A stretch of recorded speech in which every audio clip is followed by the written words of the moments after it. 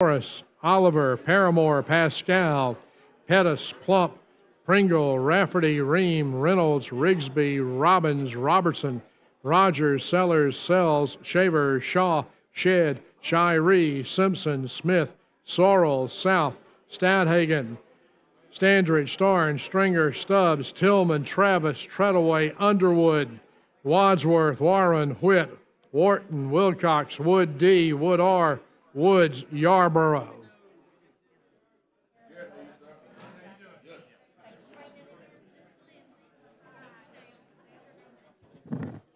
Sixty-three members have answered roll. Quorum is present. The House is ready to transact business. The chair recognizes the lady from Montgomery, Representative Morris, for a point of personal privilege.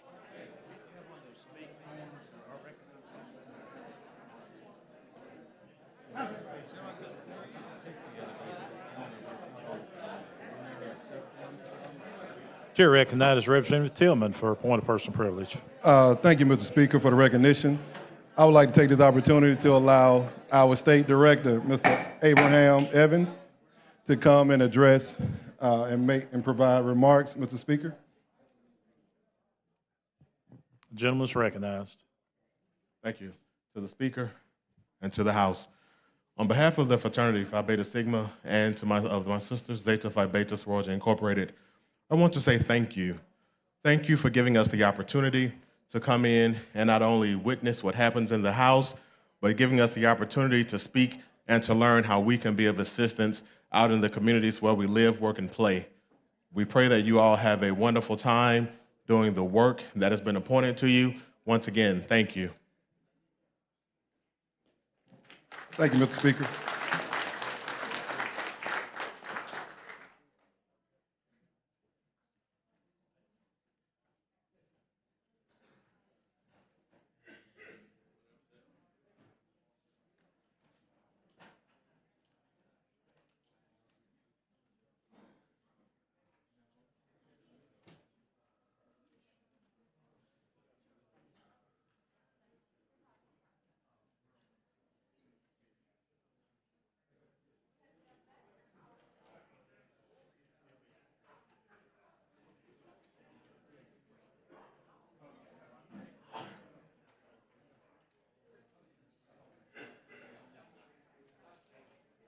The chair recognizes the gentleman from Lee County, Chairman Lovern. Thank you, Mr. Speaker. I request that leaves of absence be granted for absent members. Hearing no objections, absent members are excused. The chair further recognizes the gentleman from Lee. Mr. Speaker, I have a report. House of Representatives, your Standing Committee on Rules begs leave to report that it has carefully examined the Journal of the House for the 23rd Legislative Day and finds the same to be correct. Signed, Representative Joe Lovern, Chairman. Mr. Speaker, I move that the reading of the Journal at length for the 23rd Legislative Day be dispensed with. Any objections? Hearing no objections, the reading of the Journal is dispensed with. The chair recognizes the gentleman from Mobile, Speaker Pro Tem Pringle, for the purpose of making announcements. Thank you, Mr. Speaker. There are no announcements today. I have a motion that when we adjourn today, we leave the Journal open to allow the clerk to complete his paperwork, and we reconvene on Wednesday, May 24th at 3 p.m., Wednesday at 3. All those in favor say aye. Aye. Motion prevails.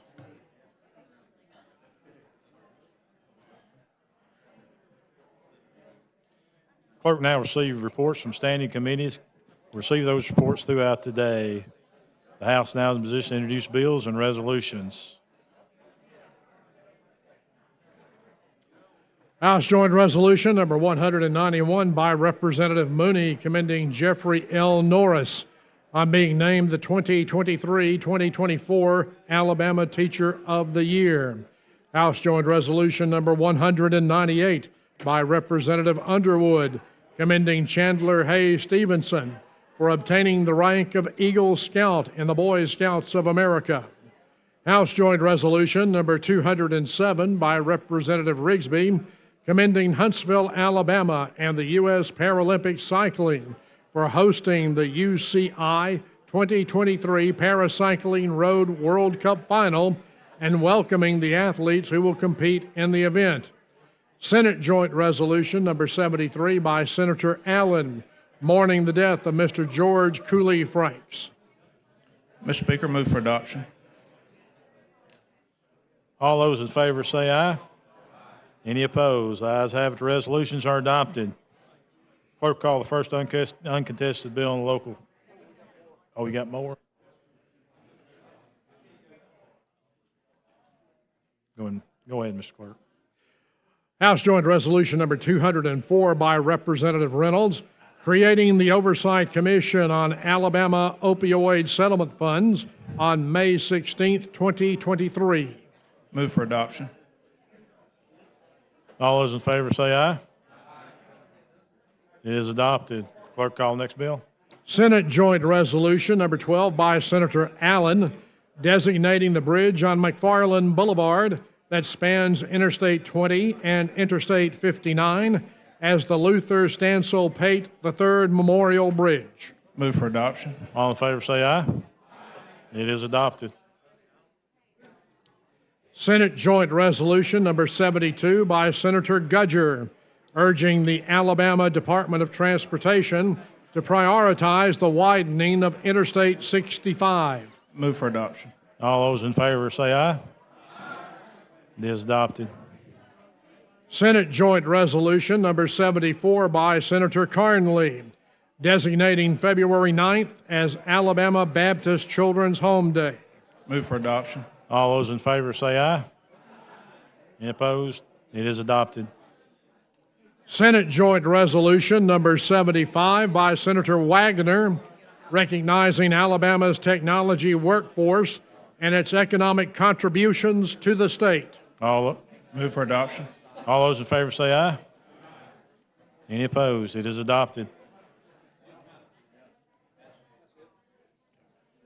Clerk, call the first uncontested bill on the local regular calendar.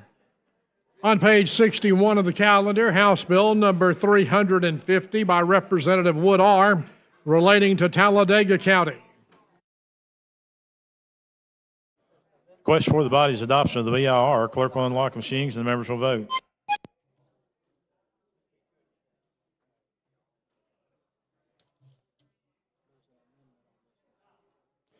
Clerk will lock the machine and record the votes. 50 ayes, 0 nays. BR is adopted. Question for the body's final passage of HB 350. Clerk will unlock the machine and the members will vote.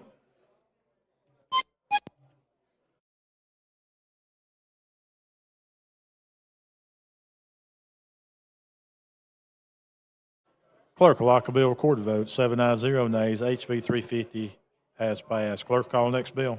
On page 68 of the calendar, House Bill number 476 by Representative Hammett, relating to Covington County. Question for the body's adoption of the BIR. Clerk will unlock the machine and the members will vote.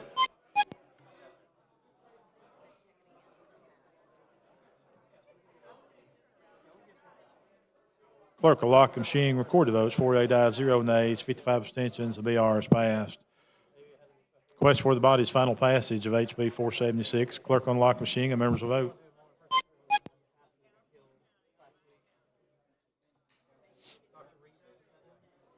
Clerk will lock the machine, record the votes. 10 ayes, 0 nays. HB 476 has passed. Clerk, call next bill. On page 68 of the calendar, House Bill number 485 by Representative Wadsworth, relating to Winston County. Question for the body's adoption of the BIR. Clerk will unlock the machine and members will vote.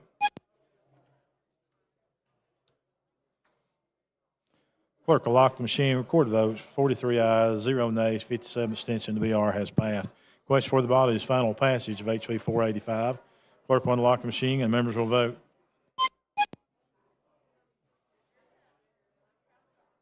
Clerk will lock the machine, record the vote. 8 ayes, 0 nays, 92 abstentions. Bill has passed. Clerk, call next bill.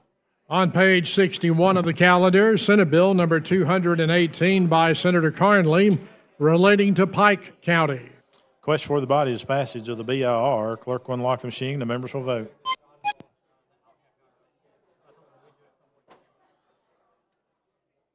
Clerk will lock the machine, record the votes. 47 ayes, 0 nays, 56 abstentions. The BR has passed. Question for the body's final passage of SB 218. Clerk will unlock the machines and the members will vote.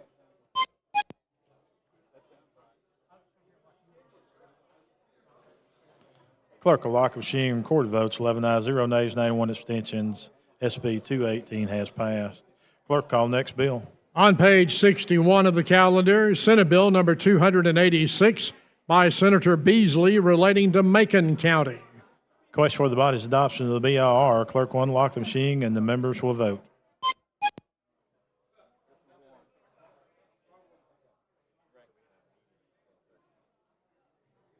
Clerk will lock the machine, record the votes. 44 ayes, 0 nays, BI is adopted. Chair recognizes the lady from Macon. Representative Warren, you are recognized. Thank you, Mr. Speaker. I have an amendment for Senate Bill 286. Clerk, see the amendment. Amendment to Senate Bill number 286 by Representative Warren. Representative Warren, you care to explain your amendment? Okay, all this does is basically replace lines 29 and 30 on page 2 with the following: 45-44-90.01, comma, as amended. It just ends it at that last sentence. You've heard the explanation for the amendment. Clerk will unlock the machines and the members will vote.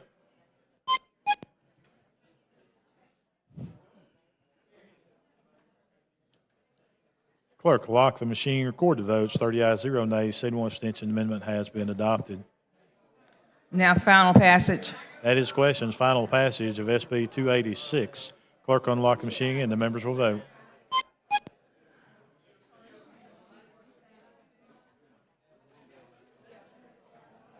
Clerk will lock the machine, record the vote. 11 ayes, 0 nays, 92 abstention. SB 286 has passed. Thank you. Thank the lady. Clerk, call the next bill. On page 68 of the calendar, Senate Bill number 295, a constitutional amendment by Senator Chasteen relating to Geneva County. Remind everyone, this is a constitutional amendment requiring 63 votes. Clerk will unlock the machine and the members will vote.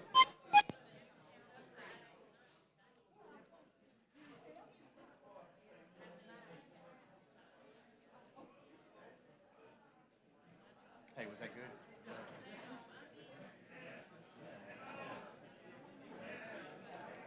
Now, the PIR is adopted. Clerk will lock the machine, record the vote. 65 ayes, 0 nays. The BR has passed.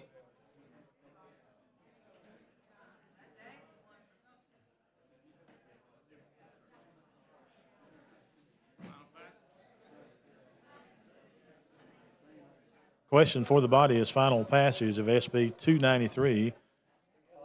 Clerk, unlock the machine, record the votes. It is a constitutional amendment requiring 63 votes.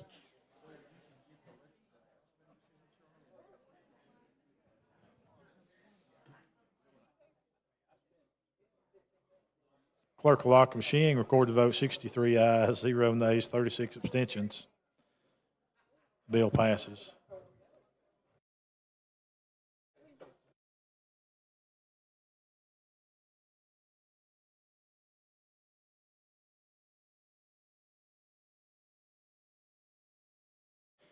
Question for the body on SB 295 is local application. Clerk will unlock the machine and members will vote.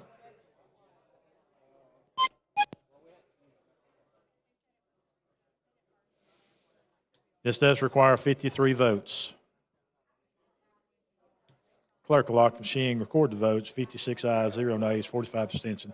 The local application has passed.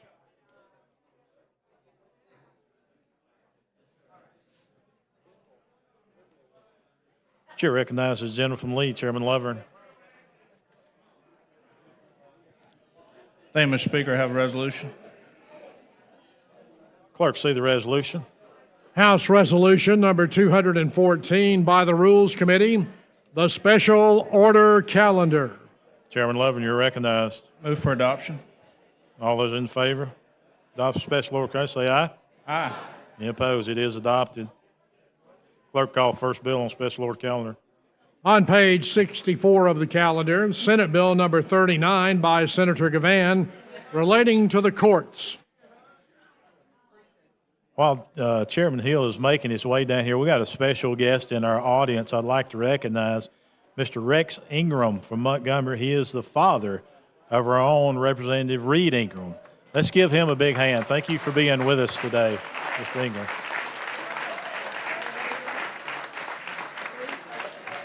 It's an honor to have you with us today. Chairman Hill, you're recognized.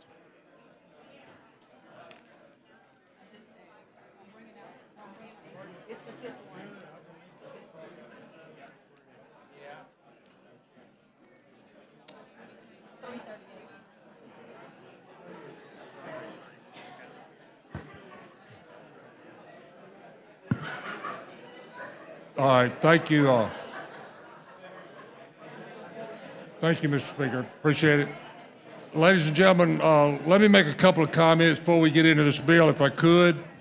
First, I look around and see a number of you have on light blue jackets, and we appreciate that. It's a good thing that we do, and I appreciate you doing it. Secondly, last week at this time, David Kimberly had a brain bleed. Y'all listen up for just a second. Mr. Speaker, can I get a little attention just for a second? Hit that thing. I need them to hear me just for a second. Last week, ladies and gentlemen, as you know, David Kimberly had a brain bleed and he ended up in the hospital. And we prayed that God would bring him back to health, and he's doing it. He's just doing it very slowly, but he's making progress. And I think that we ought to just take a second. A lot of times it's easy for us to pray for that which we want and then forget to say thank you when we get it. And I think we should take just a second to just say, Lord, thank you so much for working in David's life to bring him back to his health, and we pray you will continue to do so for his good, Lord, and for your glory. For it's in Christ's name we pray. Amen. Thank y'all. Thank y'all. Okay, to the business at hand. SB 39 is a bill that sets up 13 new judgeships across this state. It does it in two different groups. The first group is 2024. It sets up 4 circuit, 3 district. The circuits are in Lauderdale, Autauga, Chilton, Elmore, that's 1, Madison, and Baldwin. The districts are in Baldwin, DeKalb, and Mobile. In 2026, the second group, which is 6 circuits, which is 6 total, 4 circuits, 1 in Tuscaloosa, 1 in Autauga, Chilton, and Elmore, 1 in Baldwin, and 1 in Lee. In addition to that, 2 districts, 1 in Madison and 1 in Shelby. If there are no questions, Mr. Speaker, I would ask for the BIR. Chair recognizes the lady from Jefferson, Representative Cavan. You are recognized.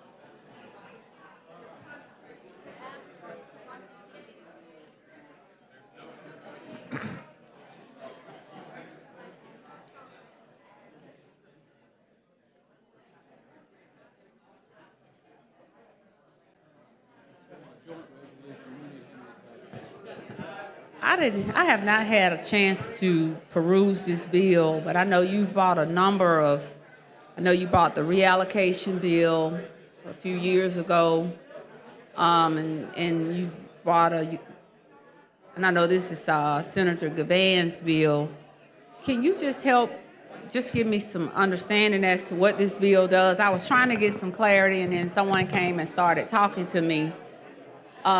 Just help me understand what this bill does. I know there's going to be the creation, did you say, of some additional districts? And circuit judgeships. How many circuit judgeships? Total? Yes. Total will be 8. It'll be in 2 groups, 4 groups. And will you be creating creating additional circuits, or just the judgeships within the circuits? Not additional circuits, judgeships within slots within the circuit. So what's the allocation of those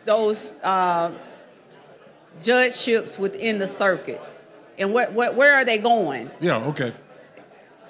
The first group, one of the circuit judgeships is going I to very the... seldomly ask for this, and I'm recuperating from a bad respiratory infection. It's too noisy in here. Thank you. It'll be just like in a few days with that prison release bill, and something goes on, and then nobody understands what happens when the sponsors here now with a bill that has a major impact on your district. Right, I agree with you. Yeah, they don't listen. No, I agree with you. The information is here. The information's in the bill, but Yeah. let me go over it with you. There are 4 circuit judgeships created in 2024, and there are 4 in 2026. There are 3 districts judgeships in 2024 and 2 in 2026. But let's take them one at a time. Let's take them in those 2 groups, okay? Okay. On the first group, which is 2024, one circuit judgeship will be in Lauderdale County. Lauderdale is the 11th Judicial Circuit. One circuit judgeship will be in the 19th Judicial Circuit, which consists of Autauga, Chilton, and Elmore counties. One circuit judgeship will be in the 23rd Circuit, which is Madison, and one in the 28th, which is Baldwin. So those are your 4 circuit judgeships of the first group. So none will be in Jefferson County. None. So and the reason I rise is I want to know, will this have an impact on the reallocation? Yes. Okay, that's a good question. The answer is yes. No this bill has a provision that says no reallocation. Hang on, I can tell you the number. It says it is put in abeyance. There will be no reallocations of vacant judgeships until January 2027. So no reallocation until 2027. That's good. That's good news. So we don't have to worry about losing a judgeship out of Jefferson County next year in 2024 like we did last year in 2022. That's correct. But you will start back up with the judicial reallocation in 2027, and then will we proceed with the judicial reallocations just as is prescribed in the bill? Yes. Just as it's set out in the bills, yeah. Just as it's set out in the bill. And the salaries, does this bill also cover the salaries that will be set for? They're paid based on the salary Just scale. the standard salary. Okay, the salaries. That's set by the state. And will these be appointments, or will they have to be duly elected? Elected. Will that be by way of a special election or during the course of the regular electoral cycle? 2024 and 2026. 2024. 2024, which will, I think we qualify, I think it's October, November. I really don't remember. And then 2026, 2 years later. Well, I appreciate this bill to a great extent. I still have not read it. I'm glad because I've gotten a lot of calls because, of course, you know, next year is an electoral cycle.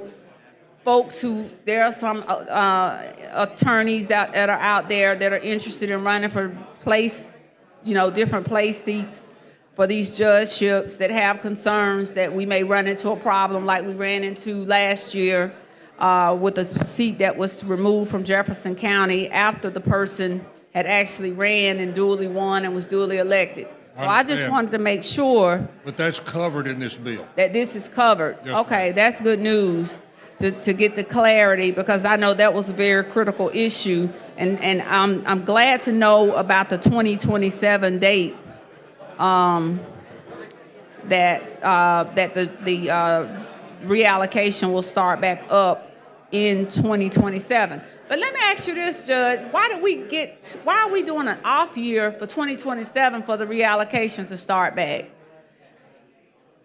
That's not an electoral year or anything. It would be the year, actually probably Because It just can't be It's a year- redone until 2027, so I would say then that would mean 2028 perhaps. But you know, judges are on 6-year cycles, not 4. yeah, I know that. But even with the 6-year cycle, that's still not, it doesn't fall within an electoral year in 2027. No, it would not. No, it would. So that's why I was just curious to know how did we It'd get be to. elected in, I guess they would be elected in 28.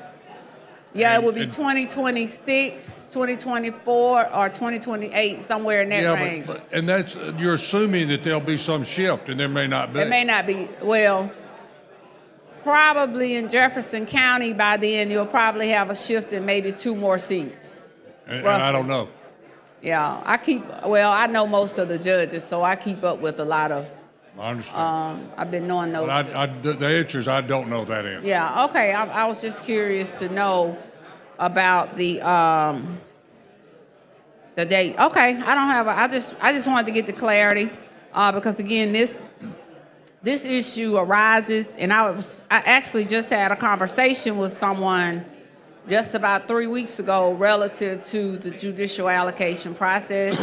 And you know, sometimes with these bills, there's a lot of misinformation that floats around out there. And you know, we have to sometimes make sure that we bring the clarity. But I think this does help some of the ills or the evils, those conversations that ensue or have ensued relative to whether or not there'll be a reallocation, especially impacting Jefferson County. So I'm just glad to know that there will not be. And I think that's part of the consideration. Okay, that's good to know. Okay, thank you. You're welcome. Yes, ma'am. Chair recognizes the lady from Cherokee, Ms. Shaver.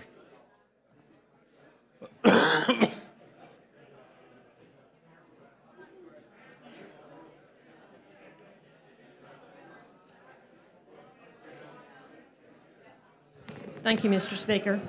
I wore blue just for you. Yes, ma'am. You look great. Thank you. I just wanted to tell you that I support your bill. The Ninth Judicial Circuit in DeKalb County is one that Right. would get an additional judge, and it's certainly needed. And so I very much support your bill. I want to thank you. Thank you. Thank you You a know lot. all things judge. Thank you. Appreciate it. Chair thanks the lady. Chair recognizes the gentleman from Dale, Chairman Klaus.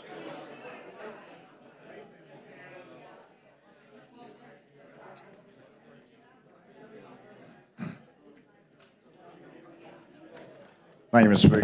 Speaker. Chairman Hill. Yes, sir. On the judicial reallocation, a lot of us, particularly you, have worked really hard on this reallocation over the last probably 10 years.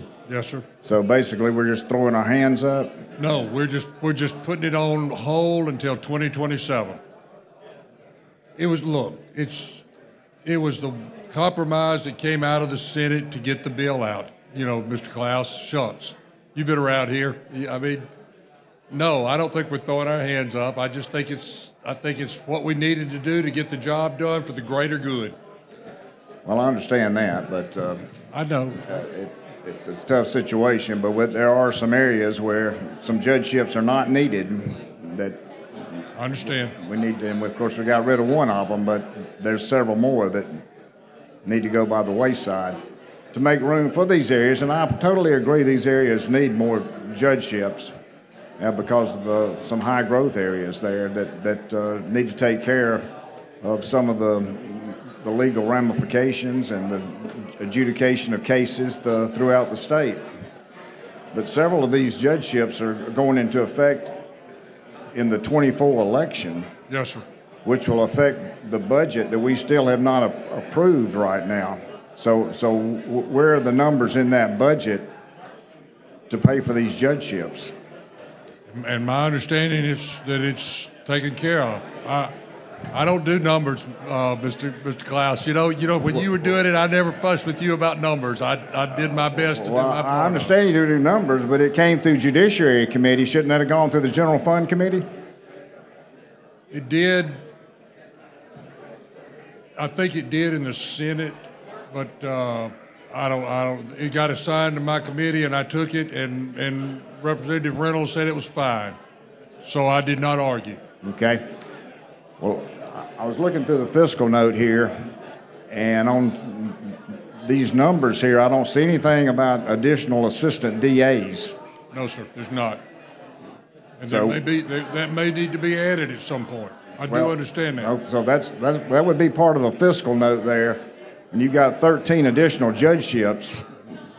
If you're going to have more cases, you're going to have more assistant DAs. And that's going to cost money. And you're probably right. Well, I'm not arguing that you're wrong. I'm saying one step at a time. okay.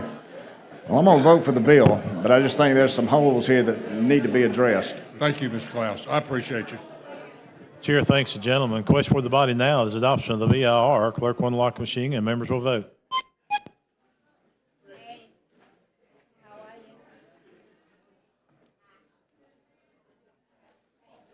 Clerk will lock the machine. Record a vote. 103 ayes, 0 nays, 1 abstention. BR has passed. Chairman Hill. Then I would ask for final passage. That is the question's final passage of SB 39. Clerk will unlock the machine and members will vote.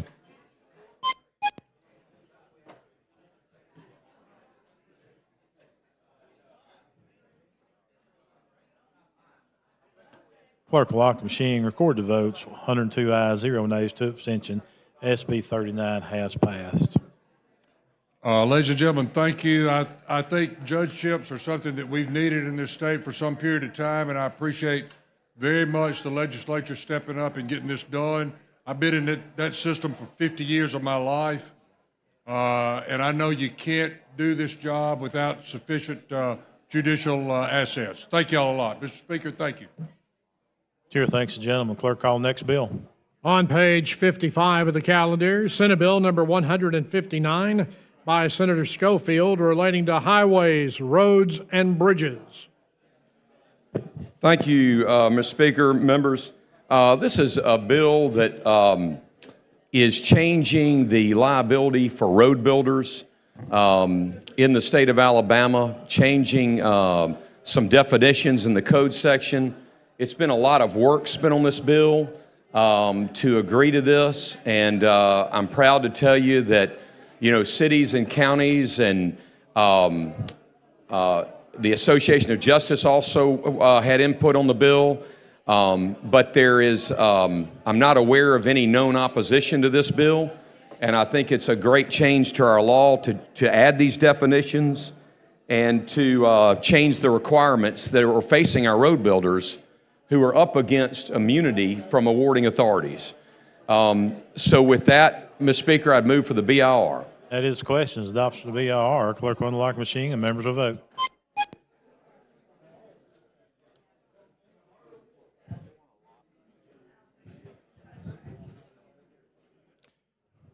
Clerk will lock the machine. Record the votes. 101 ayes, 0 nays, 3 abstentions. BIR is adopted. Representative Faulkner.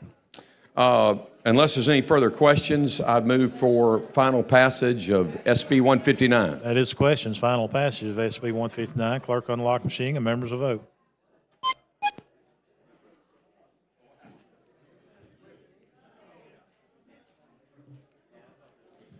Clerk will lock the machine. Record the votes. 101 ayes, 0 nays, 1 abstention. SB 159 has passed. Thank you, Mr. Speaker. Thank you, members. Thank you, gentlemen. Clerk, call next bill.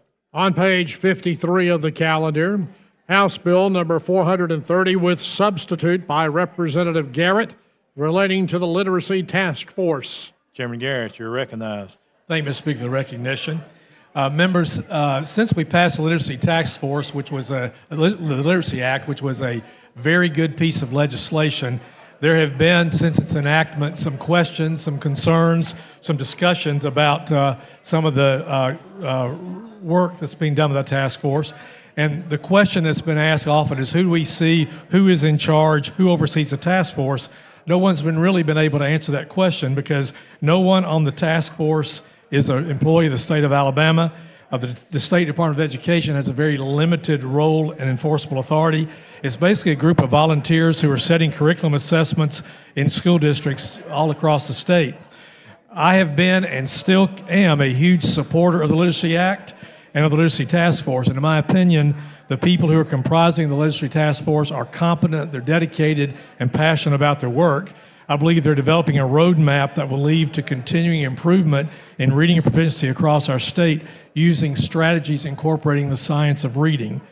HB 30 does not do anything that will negatively impact the mission of the task force to improve reading proficiencies utilizing the science of reading, but it's necessary to address some unintended but serious concerns and gaps in the literacy law that have come to light.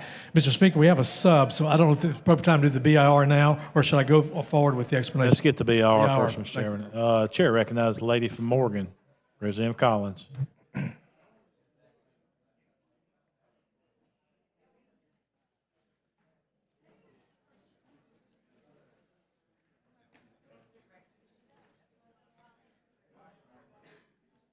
Thank you for the recognition, Mr. Speaker. Mr. Chairman, I want to thank you for working with us, and I know I even offered the substitute in committee. But I do want us to consider a couple of things. The task force was set up originally to be independent, to all be literacy experts. That's how the bill spells it out.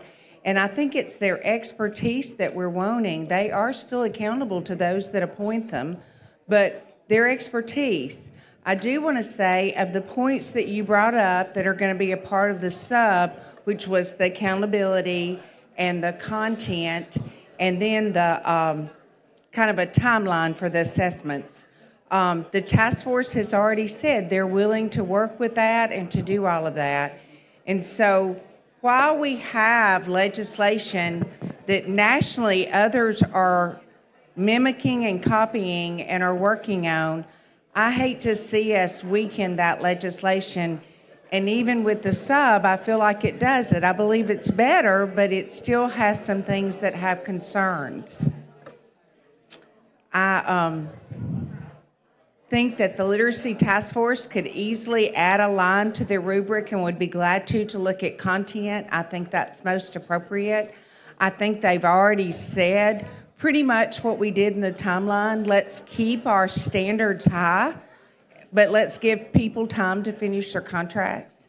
And so I'm not going to be able to support this because I don't want us to do anything that weakens what I've heard all around the state, which my favorite of the stories is actually at Sparkman Elementary. I believe they're 100% poverty students. Most are special ed. They come in way behind. They have so many challenges.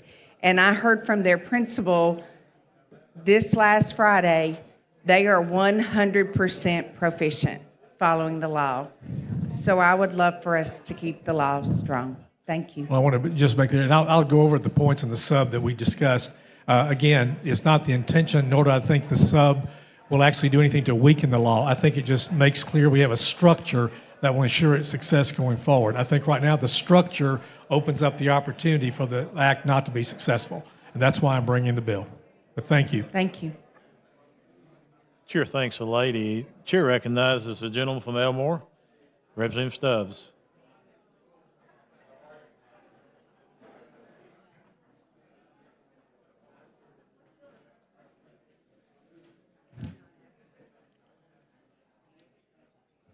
Thank you, Mr. Speaker.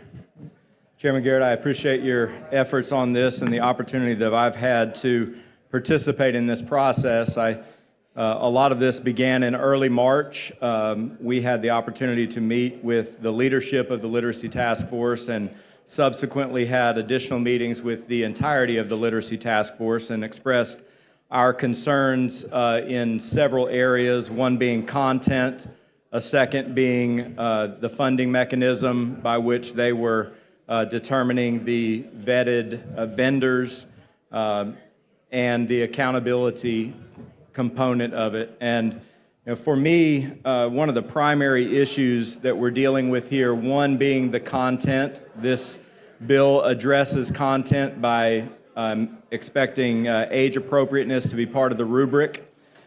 Second, and one of the biggest concerns I heard and many of my colleagues have heard from their school systems is they entered into multi-year contracts with vendors in good faith with these entities that were approved on a list by Dr. Mackey and an additional list by the Literacy Task Force. This, the Literacy Task Force has the ability to determine the vendors, the approved vendors, and then if you do not use an approved vendor, you cannot use state dollars.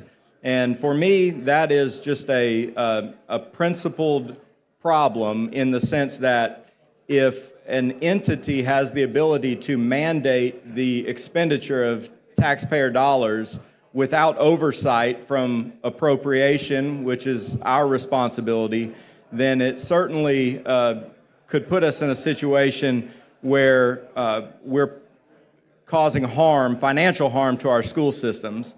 Another thing that I will add is we have seen tremendous improvement in our reading scores in the state of Alabama over the last several years. But I'll also say that of the assessments that are being used by our school systems, only 1/3 of them use the approved vendors.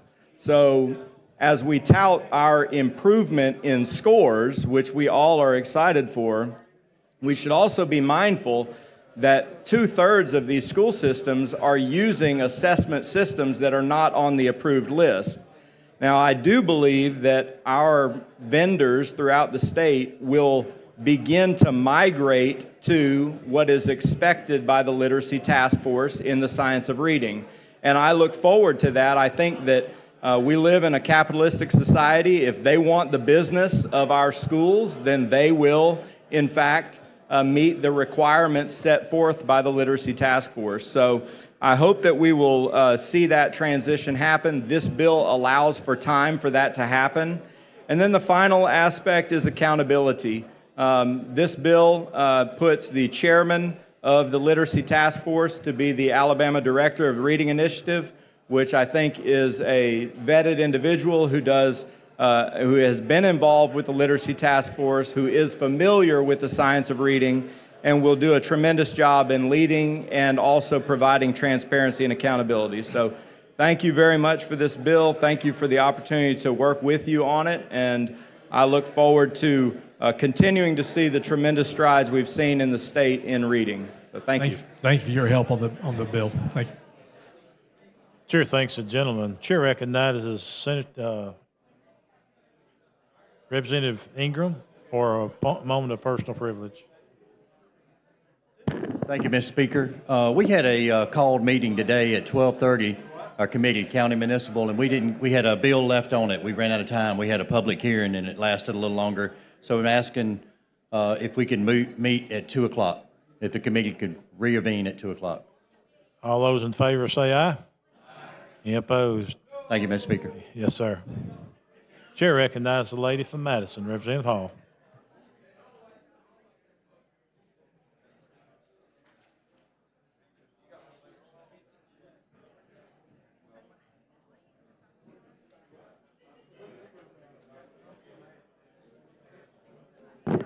Thank you, Mr. Speaker. Will the gentleman yield? Yes.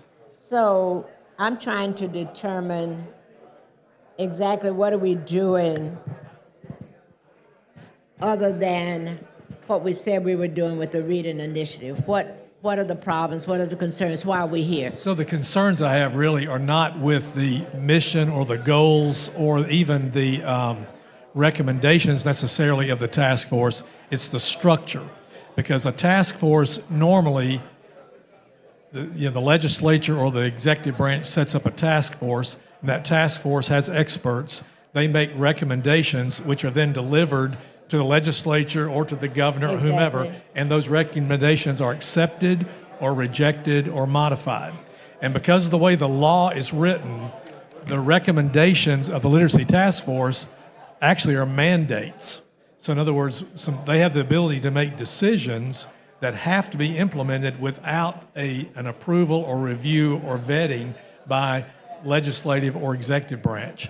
And that's a concern for me because we need to be, they have the ability to make unfunded mandates, which you know what that is. When the legislature tells a local school system, you have to do certain things, and the school system has to come up with local funds. We don't provide the funding for that. That's an unfunded mandate. So they have the stop ability right there. Okay. So have we had, since this task force has been in effect for a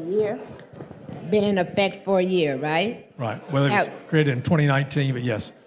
Yeah, well, Literacy Act was passed right, in COVID. but Yeah, it's so it's 2019, right. but it didn't start until the That's right, school that's right. year of 20. That's right. That's right. So we've had, we're almost 2 years. Have there been any mandates? Yes. Such Yes, as because that- what's happened, so they have also recommended assessment, curriculum and assessment, Okay, that the systems, in order to get state funding, Right. have to use. okay. Now, there are some systems who are doing quite well, doing very well, and I think you just made an important point. They've only been really ineffective really for a year or so, yet these improvements we're seeing have to do with some of the assessments that aren't even on their approved list. So what? Stop right there. Okay. So, in listening to the assessments, did I hear correctly that there are some systems that are not using the same assessment process? Only only approximately 1/3 of the systems right now today are using the assessment that's process. been recommended for the future by the Literacy Task Force. By this task force? Right. Okay. And so if you look at some of the A and B school systems in the state, 80% of those are provided by assessment vendors that are not on this list. There's only 2 people on this list. And so my point is, though, that they have the ability to... You don't have to tell me who they are, but from what? Are you talking about like the director of the Alabama Reading Initiative or? I'm saying assessments, which are vendors. Okay, only 2 assessment vendors are listed on the That's list. right. That's right. And But so do you think it should be more? Well, let's look at the procurement process. Normally with the state procurement process, you do RFPs, you have protocols, you have processes that you go through. Right. And that information is vetted in public. And, there's guidelines for how you do that, how you Right. make those selections. In this case, the Literacy Task Force has the ability to say, here's the vendor you have to use. And without regard to whether that system believes that might be better for their students. And the thing is, some of the systems that have the financial ability are going to continue to use the assessments that they have been using because they don't need the state funds. So what I hear from you in terms of the improvement in reading is many of the systems that may have had the improvement in readings would not necessarily have been the systems that were at the lower end of reading. They were probably the ones that had a better. I think it's been up and down. There have been Representative Collins just pointed out a school that had very poor that's raised proficiency. But she also mentioned there was. But a lot of that. But let me make that clear. A lot of that's to do with the fact we've put a lot of money into the Literacy Act, which has to do with reading coaches, with classroom support, with summer camps. A lot of intensive tutoring, intensive education. Exactly. The Literacy Task Force is one part of that. So these improvements are due to more than just the fact that we have an assessment. Exactly. It's not even utilized. But the other thing I'm more concerned about the structure because right now, I think, and the ability of a group that's not accountable to make an unfunded mandate. Also, right now, the Literacy Task Force is only under their rubric looking at does this curriculum meet the science of reading, which we believe is the way to go. But they didn't read the content. And the State Department is not in that loop the way the law is set up. So content is going into a classroom with nobody reviewing it. And I think that if you recall, if we go back and look, that was some of the concerns that might have been raised before. One is the ability to collect the data. Are we getting the data that we need, the necessary data? Two, the fact that there seems to be a need for more structure. This is all about structure. And the structure is important to make sure that you're able to collect the proper data. And to continue when the current people leave that task force, that the people who follow are able to be in a structure that's going to allow them to be successful. I just think it's that, and all we're talking about is really clarifying that they add to their rubric age appropriateness. That's the only thing we're adding to the rubric is age appropriateness. Right. The second is that they don't have the ability to just do an unfunded mandate. I agree. So that's important. And the third would be that that we make sure that the procurement process follows the spirit of the state procurement process, which is there to make sure that there's no fraud, collusion, or financial misconduct. I'm not accusing the Literacy Task Force of being involved in any of that, but without a structure, you run the risk of that happening down the road. I tend to, and I just started reading this bill since I came into the area, but I do think that there should be some structure with spending state dollars. I certainly agree with that. Now, sometimes I may not agree with the process of the structure, and in terms of what we're doing, but you mentioned the assessment, the number of schools. Say 1/3 of the schools use the state's assessment. Is that what I heard you say? 1/3 of the schools, approximately, my information is about 1/3 of the systems are using the assessment that was recommended by the Literacy So Task Force.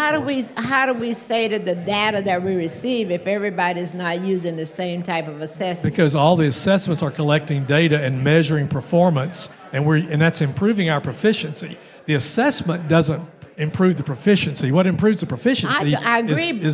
So the assessment's how you measure that. I understand that. And changing assessments is an expensive, you have to retrain people, you have to retrain teachers. It's a big cost and disruption to a system.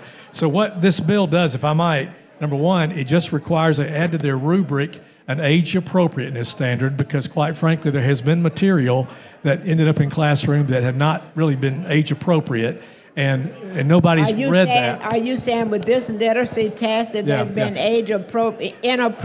Yeah, it's been material that's not been. The Literacy Task Force didn't read the content of what they recommended. What was like what? Well, I could read you age appropriate. Like for example, at an early age, just one example. There's many examples. I just said like what? But one example would be at an early age. There's a story that is basically the title of the story is A Good Lie. A good lie? A good lie. Really? And it basically tells a story about a student who told a lie in order to save another student from embarrassment. I mean, it's a kind thing to do, that what they did. Okay, keep going. But the end of the story says, was that lie bad? Is lying always bad? And it basically makes the case that I think this was a good lie. Well, I think that's getting into an area that younger, that's a certain age, that's a problem for me, and I think for many people, for many parents. But not so, it could be. I mean, I think it just depends on how you look at it. So I see a person in the classroom talking about what's right and what's wrong. You take that story, and I've seen that happen. And the lady's time has expired. And make it. Yeah. The chair recognizes the gentleman from Houston, Representative Lee.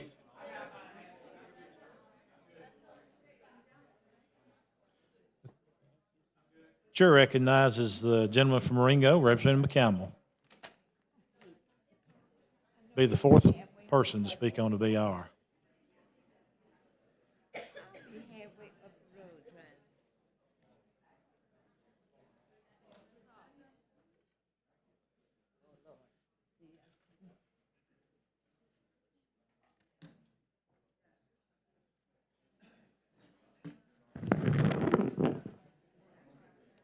Thank you, Mr. Speaker, for the recognition. Will the gentleman yield? Yes, sir. My questions are probably going to be a little different. I'm trying to find out, and I looked it up, but what's the makeup of the task force?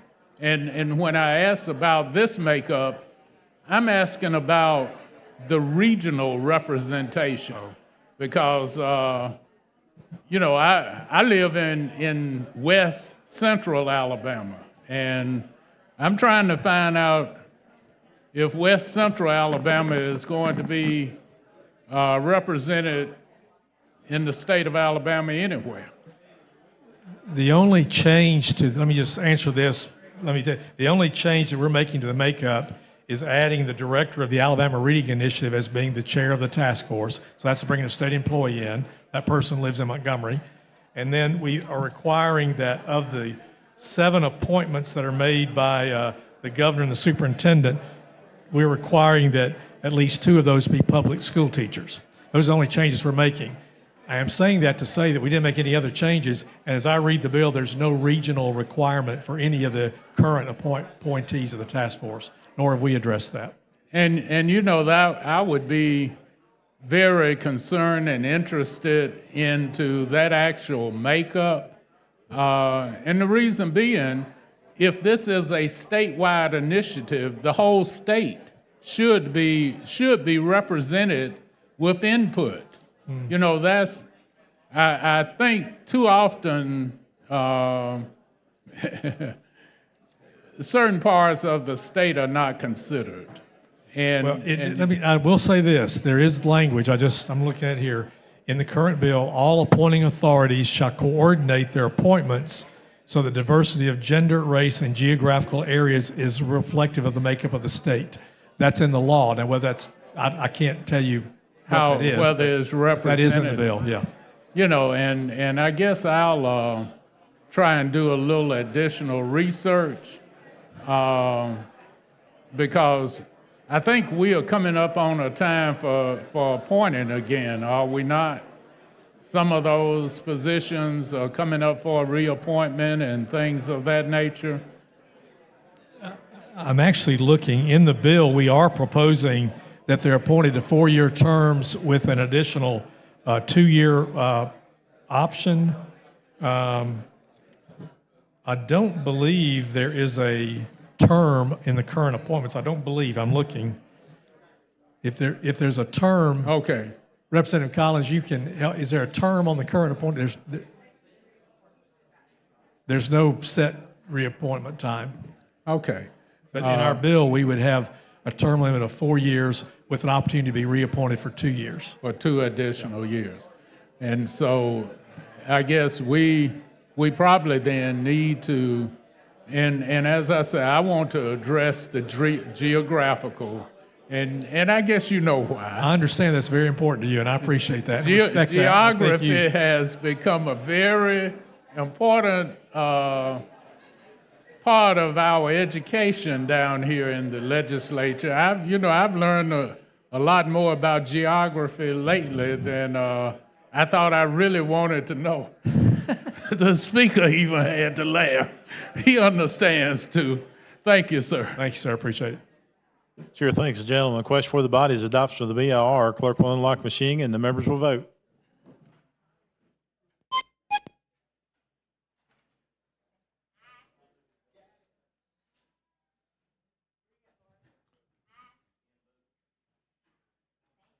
Clerk will lock the machine, record the votes, 93 ayes, 5 nays, 3 abstentions, and the BR has passed. Mr. Speaker, I should move for final passage, but I really do want to explain what we're doing. Okay, I'm showing a I'm sorry, sub. substitute. Yeah, we have a sub. That's right. Okay. Have a sub. Committee sub. Are y'all, Representative Moore, do you want to speak on the sub? Representative Van, on sub or on the bill? So I can explain the sub? I'm about to make, yeah. Do you want me to explain the sub now or? Okay. Please. Yeah. Let me just explain. So what the bill would do, again, right now my concern is that no one's reviewing content. Number 2, the current law has limited oversight and allows the ability for unfunded mandates to local systems. And third, the law gives the procurement, I think there's some gaps at the procurement process. So what this will do will add a requirement that to their rubric, they must include age appropriateness as a standard. Number 2, it would appoint the director of Alabama Reading Initiative as the chair of the task force, which is similar to what we just did with the Numeracy Act, where we appointed the director of math.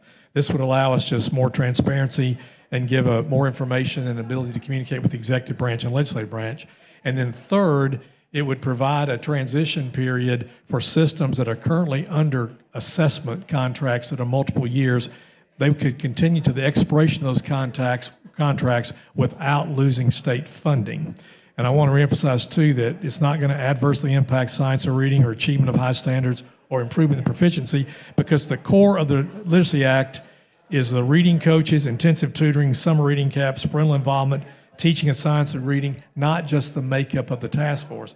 And some people are concerned that this in some way diminishes the emphasis on dyslexia, and that is not the case. In the current bill, one of the requirements for vendors who provide assessments is that they must provide material that are assessments that identify students who have a reading deficiency, including identifying students with characteristics of dyslexia, and that is continuing in the current to be maintaining. That's what the bill does. Move for pass. Okay, we've heard the explanation. The question for the body is adoption of the sub.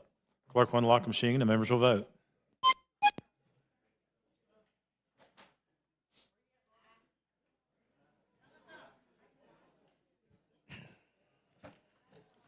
Clerk will lock the machine, record the vote. 101 ayes, 0 noes, 1 abstention. Sub has been adopted.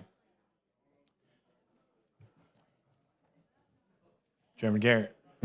Final passage. Chair recognizes the lady from Jefferson, Representative Van.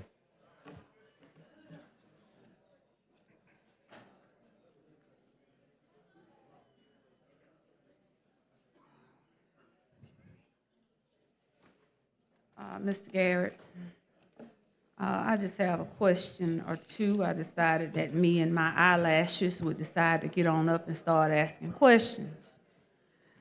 And my strange looking face today. I have a question. I guess it gave me a little bit of concern. I noticed that the chair of education policy voted no on the BIR. And so that gave me pause because she's been pretty consistent as it relates to education issues here in the state, and especially dealing with literacy.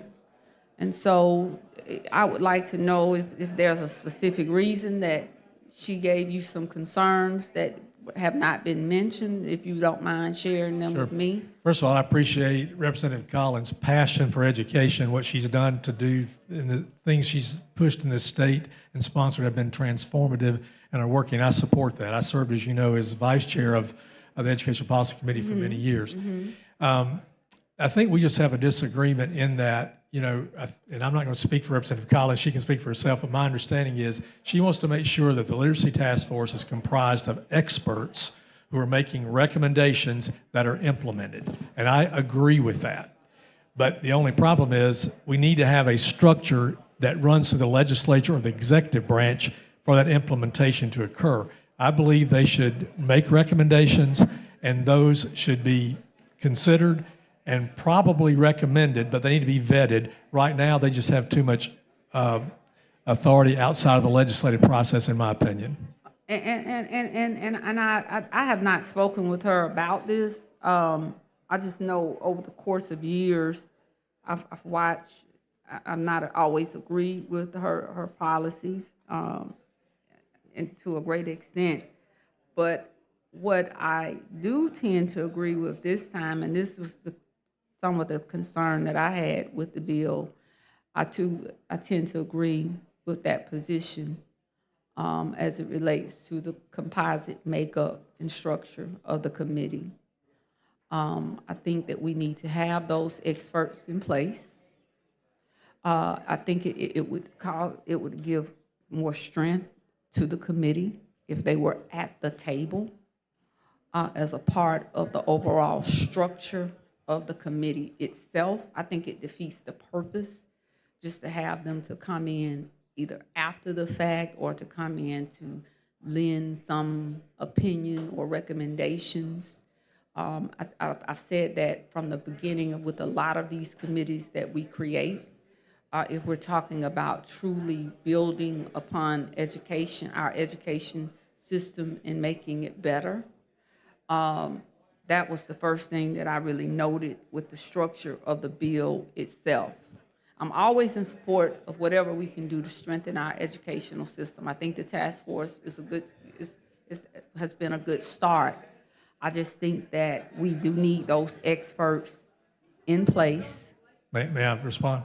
Because I believe we have not diminished any of those experts. We've added the director of the Reading Initiative to the task force, which they're not a member right now. That is a state employee. We also are requiring that at least 2 additional of the current appointees be teachers, because I think one area that has missed is that sometimes boots on the ground have a different perspective. We need, I think, the teachers who are trained in science and reading to be, we added 2 additional members. But I agree with you with the content. We haven't really changed that. But what's missing is that we continue to bring education bills, but we're creating a task force that's dealing with one of the most critical, key, essential components to our educational system. There's not a child listed on this bill of any level, whether it be secondary education or even from a collegiate level, that would have any input. I still believe that the way that you get to know what a child needs is if you talk to a child. And until we get that in our heads, we're going to continue to miss it when it comes to education here in the state of Alabama, and we will never get beyond being ranked 50th or high, whatever that number is. You're creating a task force, but who's speaking for the children other than adults? Who's speaking for that voice as to that question as to why is there an issue with reading proficiency here in the state of Alabama?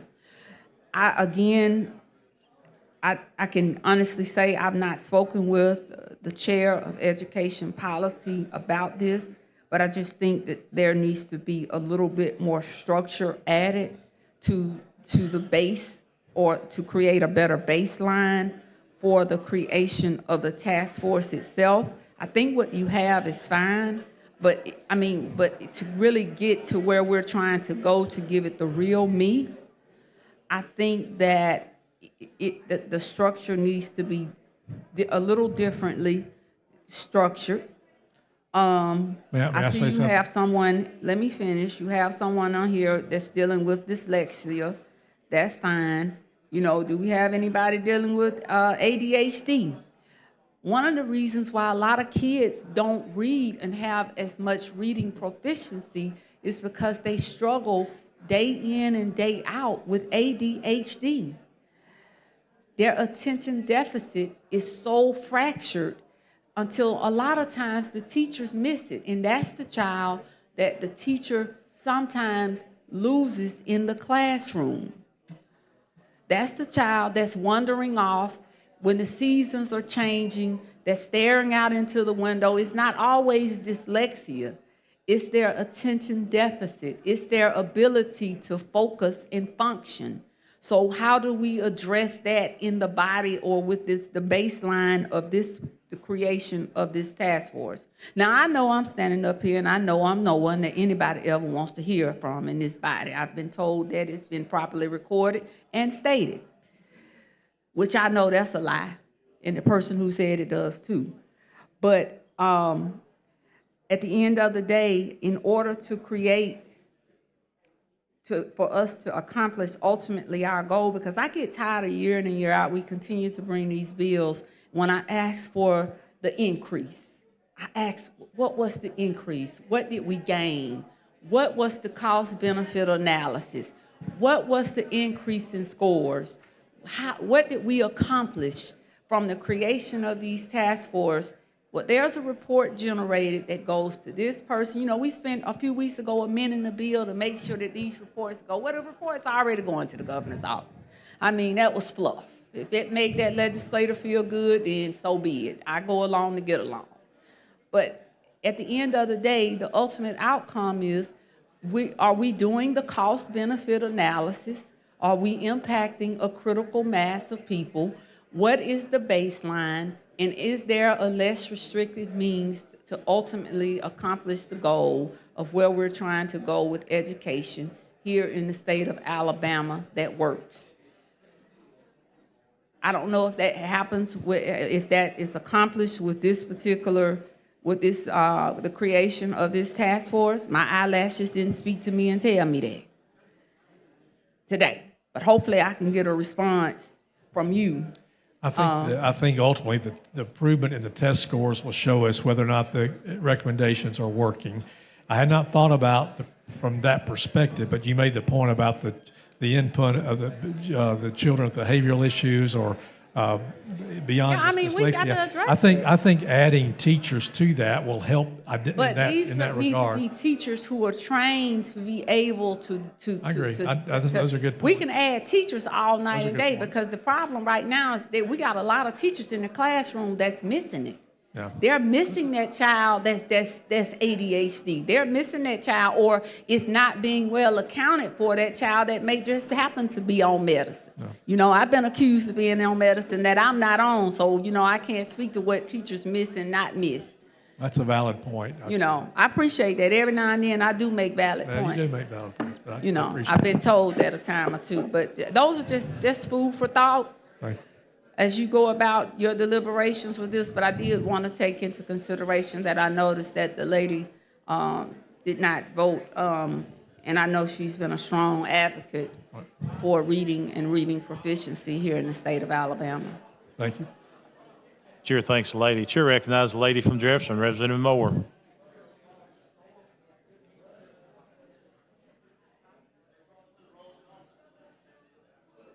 While Representative Moore is making her way down here, I'd like to recognize the Auburn Fire Department, Chief Langsford, Jordan, and Benefiel, guests of Representative Lovern and Lee County delegation. Let's give them a big hand for being with us.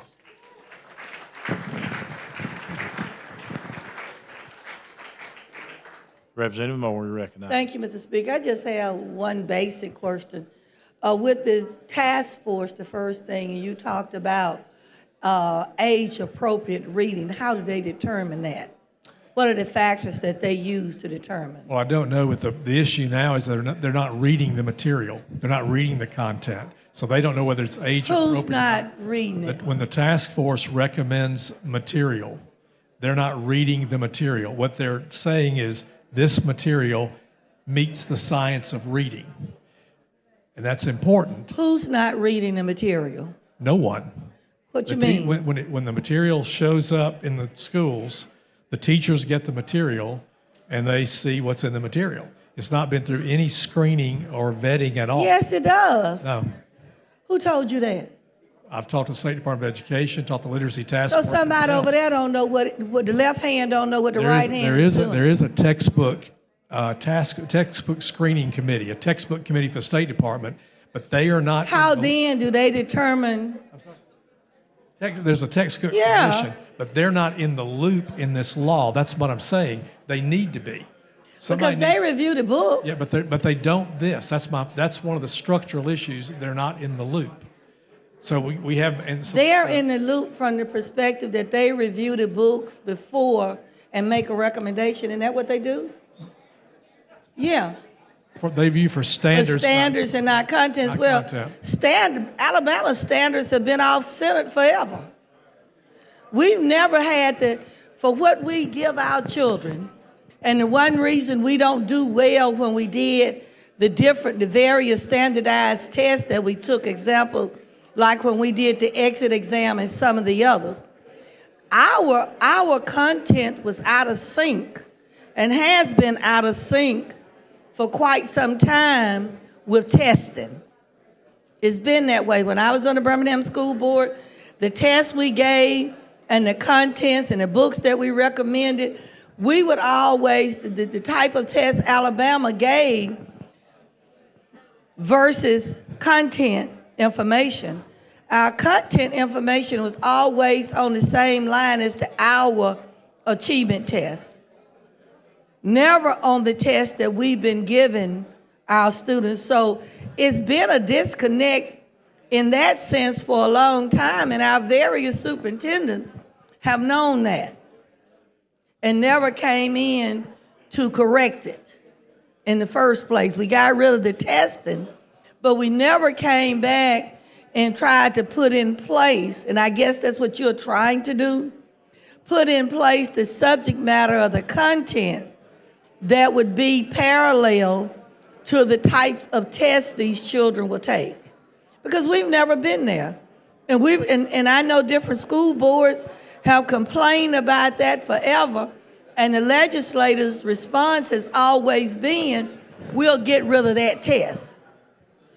But they've never gone to bring back in something that was parallel to the required reading that they had given to the classrooms in the first place. So I suppose that's what you're trying to come back and correct the contents of what they're getting. I just want to make sure that someone is reviewing the content. That's important. That's the same thing I'm asking. You want to make sure that the contents is in line with what we want it to be, because it's never been in line. It's been out of sync for so long, and every time someone has complained to the legislature, what we did was got rid of a test. But we never looked at the contents and said, well, and for years I know we were told, especially when I was on the Birmingham School Board, that our testing and the contents are two different things. What we're testing children on, we ought to be using at that time the Our Achievement Test. And I don't know what test we're using versus contents now. But that's where we have to find the link. That even though you come in and make sure somebody is reviewing the content, to make sure that for each grade level, the content is appropriate, then the next step in that is to make sure that whatever we're testing our children on are in sync with the content. And I'm hoping that's going to be your next step, because at the rate we're going, we over-test our children. I agree with that. And in the process of over-testing, this legislative body comes up with a new test for something every year. But at no point in time have we taken the time to actually look at what our children are being presented with. And so when they don't do well, we come back and say, well, oh, it must be the test, so we'll change the test. But if that's what you're trying to correct and put in sync, then I agree with that. Since someone should look at it to make sure this is the content that we want our children exposed to. And if we're doing that, then the next step is that when all these testing, the children are just coming out of testing now. And I know one of my teachers was saying as soon as she was finished with one, the State Department came back and said, oh, that's one more thing that we want to test the children for. But at no point in time, like the teachers say, they presented that bit of information to the children. Then we use that in many cases for some of our school districts to demean our school districts because testing and contents aren't the same thing. That's right. So if this is the first step in correcting that, then I could go along with you in correcting that, because that's been a complaint for decades and decades and decades, that we need whatever content we're presenting to our children, we need to make sure it's in line with whatever testing we're doing at the same time. Thank you so much. Thank you. Sure, thanks, lady. The question for the body now is final passage of HB 430. Clerk will unlock machines and the members will vote.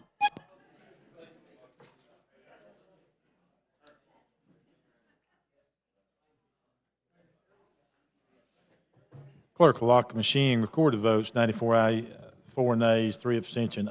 HB 430 has passed. Thank you, members. Thank you, body. Thank you, gentlemen. Clerk, call next bill. On page 46 of the calendar, House Bill number 168 with substitute by Representative Underwood relating to public contracts. Representative Underwood, you are recognized. You said that slowly.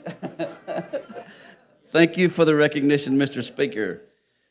Under existing law, contracts for public works involving an amount in excess of $50,000 are subject to the Public Works competitive bid procedures.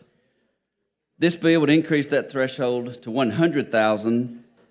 It would further provide for notice procedures, as well as it would authorize the use of electronic means to provide certain notices. And lastly, this bill would also authorize the use of electronic sealed bids. That being said, I would move for the adoption of the BR. That is questions. Adoption of the BR. Clerk will unlock the machine and the members will vote.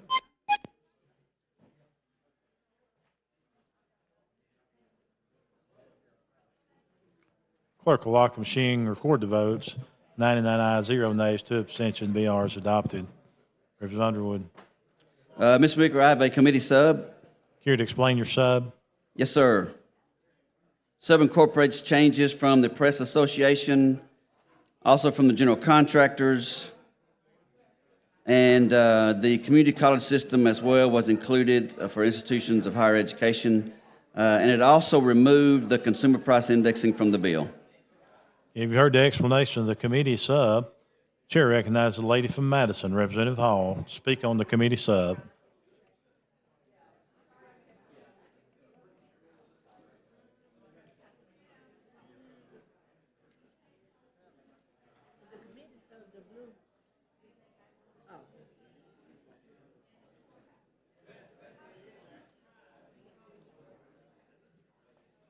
Thank you, Mr. Speaker. I love the fact that we get these different colors to kind of help me. So Right. I'm not, because you were very general in your statement. Yes, ma'am. I'm trying to make sure that I'm clear. Yes, ma'am. When I get to page 6, I think it is, you have some general things like attorneys to attorney fees.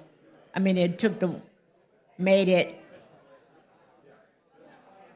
instead of possessive, just made it normal. So I saw that on page 2, 3, 4, but on page 4, and I think I'm understanding that this is just about the publication of the bid, where it would be on page 4. Yes, The ma'am, in notice. the blue. In the blue. Uh-huh. Yeah, that is for completion. As well as, so it's going to be in a newspaper, on a website. And if there's no newspaper, then it's published in the county, then where is it going? They would just have to go to the website. Is that your understanding? If there If it there kind is of no steps newspaper. through. No, that option is still there. It's just not the only option now. And that's just on completion of the project. The actual announcing of the bids, when you first say we've got project A, B, Sure. and C, all that's still unchanged by newspaper as always. This Okay. is just the completion of the project. Now, the other part dealing with road surfacing, et cetera, I'm sorry. on page 5, the section that did for contracts for road surfacing material. So it says on page 5, line 128 is dealing with road surfacing material. Oh, yeah. So, say for instance, a county who has a lot of roads to pave. Right. They will get a bid from a supplier to say, we will give you X tons of material for this rate. Okay. Instead of it being a project with X number of miles, it'll be a rate that they will use the entire year. Okay. And so that just says, this is the rate, and they don't have to announce it after every half mile of paving. I got you, Just at okay. the end of the year, they'll announce all of them and what rate they used. So they could do it yearly, annually? Yes, ma'am, that's right. All right, that sounds good. Page 6 just adds, in addition to those at the awarding authority, the Division of Real Property Management of the Department of Finance. That's being added. Yes, ma'am. So that department was never a part of this before? I mean, Apparently not. So when we were collaborating on this bill itself, we worked with the Department of Examiners and the Department of Finance. Uh-huh. And so apparently that was something that was needed. The use of that is undetermined for me, but it's just another source of saying, we're going to let y'all know when we're done. So I was fine with that being Do included. you know what's the role of that department? I don't actually. Ouch, okay. I know. I'm sure we'll find out. Yes, ma'am. And I think on page 10, it's just referring back to the codes. I don't know what they are. I assume that there are codes that are dealing with things that are excluded from bidding requirement as it relates to these different areas that are listed in this particular bill. Yeah, this part is like sole service, specifics that you can't get, but particularly one place, and this just references how that connects to it. Yes, ma'am. Okay, on page 12, when there's an emergency or delay, Right. so that information, when there's an emergency or delay, what does that mean in terms of a bill being Sure. awarded? So current law says you don't have to advertise it, but you still have to collect bids to do You don't have to service. advertise. Right. Give me an example. Like in all advertising, like we'll say, we're Okay. going to do Project ABC, so we have 3 weeks now to advertise that. Okay. While we're in an emergency situation, so that takes a long time. But you still had to collect bids for a certain amount of time. This provision says if it's an emergency that's that bad and you document in writing beforehand to be available to the public, and you have a public meeting to agree to proceed with it, whether it be a council meeting or a commission meeting or otherwise, Okay. then you can just go ahead and fix it. I do have an example. When I was mayor, we had a sewer line to break that was behind some homes. And it wasn't just the fact that the sewer line broke, it was running into their yards and into their homes. So we had to work fast Sure. to get that fixed. Situations like that, which are rare, But they do happen. this gives them the ability, as long as they document it and put it in writing, this gives them the ability to just get it fixed, Okay. to keep people safe and property safe. Those two things, people and property. Thank you. And I think on line 14 just indicates that whatever we're doing, they all, whether it's electronic or whether it's on the website or digital, whatever, they all are sealed bids. Am I understanding that correctly? Yeah, that process is still in place. This says when the technology is right and you can prove that you can accept a sealed bid electronically and not open it, then those are now allowed by law. And then on page 15, what is the $100,000 limit for? Is that a limit on the materials that you're purchasing, or is that, do you see where I am, number 2? Number 2, yeah, I'm looking at it now.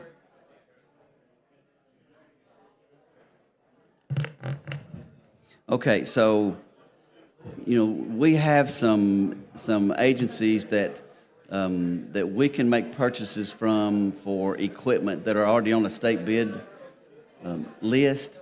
So you can make a purchase of a truck or something that's already been approved by the state, gone through the competitive bid process, Okay. and cities and counties can buy from them. Well, what if it's part of a big project? What if it's part of a stadium or something like that, where we can make a purchase of a piece of equipment within that project from this bid list and get it cheaper? This says you can do that now, but you still have to bid out the rest of it, because in its entirety, it's still over $100,000. If it's over $100,000. In its entirety. But if I buy a piece of equipment for $20,000 and now the rest is $80,000, I still have to bid it out like it's $100,000.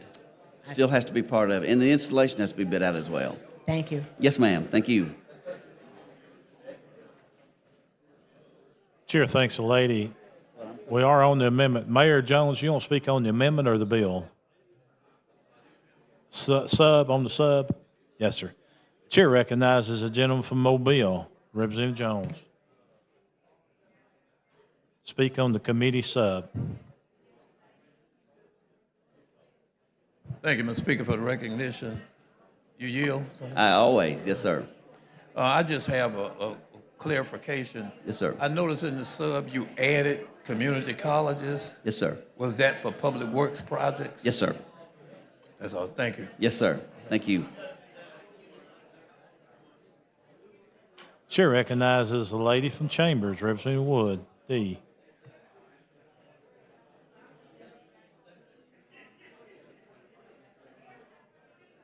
There you are. Thank you, Mr. Speaker.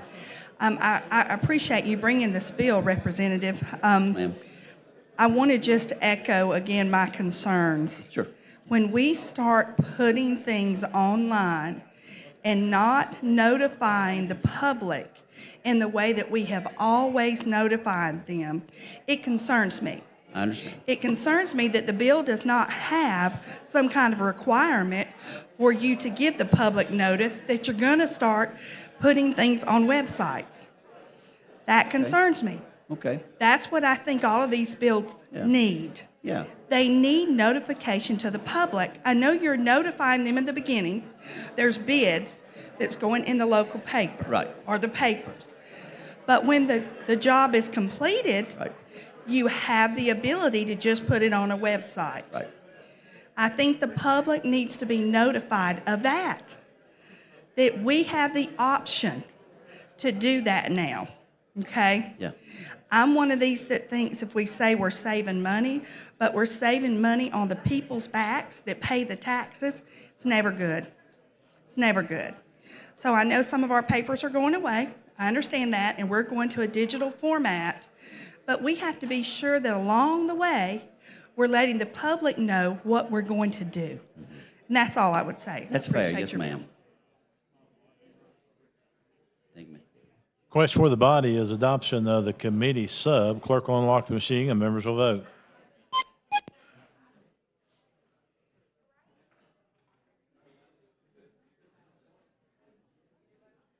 Clerk will lock the machine, record the vote, 96 ayes, 1 nay, 1 abstention. Committee sub has been adopted. Representative Underwood. Speaker, I move for final adoption. Chair recognizes a lady from Baldwin, Representative Fiddler. Thank you, Mr. Chairman. Representative Underwood, Yes, ma'am. spoke to you a little bit about what I'm concerned about. Yes, ma'am. As the former Public Works Director, I understand about public notice and the requirement that we must do to make sure the public knows about the closing of projects. And I can think of instances where we may be closing projects like road resurfacing. And there may be a dip in the road that I might not have seen.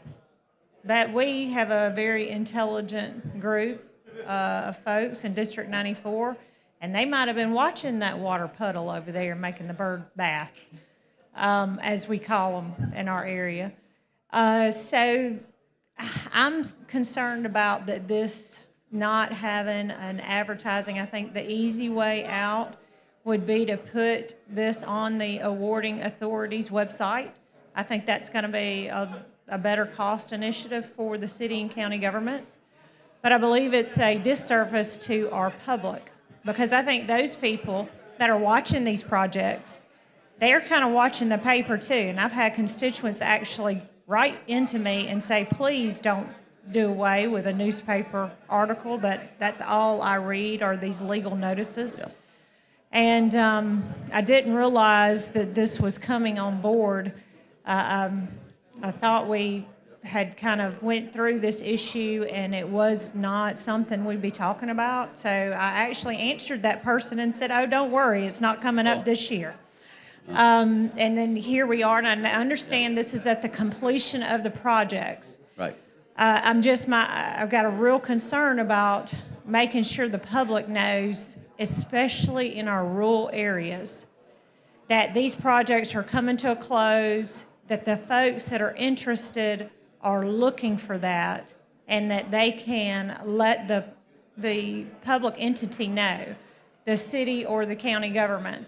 Like they did when I was the public works director at the city of Fairhope. They would actually let me know, hey, we've got water puddling over here. Did you see it?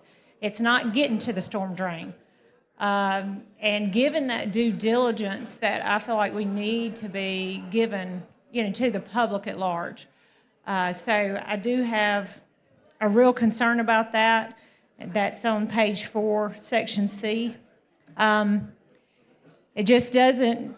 These city and county government, we're all going to be, we're all going to put that in place, and we're all going to use our website.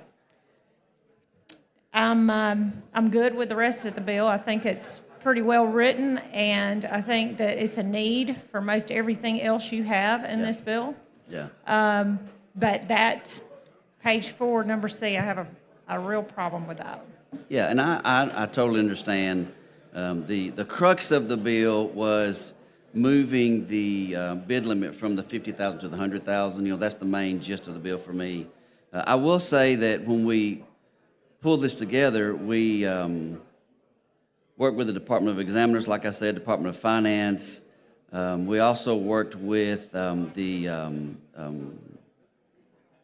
general contractors who signed off, the Press Association signed off, Higher Ed signed off, the County Commission Association signed off, and the League of Municipalities signed off. I'm kind of tired. I'm glad this bill's coming to an end.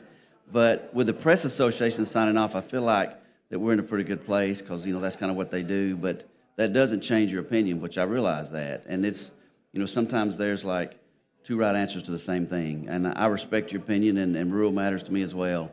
This is just something that I felt like got both sides of the equation. The side of the announcement of the project, where people then find out for the first time, we've got this project coming and we're accepting these bids, compared to the announcement of the completion, which, like you said, is mostly for people who worked on that project to make sure that they see that it's completed and can let the authority know that they've been paid. So that way, no one completes a project without people having a chance to say, wait a minute, I did work and I've not been paid yet. So I felt like it hit a good compromise in there, but I fully respect your opinion on it. And I did reach out to the Alabama Press Association, and I know it was a compromise, and Yeah. I just think with the service that we are giving to the public, it's a disservice. So that's the real crux for me, because I feel like we need to be stepping up and standing up for the people and making sure we have a service for the public at large. But thank you, and I appreciate your work on it. I appreciate you. Thank you, ma'am. Chair thanks the lady. Chair recognizes a gentleman from Marion, Representative Estes.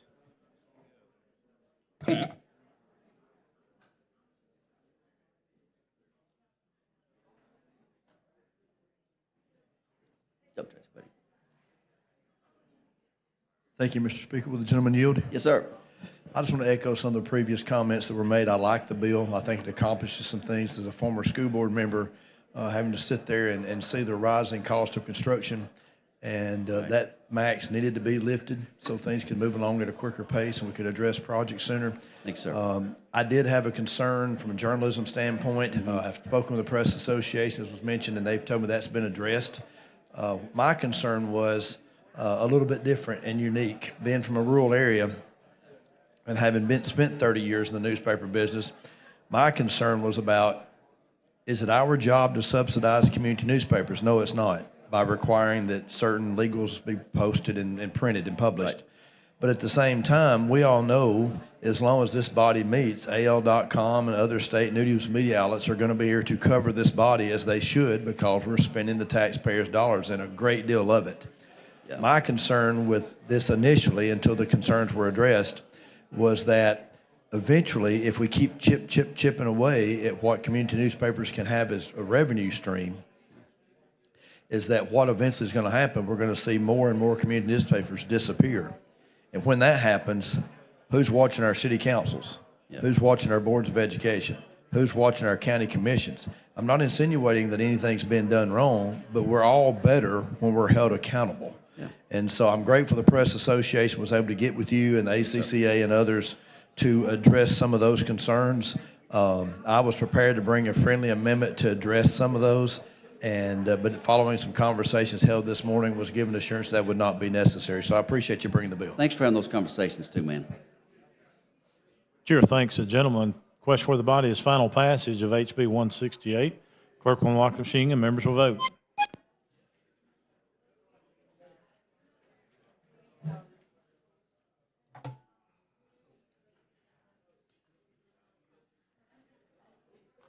Clerk will lock the machine, record the votes, 96 ayes, 3 nays. HB 168 has passed. Thank you, Mr. Speaker. Clerk, call next bill.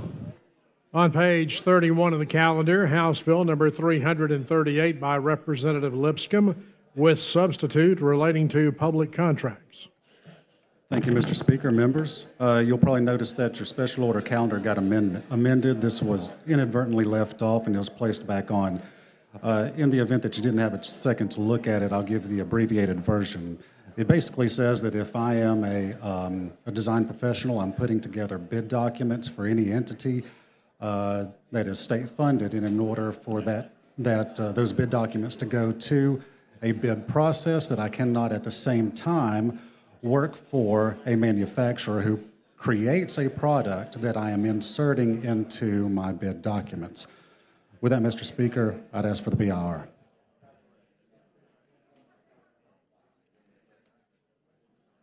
Representative Lipscomb, we're just hunting your bill. I found it, though. We're good. The question for the body is adoption of the BIR. Clerk will unlock the machine and members will vote.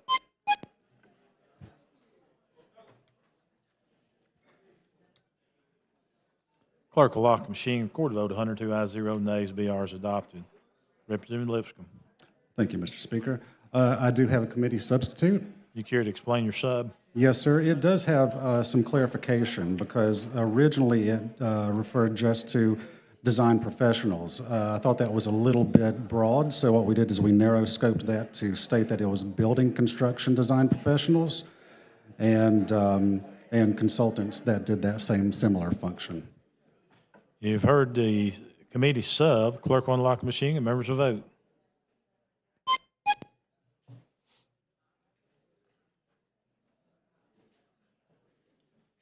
Clerk will lock the machine, record the votes. 103 ayes, 0 nays. The committee sub has been adopted. Representative Lipscomb. Yes, sir. With that, I'd call for final passage. That is questions. Final passage of HB 338. Clerk will unlock the machine and the members will vote. Sorry, Mr. Speaker. I'm sorry. I have an amendment. Well, that is the substitute. That is the sub. Is it not? Okay. I do have an amendment. And the amendment is what I just explained that the sub was. Yes, sir. Was that already inserted into the substitute? Clerk received the amendment. Was it already on the substitute? Okay, we're good, Mr. Speaker. Yes, sir.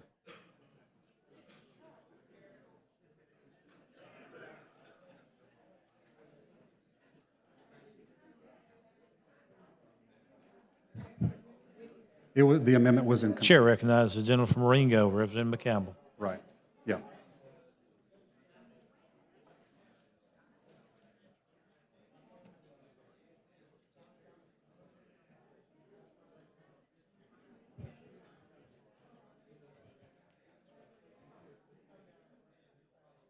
Thank you, Mr. Speaker, for the recognition. Will the gentleman yield? Certainly. That was moving a little fast for me, and it seems like there was a lot of confusion.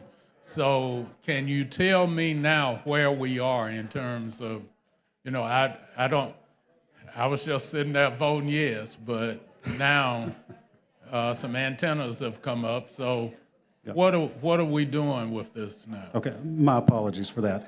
I had too much paperwork in front of me. The amendment that I handed to her was actually already in the substitute that was approved in the committee, so I gave them a little too much paperwork. We approved the substitute already. That was correct. Okay, so you're saying that the amendment that you actually were intending to bring has already been engrossed from the committee in the substitute? That is correct, yes, sir. Okay, thank you. Sorry about the confusion. Thank the gentleman. Question for the body now is final passage of HB 338. Clerk will unlock the machines and the members will vote.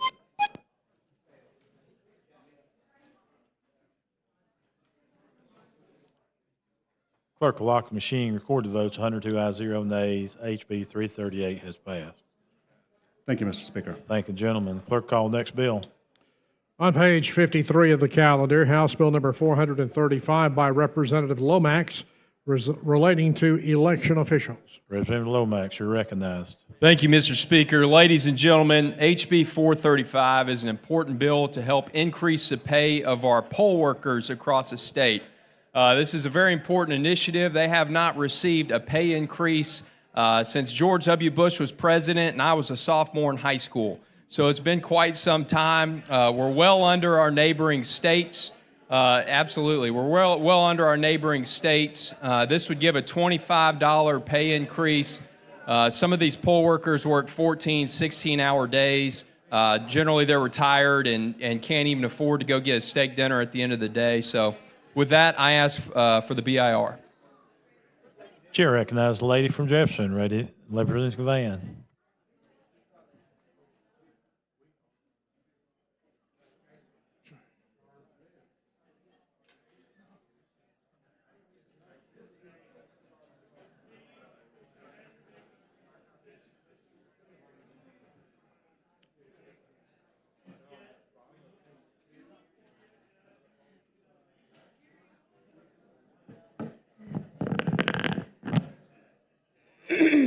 I've been suffering from a respiratory infection for the last week and a half. Well, if you need to sit this out, I understand. I just can't. I just can't. I just can't. But did you reference George W. Bush Sr.? How old are you? Well, there was no George W. Bush Sr., but George W. Bush, which was... Well, I know. Listen now, wait a minute. I'm a history buff now. Okay. But the old man Bush, the first father Bush, the one that died at 90-something-year-old Bush, or are you speaking with the second Bush? Which one are you? Second one that was president in 2006. Oh, okay. Because you scared me at first. And I said, well, darn, the poll workers hadn't had a raise since Daddy Bush. Yeah, it's been a long time. Okay. I thought, so, okay, you have, okay, now you. And Representative, during that time period, inflation has gone up about 50%. Okay. So it's needed. So, yeah, no, I stand in support of the bill. Now, but I can sit down on it if you want me to, since you just sat me down when I actually came to stand in support. Now, which one? It's like Burger King. You want to have it your way? I can be like Coca-Cola and be the real thing up here now. Or Campbell Soup. Good. Which one you want? And every now and then, I'm like Real Cream. A little dab will do you. Okay. Now, what you got? A little dab is fine. A little dab will do. Okay. Now, let me tell you what my mama told me a long time ago. Reading is fundamental, so I believe you have opened the library up. So we can go toe to toe down here. Well, But I love it. Go ahead. This is not my first bill. I know. Unfortunately. But I had a couple of your friends to send me up here because they didn't think you did a good job on your first bill. I don't know if they're very good friends. But I think this is a good bill. I think we may have touched on this in the committee a few weeks ago. And our poll workers, our probate court is suffering. I know one bill went up in flames last week. I was glad that bill went up in flames, but I was more so glad it went up in flames because of the sponsor. But there is an issue with our probate court system, with our electorate and what's going on. But I know our poll workers are overworked and have been so, and there's a shortage. And one of the reasons that there is a shortage is because of the amount of monies. So would you explain to me seriously the amount that we would be paying them or what the level of increase would be if this legislation passes? Sure. So currently there's kind of two classifications of a poll worker. There's a clerk, that's kind of your general poll worker, and then there's an inspector. They have a little bit of additional training. Currently the poll clerks, they begin to raise from $100 state minimum to $125 state minimum, and your poll inspectors would be $125 state minimum to $150 state minimum. And counties can subsidize that and go up in numbers, but some counties can't afford that. So when you say they can't afford it, what is it based upon? When you say they can't afford it, is it Some based counties upon the just don't have the- population? They just don't have it in their coffers, or They don't have it in their county budget. So like in Madison County, where I'm from, some of the poll workers actually make $200 instead of the state minimum of $100, but that extra 100 came from the county. This bill doesn't pertain to the county increases or supplements. It just pertains to the state minimum. and not the county? Correct. Okay, and this bill goes into effect when? Because I know we're preparing for the 2024 electoral cycle. Right. So it would touch on that. So it would go into effect the first day of the third month following its passage. So this year? Yes. Okay. Yeah, I think it's a good bill. I would like to definitely see the impact that it will have, especially since this has been an issue that's been raised for some time by our probate judges as well as those inspectors. that assist in the oversight of the electoral process. So I want to thank you for bringing the bill, and hopefully, you'll be able to get it out. Thank you, Representative. I hope so. Your second bill. Yes. And you did a better job with your second bill than you did with your first bill. I'm learning. You learning, good. Thank you. Thank you. Chair recognizes the lady from Mobile, Representative Wilcox.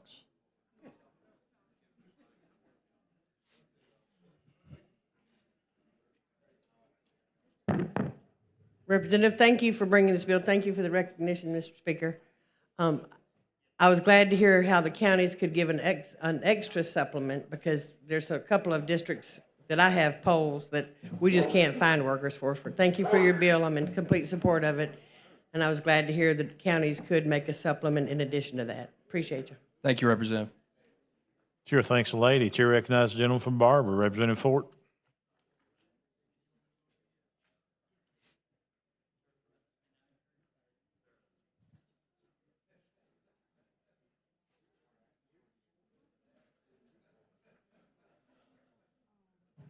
Thank you, Mr. Speaker. Representative Lomax, I got to be a good friend with you since you sit right down below me. Talked with you a while when we came back in March, very young, good-looking young man. But I want to thank you for bringing this bill.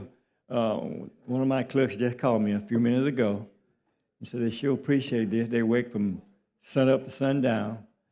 You know how long they work. They said the only thing wrong with your bill, y'all ain't getting us enough. And you mentioned something about the county can't afford. Ain't a county in Alabama can't afford. Every county I know in Alabama is flooding with money. They flooding with it. They can pay more than they paying. It's a handful of folks in the courthouse making a whole lot of money. The rest of them ain't making nothing. And one reason we can't get them to do, all of them, half of them retired, and young folks ain't gonna sit there all day for the little money they paying. So they said they're glad you just got through talking with the lady back there, and she said, I'm so glad y'all gonna help us out. But the county, you said the state gonna pay so much and the county gonna pay so much? Explain that to me. So in some cases, the county has the discretion to give a supplement, give additional money. So like I know, like my county gives an additional $100 a day. But this would raise the state minimum. So that would make sure that counties across State the minimum, state. okay, state minimum is what now? $100 a day. So this would bump it up to $125. She said it ought to have been $200. But we appreciate it, what you're doing. My county already ready to help out. I got 3 counties in my district. All 3 of them is ready to help out, because these folks they hard workers, and the older folks but sitting there 60 and 70 years old, they leaving. And you ain't gonna get no young folk to come and do it. They gotta have more money. Thank you very much, and thank you, Mr. Speaker. Thank you, Representative. Chair thanks the gentleman. Question for the body now is the adoption of the BIR. Clerk will unlock the machine and the members will vote.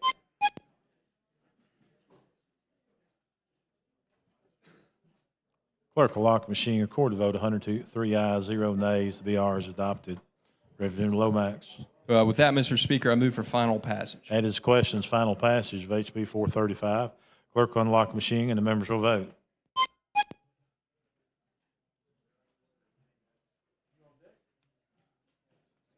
Clerk will lock the machine. Record the votes. 103 ayes, 0 nays. HB 435 has passed. Thank you, body. Thank the gentleman. Clerk, call next bill.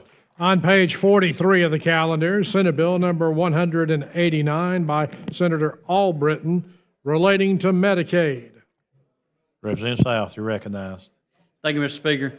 Ladies and gentlemen, SB 189 is what we referred to earlier in the session as the Alabama Medicaid ceiling bill.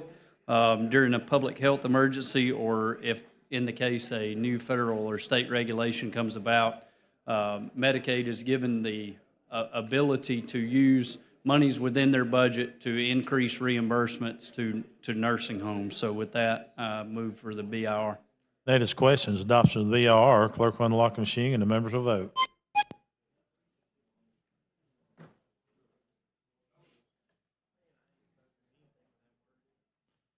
Clerk will lock the machine. Record the vote. 103 ayes, 0 nays. The BR is adopted. Representative South. Move for final passage, Mr. Speaker. That is the question, is final passage of SB 189. Clerk will unlock the machine and members will vote.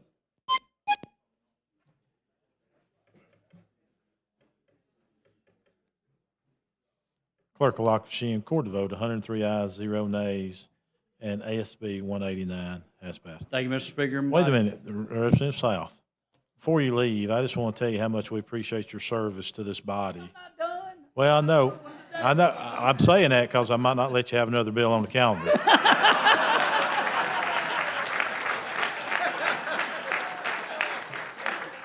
So on behalf of that, let's give Kyle a big hand for his service. Thank you.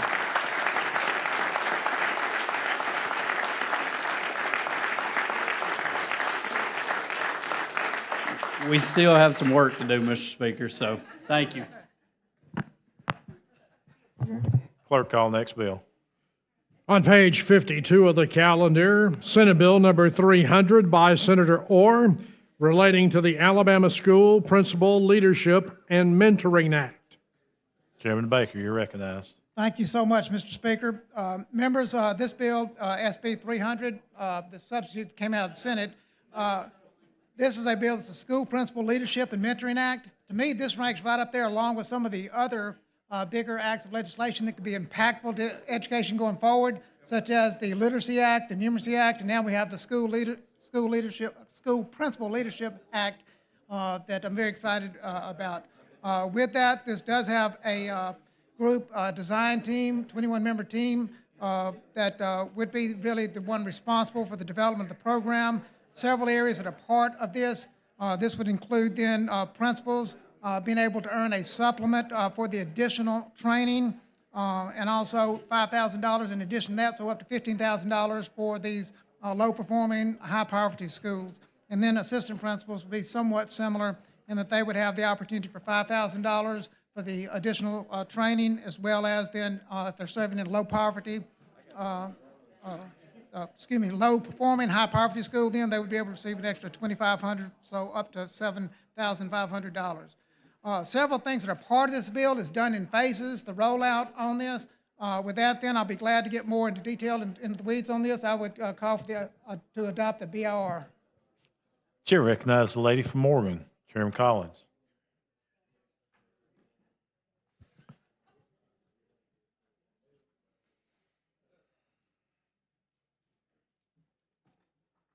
Thank you for the recognition, Mr. Speaker.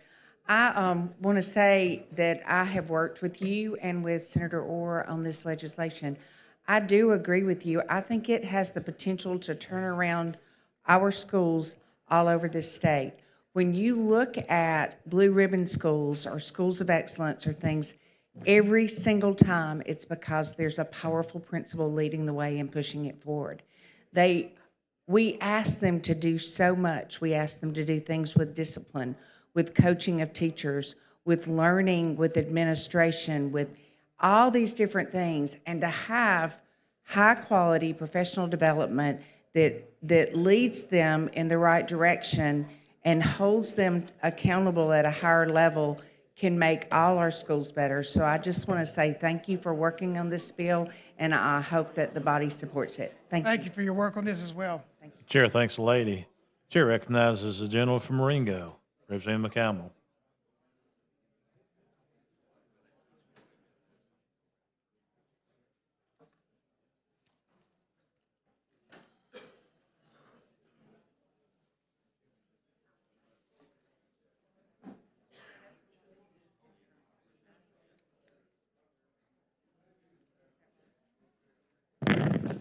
Thank you, Mr. Speaker, for the recognition. Will the gentleman yield? Certainly. I know we're developing a task force or a group to develop this program. Am I correct? That is correct. It's referred to a design team, a 21-member team. Okay. And I understand that it's going to be basically helping to develop the administrative and leadership of our school system throughout the state. Am I correct? That is correct. And okay. Several components to this in the development of their framework for their program, yes. Okay, and in developing this curriculum and leadership, we'll have input from throughout the state. Am I correct?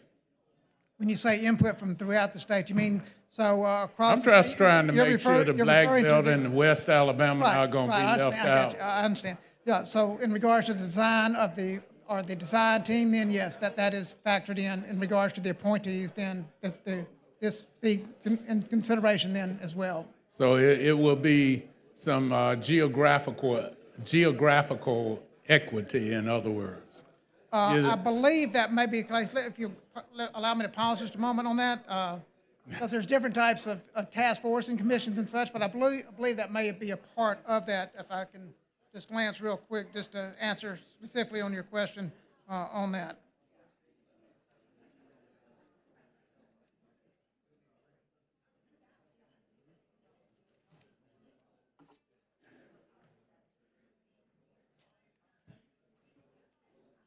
The language that best identifies that, Representative McCampbell, would be, it says the appointing authorities shall coordinate their appointments to assure the team membership is inclusive and reflects the racial, gender, geographic, urban, rural, and economic diversity of the state. So the attempt is to try to be equitable across the state.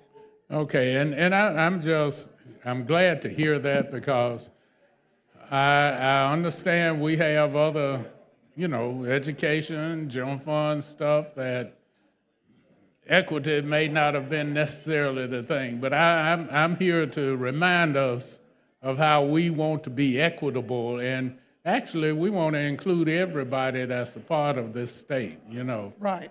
Okay. Make a Thank very you. strong point. Thank you so much. Very Thank you, good. sir. Chair thanks the gentleman. Chair recognizes the gentleman from Franklin, Representative Keel.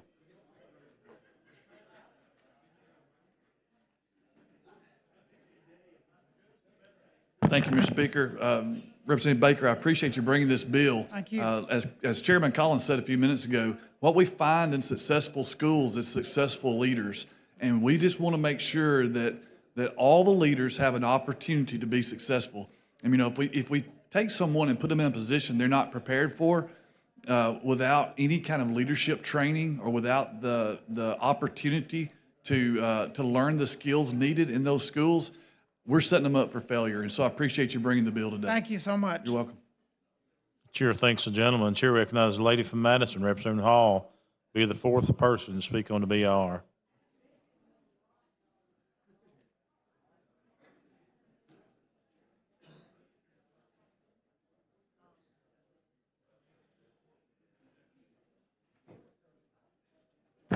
Thank you, Mr. Speaker. Would the gentleman yield? Sure. I do think that the comments that were made earlier in terms of making sure that our administrators, our principals, are individuals who are qualified when they get to that position. Right. And, when I was in school, if you were a good coach and you stayed there long enough, you could become the administrator. And some of them worked out really well because they had a good relationship with students, and they were able to make sure not only do you have a good relationship with students, but you also have to have a good relationship with teachers and, most importantly, parents. And so when you think of mentoring, I want us to hopefully, I don't know what mentoring program we're going to use, but I have noticed over the years that what is happening in education, that many states are going to the mentoring process. I noticed, though, when we had mentors for teachers, it was only $1,000, $1,000. This says you can get up to $7,500. No, that was not for the mentoring. What was it $1,000 for with teachers? For the teachers? Yes. That's something that you're referencing then in regards to a mentoring program. There was something that we did, and I'm almost sure it was to mentor teachers, and I looked, and the pay, or mentioned that the pay was only $1,000. Yeah. Am I wrong? No, I cannot address that. On that, I really don't recall on the mentoring program in regards to the teachers, what may have been there, and what those that served as mentor teachers, what they received. I don't have that that. But we do have a program. Am I missing something? We don't have a program in the state of Alabama where teachers are mentoring other teachers that we've talked about during this session? We have talked about mentoring programs. I'm not familiar exactly with a statewide program at this point. And on Okay, that. so both of us going back to check, because I do Yeah, we'll need to recall check that on that someplace in regards to the. that is only 1,000. In this bill, you're saying that it could be an administrator can get as much as up to $7,500, right? That would be for the assistant principal. The principal would be up to, if they're in the high poverty, then low performing school, then they could receive then the extra 5,000, which would boost a principal up to 15,000. And then for the assistant principal would be then 7,500. Hold up just a minute. So if it's a low performing school, Right. which page so obviously I missed something. Do you want? So I'm on page 9. An appropriation by the legislature shall be used in part to fund the salary supplement. That's where I am. The department shall provide an annual supplement of up to $10,000 to any principal, $5,000 to any assistant principal, up to. And then when you go on down, the principal who successfully completes the program is employed full-time. They shall provide additional supplements of $5,000 up to $2,500 to any principal serving in a low-performing school. Okay, so I missed that part.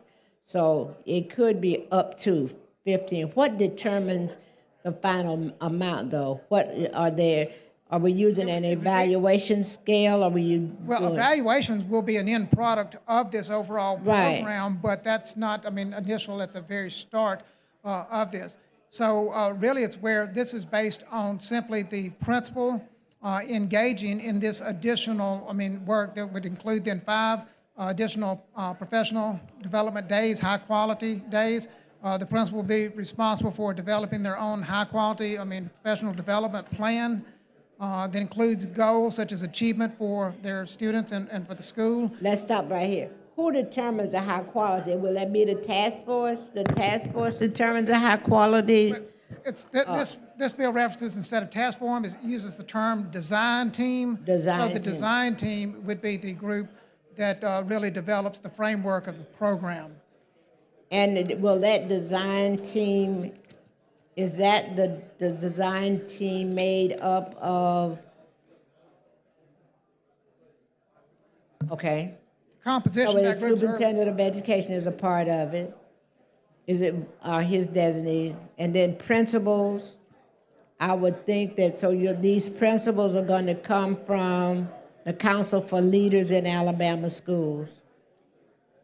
Is that what, are all of our principals in the state of Alabama not a member of the Council for Leaders in Alabama Schools?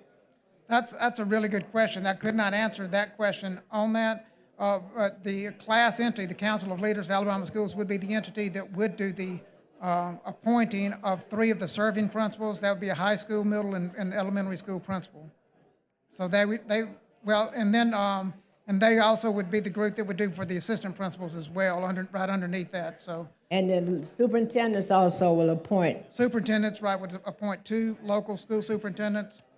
And then it goes on down to the other entities, which. Public school teachers will be a part of it. So you'll have high school, middle school, and elementary. Right, so they're trying to make sure that they have it then sort of across the board, not just from one segment, such as all high school or mainly a high saturation of high school and middle school. It gets reflective of all, the elementary, the middle, and the high school for the appointments. Tell me about A+ Education Partnership. All right. That is an entity in the state that serves as a strong support entity in trying to provide support to schools all across the state, school systems and schools across the state. They are heavily involved in policy and such for helping to elevate education in the state. So it's within the education department? The A+ entity, it is not, no. It's an entity outside the education department. That is correct. Okay. All right, so But the key thing I would ask if we would please look at what is paid to teachers that are mentoring, because I'm going to go back at my desk and look for my notes to see, because I do think that even though, I mean, we're looking at a new program in terms of, and I love the criteria, the effectiveness that's used on page 9, vision leadership, instructional leadership, innovative leadership, managerial, relational leadership, because I think whether you're working with children, teachers, parents, all of those things are important in terms of how a school will move forward. I had an administrator that I did not like my first year teaching, but when I left that particular area, I realized, and over the years, I would say he was the best administrator I had. One, he even saw what he thought in me, and I complained about the assignments that he gave me as a teacher, such as doing lunch duty in the hall with the students. And I fussed about it, and he looked at me and said to me, Vandiver, that was before I was married, he said, Vandiver, you can do that. These children need you in the hallway, because I was always talking, of course. But it really was I heard somebody laugh when I said that, I was always talking, but it made a difference. He said some things to me about what he saw in me as a teacher, and he felt that that was the best place for me.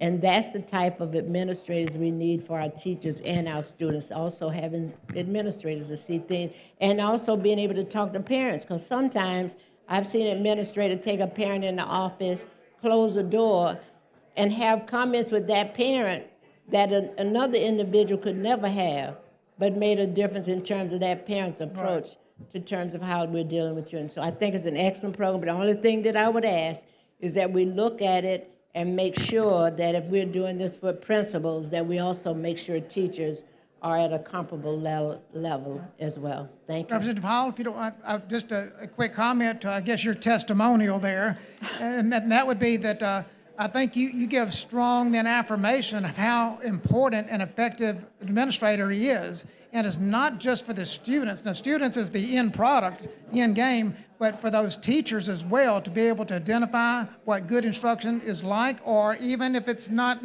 so good instruction, at least they can try to provide corrective then leadership in helping that teacher become a better teacher. So you really give great testimonial how important that equipping and empowering these administrators is for not only the students ultimately, but also for those teachers. I thought I'd be a good administrator too, but they wouldn't appoint me to that. So I stayed in the classroom. But thank you. Thank you so much.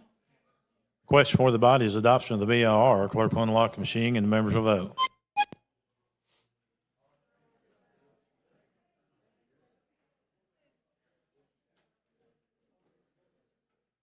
Clerk will lock the machine, record the vote, 103 ayes, 0 nays. BIR is adopted. Chairman Baker. Thank you, Mr. Speaker. Mr. Speaker, I move for final passage of SB 300. Chair recognizes the lady from Calhoun, Dr. Boyd.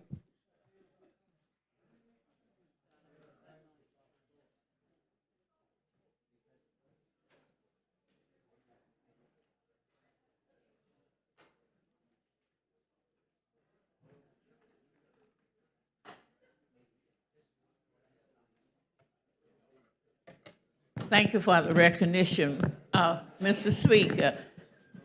I've been sitting there today. We've had 3 bills. This is the 3rd one concerning education.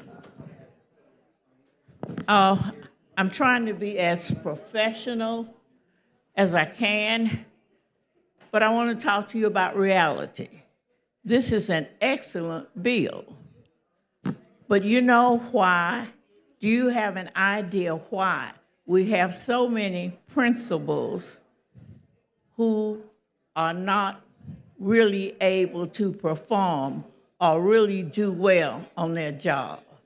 Just tell me why you might think, and I'm going to give you a little lesson in reality. I've been there to know.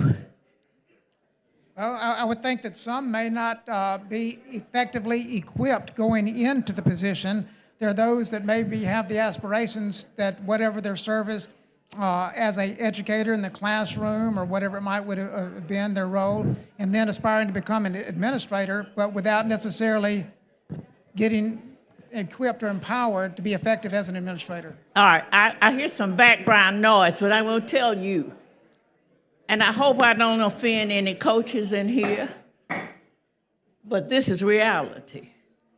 When you are not winning as a coach, or you, I think it's called voodoo principles, whatever the term is, that just move you up to that level and you're not qualified. You're shaking your head because you know where I'm coming I'm aware from, of what don't you're talking you? about, yes. So most administrators don't have tenure unless you got tenure as a teacher. So therefore, the only opportunity they have to keep them on those jobs is most of them. And you would say, how do you know that? Because I have been interviewed on jobs with many of them to know that this is what happens. I'm wondering, with that design team, that's really to be the key to this, is to do effectively. So refresh my mind again on who you said would be doing the appointing process. I don't have a copy. You're asking for the composition of the design team? Okay, Yeah. let me, that's near the very start of the bill. So the design team would be 21 members. It would be the state school superintendent or his designee, 3 principals, 3 assistant principals, 2 local superintendents, 3 public school teachers, each coming from high school, middle, and elementary, 2 members from the local board of that are members of the local board of a local board of education. That would be through the Association of School Boards that would make that appointment or appointments. 1 member who's an instructor of an institution of higher education, and then 2 members appointed at large from the A+ Education Partnership, and then 4 members appointed by the governor. All right, what's the physical note? And will these 3 be funded from the trust fund, education trust fund, and the physical note? Yes. This would be through appropriations from the education budget, and the fiscal note on this would be for the next annual budget. It would be $850,000, and this would be for the mentoring program. Now, after that, the bill does state, though, that there be, in fact, let me give some of the language on that. This does provide that the legislature shall annually appropriate sufficient amounts to cover the actual cost of developing and implementing the program, including the awarding of stipends, grants, and then hiring professional staff. So the initial, just up front, would be $850,000, and that would be, this is done in phases, 3 phases. And so this initial phase with the mentoring, this would be $850,000 that is felt that would cover that cost. It's a good bill. I'm for the bill, but I'm thinking about, although we have a surplus now, in years to come, will this completely, in one way, almost deplete, and you're helping on one area, and then you're going to be hurting on the other area if the education, the trust fund doesn't continue to have a surplus. That's right. Well, the intent is that the principals, principals, assistant principals, that the administrators, that they would be held to a higher standard, higher performance, and I'm saying in terms of their training. As I understand right now, currently it's where to maintain certification, an administrator must have 5 then PLUs then over a course of 5 years. This would require then 5 additional days, that is annually every year. So they're having to step up their game tremendously in terms of the quality, professional development, which this isn't just any of their choosing. This would be through the design team that would have to determine what would be considered better quality professional development for these principals. And then in addition to that, they have to go through the 2-year mentoring for these new principals, incoming principals. So there are some requirements along the way to get this extra money to be more effective. All right, thank you, and I'm going to end on this. I always said if we could take the A like we do in athletics and put it in academia, we wouldn't have to do all this because we'd have parents, we'd have everybody. So I want all you coaches and everybody to remember that A for athletics, let's move it on to academia all around. Thank you for listening to me. Thank you. Chair recognizes the gentleman from Marengo, Representative McCampbell.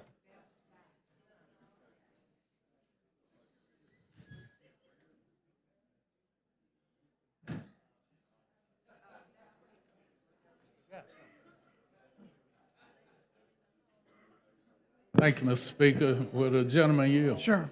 I forgot one thing. It was something I heard you say earlier. You were saying that the administrators that were in failing or underperforming schools, that how did that go regarding their additional pay? Because my concern is if we already have someone that's the administrator in an underperforming school, then what benefits would they be bringing to the table for people to be mentored? You know, I'm trying to see where are we going to get our mentors from because that we are willing to pay, because you know, if it's an underperforming school, I don't want them passing on those traits. You offer a very good point with that. So there are, you will. I do understand those performance skills that we'd be trying to develop. I understand that, but if I'm an administrator in an underperforming school, then what's going to be the criteria by which I could be selected? Because see, I don't want those administrators passing on their skills. Right. Well, there will be requirements for all incoming new administrators that will fit into this. Okay. Okay. Okay. So with that, with that, there would be the development, each of these. So whether it be those that are the existing administrators, principals, and/or assistant principals, as well as the new that are forthcoming, then they are required to have their comprehensive development plan that would include things for that school, such as goals, such as achievement. So these are things that have to be identified. So I can't really give you an example right now, an achievement mark. So if they are a failing school, then to get out from the failing, list or such. So whatever some of these achievement things are that are part of those goals, and these are done every year. That is that plan and such. So the plan is not just you give me a real puzzled look. The plan is such that this is done for them for that year. So goals that they are to meet. So that includes their 5 professional development days additional. And then as well, this plan that they have, it involves in the mentoring that would be a part of this. And the mentoring, that would be something that the design team would develop. So I really can't give you really the scope of exactly what all that mentoring program would entail at this point. That's something that they would develop, the design team.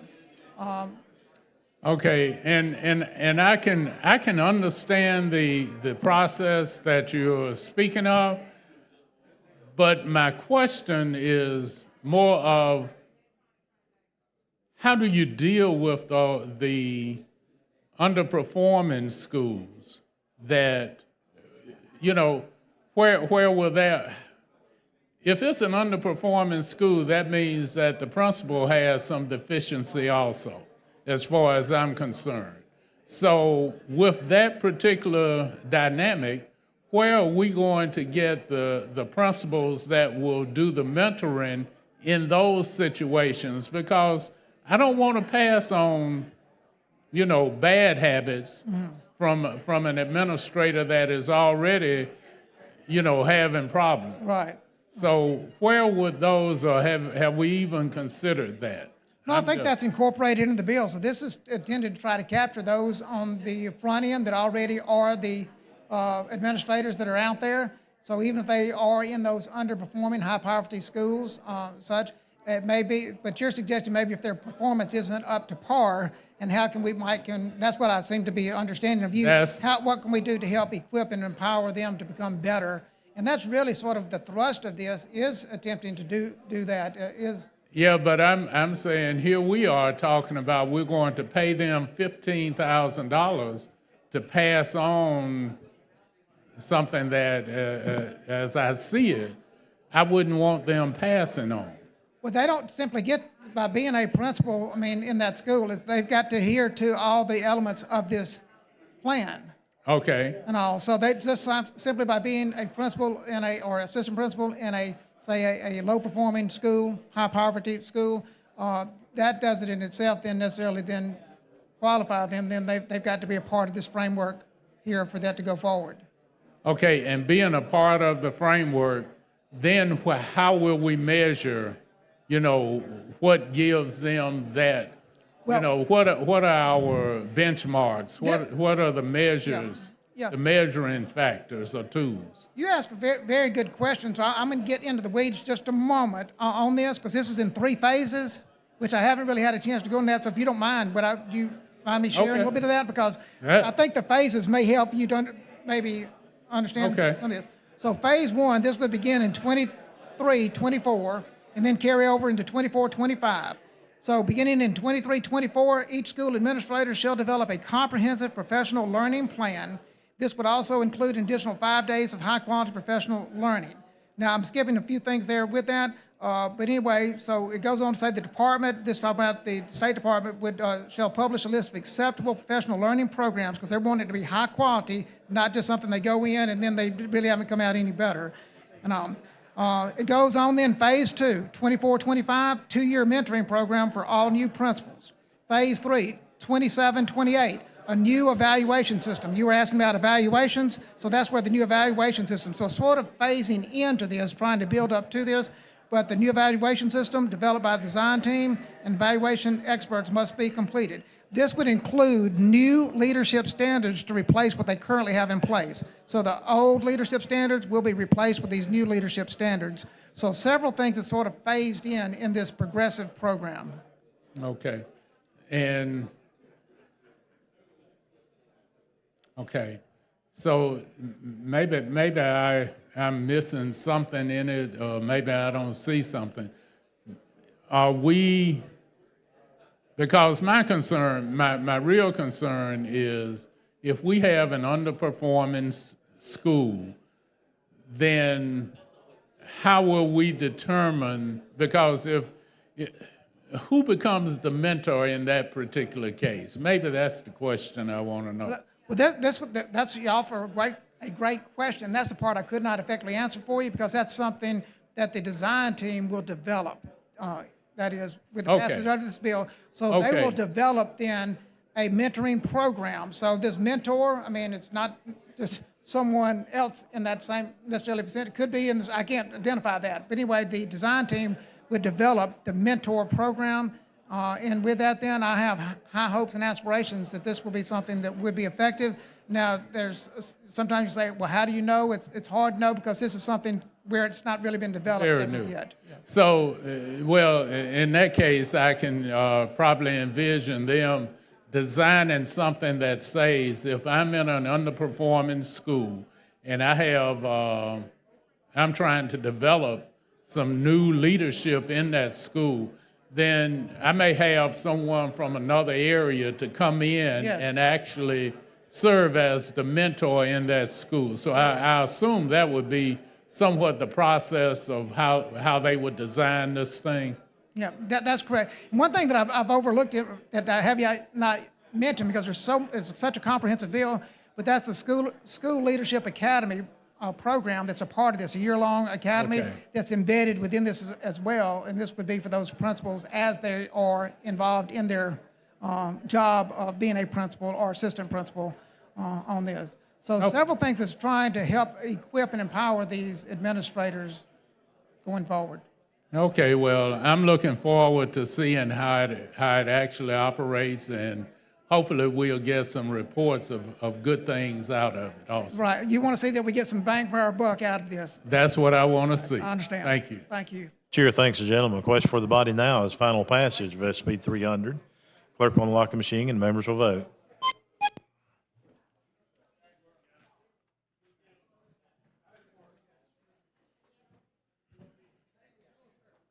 Clerk will lock the machine and record the vote. 101 ayes, 0 nays.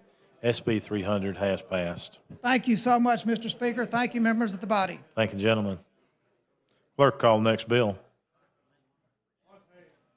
On page 48 of the calendar, House Bill number 432 by Representative Smith relating to driver licenses. Representative Smith. Thank you, Mr. Speaker.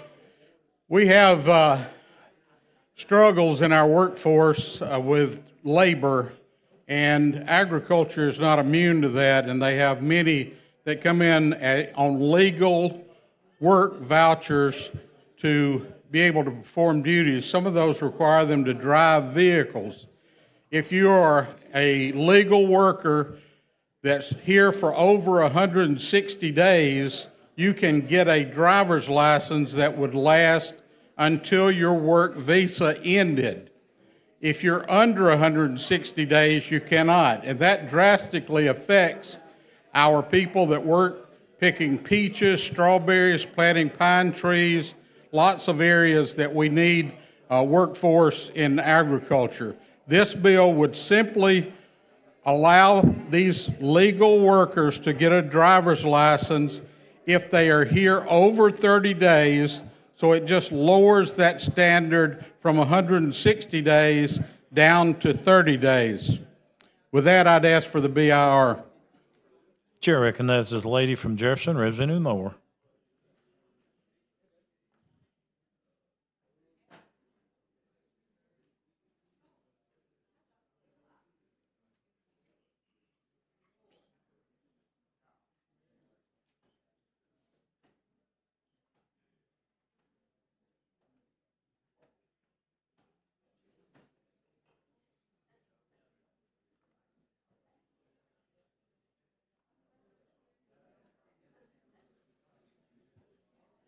Thank you, Mr. Speaker. I'd like to have some clarity as to why are we at this point as far as issuing driver's license to foreign nationals. Okay. Why is it necessary that we got to have a bill of this type? Well, what this would do would allow a farmer to be able to allow that legal worker to be able to drive their vehicle and have insurance that covered that vehicle. Many of these individuals need transportation. Right. They have work vans, and they need someone to drive that vehicle.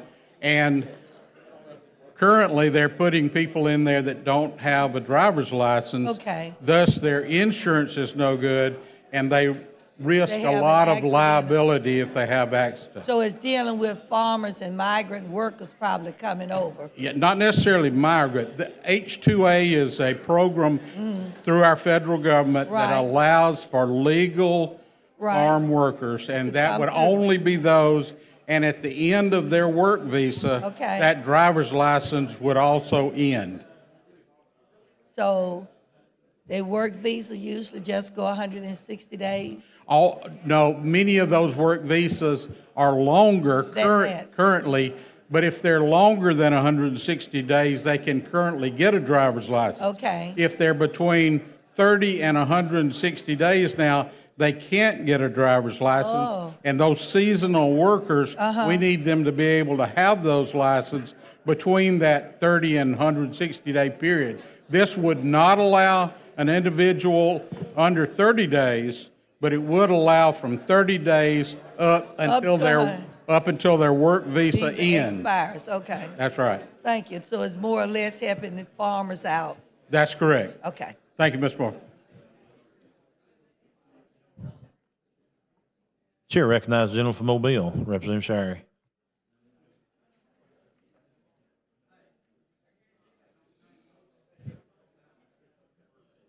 Thanks, sir. Thank you for the recognition.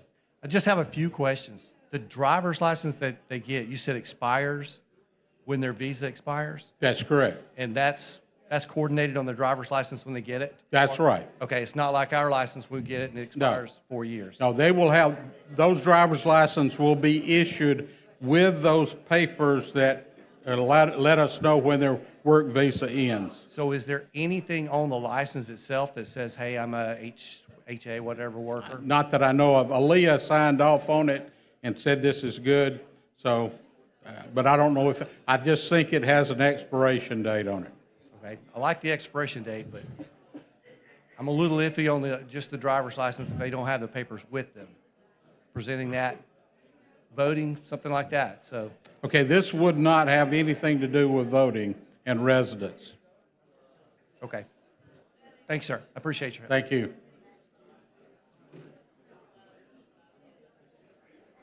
Question for the body is adoption of the BIR. Clerk will unlock machine and the members will vote.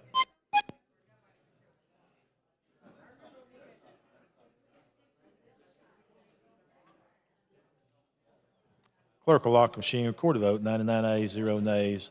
The BR has passed. Representative Smith. Mr. Speaker, I'd ask for final passage. That's questions. Final passage of HB 432. Clerk will unlock the machine and members will vote.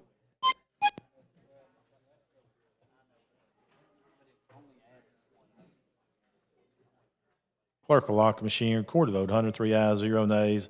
HB 432 has passed. Thank you, Mr. Speaker. Thank you, body. Thank you, gentlemen. Clerk, call next bill. On page 60 of the calendar, House Bill number 429 with substitute by Representative Keel relating to the Entertainment Industry Incentive Act of 2009. Representative Keel. Thank you, Mr. Speaker. Currently in Alabama, we do have an Entertainment Industry Incentive Act. And this bill, after the committee work, committee amendments, and the sub, only adds music, education, and AI to the bill. It does not do anything to the impact on the ETF. There's no cap change. The only thing it does adds music, AI, and education to the bill. Mr. Speaker, I move BIR. Question for the body is the adoption of the BIR. Clerk will unlock the machine and members will vote.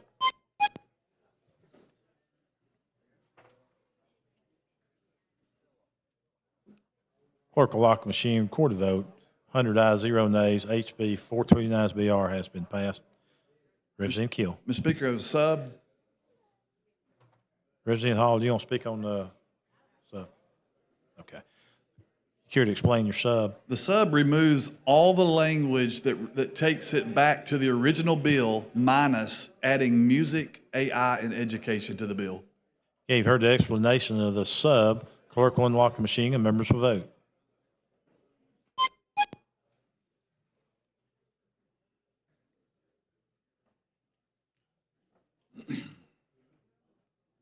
Clerk will lock the machine, record the vote, 100 ayes, 0 nays. The committee sub has been adopted. Representative Keel. Move the final passage, Mr. Speaker. Chair recognizes the lady from Madison, Representative Hall.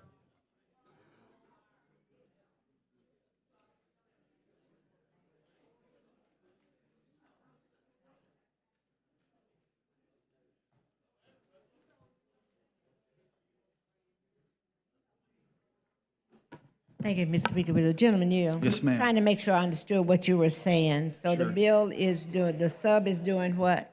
It removes all the language that changed the original bill, except for it leaves in music, AI, and education. Are you saying AI or EI? Artificial intelligence. Right, okay. Tell me what, and so when we talk about, we're hearing that a lot lately. When you Yes, talk ma'am. about artificial intelligence, you're talking about in terms of how it makes music or? Yes, Give me a ma'am. little lesson on that. Yes, ma'am. How things are written or how things are composed, it allows that. I hear they can even take your voice and make you sound like you're yourself, and then you may not be anywhere around. That's right. That It kind can, robots, lots of different things use artificial intelligence. All right, that's it. Thank you. Thank you. Chair thanks the lady. Chair recognizes the gentleman from Morgan, Lear Stathagen. Both fine. Yes, ma'am.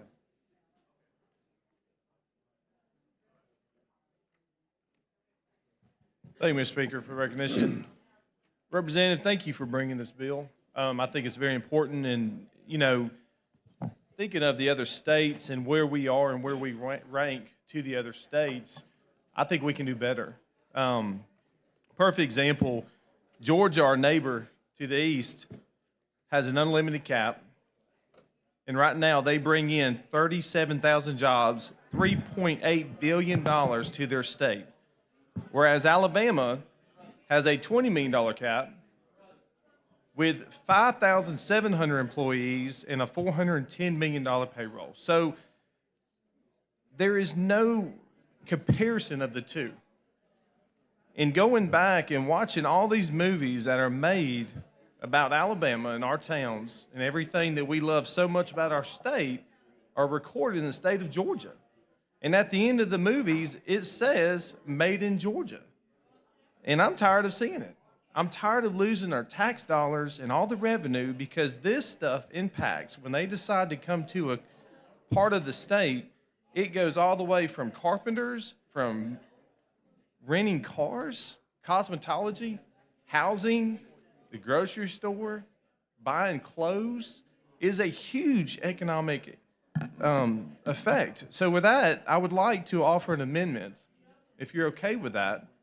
And I would like to make our cap unlimited, just like Georgia, and for us to be in competition with them.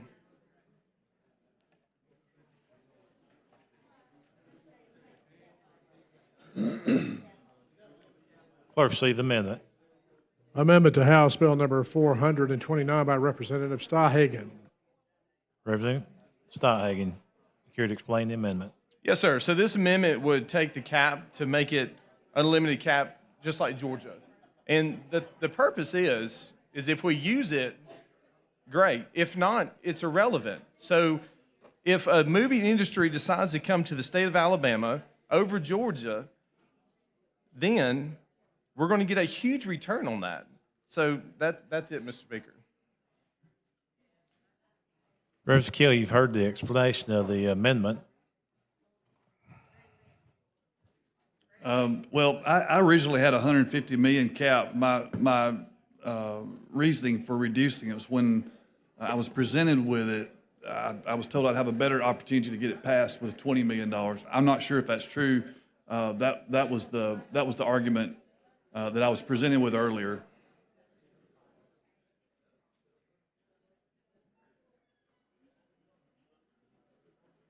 So do you view this a friendly amendment or not? You oppose the amendment? I don't think you answered my question. I don't think I have a position on the amendment. Okay. We got a lot of lights on now. Okay. Chair recognizes the lady from Morgan, Representative Collins.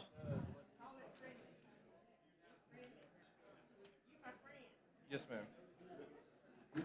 For Representative Collins, Representative Keel, would you step back up to the mic, please?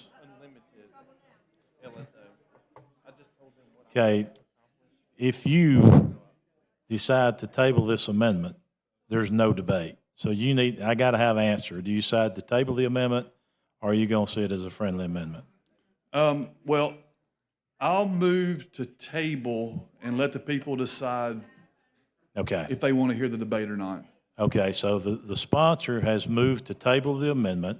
So if you're for tabling the amendment, your vote will be aye. If you're opposed to tabling the amendment, your vote will be no. Clerk will unlock the machine and the members will vote.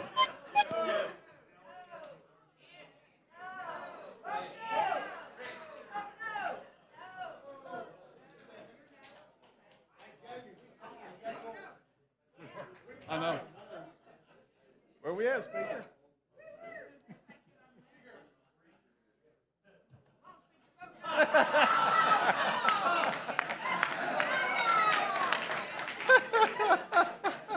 I don't know how that works. I voted for it. Clerk will lock the machine, record the vote. 72 ayes, 20 nays. Okay, so the debate starts.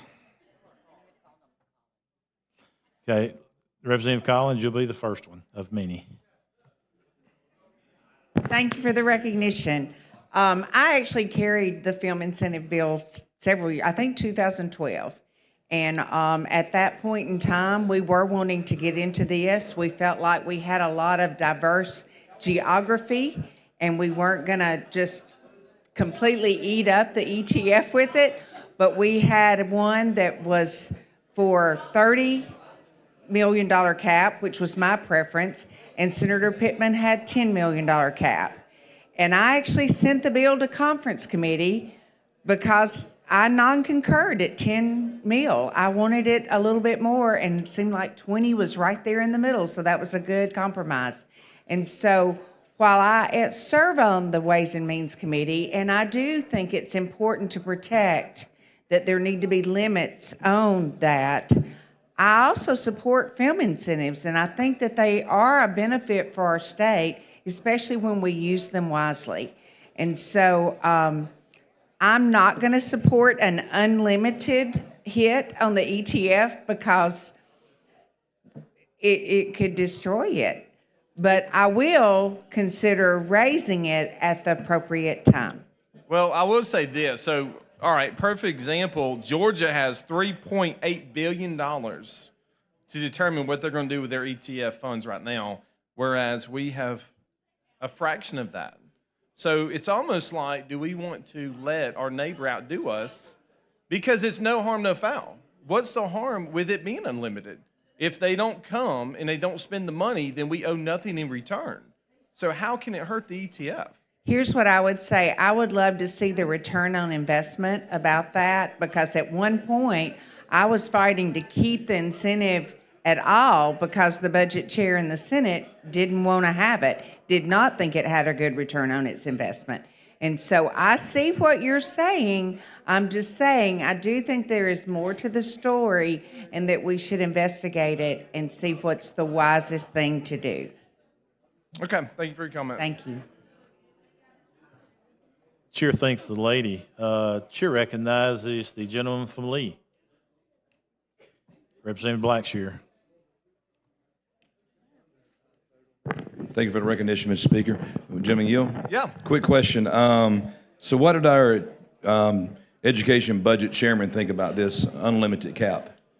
Chairman Garrett, what was his feedback to you? I'm sure I'll hear from him in a minute. Oh, so we hadn't had any conversations with him about it? I have not, no. All right. Thank you very much. Thank you, Mr. Speaker. Chair recognizes the lady from Jefferson, Representative Cavan.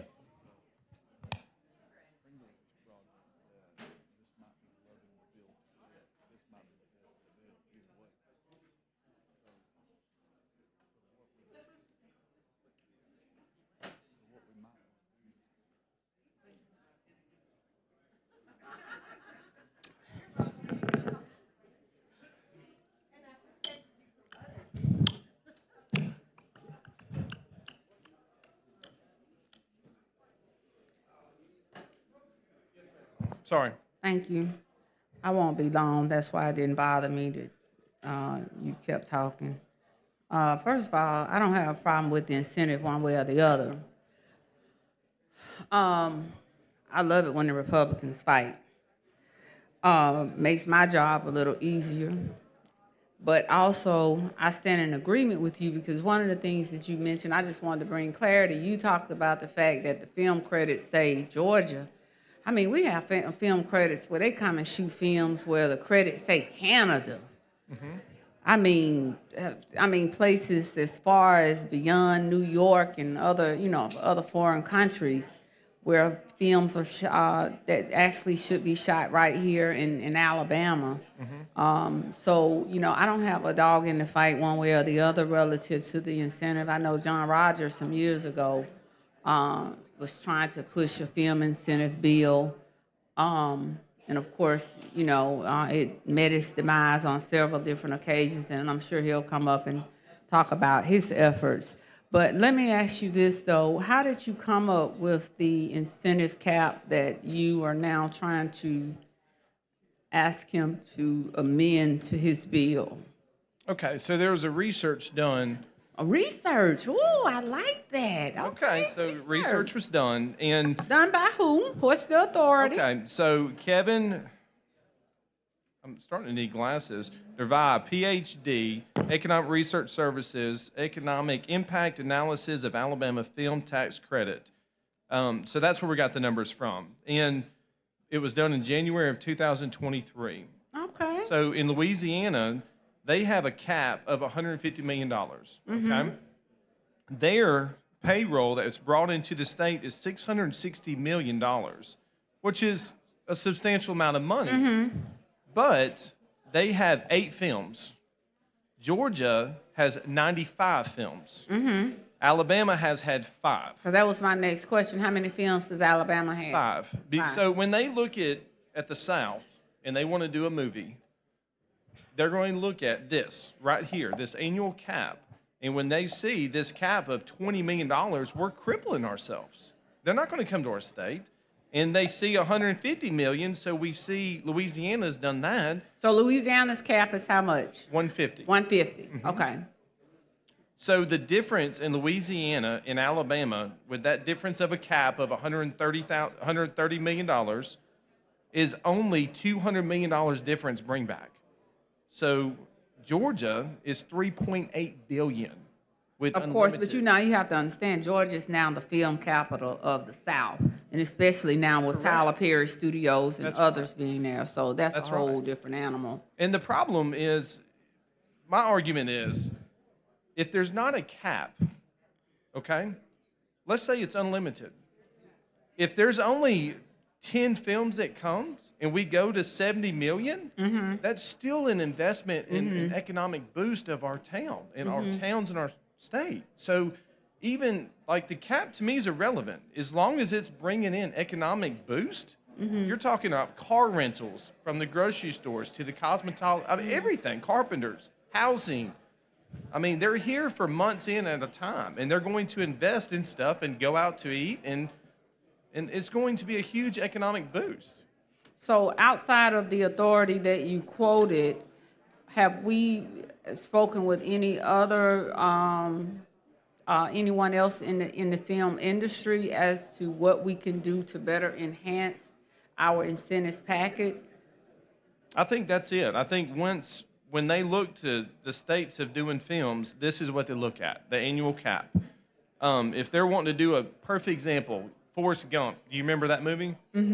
Huge movie, and it was about Alabama. Guess where it was filmed? Where was it filmed? Not in Alabama. I know it wasn't filmed in Alabama. I just can't recall where it was filmed. I think it was Georgia. But the problem is we've got all these movies about our great state, and at the end of the movie critics, it says, made in Georgia. And they're getting all the tax dollars and all the benefits that we should be getting off our brand, off our towns, off our state. That's, and it's a no-brainer. Sweet Home Alabama, guess what? Not filmed in Alabama. Yeah, well, I do know that, but also I just want to add, as we look at the incentives, and I stand in full support. I want to also, when I stand here, regardless of if someone thinks that someone, listen, I know just from the last 3 weeks, I got a huge fan base. I didn't need the last 3 weeks to tell me. The last 3 weeks, I thought I needed a bodyguard everywhere I went, from the grocery store to the wherever. It was just been amazing. So that's never been in question, verifiable.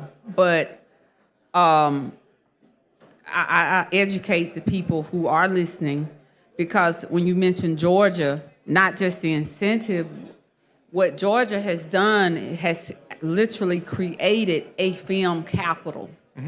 And we can talk about the incentive, but Alabama has got to get to a point also, even if we put the funds in place to create the incentive. And I know the money is always the draw. We have to also make sure that we're putting those mechanisms in place to put the land, to put the places to begin to create the studio. Because what Georgia has done, from whether it be Tyler Perry Studios and other studios, is that they decided to not just put the funds in place for the incentive packages, but they put the funds in place to create the studio spaces. That's right. In Georgia, so they have a full package. They've got the facilities. They got the That's right. facilities. They have all of the facilities. They have everything. So I don't want the people who are listening to this to be ignorant. You know, the money is the first step. But I'm hoping that we get to a point where what Representative Rogers spoke about many years ago, putting together a full-on film incentive package has to include not just the funds, not just putting a cap or creating that that extra layer of putting the funding in place, but it has to be, we have to create an incentive package that creates the essence of what the film industry is looking for to create almost the studios itself, the villages, as I call them. And that's what folks who are doing film and that are in the industry are looking for. So I applaud your efforts, and even with the recommendation of the increased expenditure with regards to that. But I just hope that as we begin to look at and furthering these incentive packages or any incentives that we put in place, that we look at the full picture, not just the money, because sometimes the money is just not the be-all, end-all to it. It's all of those things that makes the difference. You know, I say this when we look at why we don't have a national football team here, or another national type of sporting league. Baseball, basketball. Baseball, you know, we have Alabama football, we have Auburn football, but okay, after that, who actually goes and spends their monies and takes monies out of their coffers to go and support all of these other sporting activities? And we just don't do that here in the state of Alabama. So if you're looking at a national team come here, they're going to be looking at, well, what are you doing with what you have? You know, after Alabama, if by chance may not make it to the SEC championship, or heaven forbid if they don't make it to the national championship, then what happens to football in the state of Alabama? I know there are some folks in here that are War Eagle, but Alabama is the predominant team in the state of Alabama, and there are more Alabama fans, you know, just realistically, you know, in the state of Alabama. So what happens to the state with regards to athletic? It goes bust unless one of our favorite high school teams are in it, but outside of that, we don't have a national anything. That's right. Here in the state of Alabama. Minor league baseball, we do have that. Minor league, but it's very unfortunate that, you know, and until we get one, also not only that, a great transportation. For every great city, there has to be a great transportation system in order for that state or that city to be successful with tourism and all of those incentives that come. So again, I applaud your effort. I support it, you know, whether it's 50,000, 10,000, excuse me. And the ladies' time has expired. Thank you. Thank you, Representative. Chair recognizes the gentleman from Etowah, Representative Lipscomb.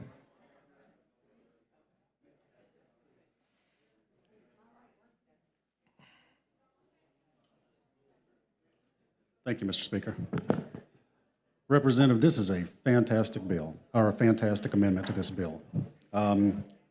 Basically, it's a situation where if you're competing nationwide for a place to do a film, imagine if I'm a filmmaker, I've got a $500 million budget on my film.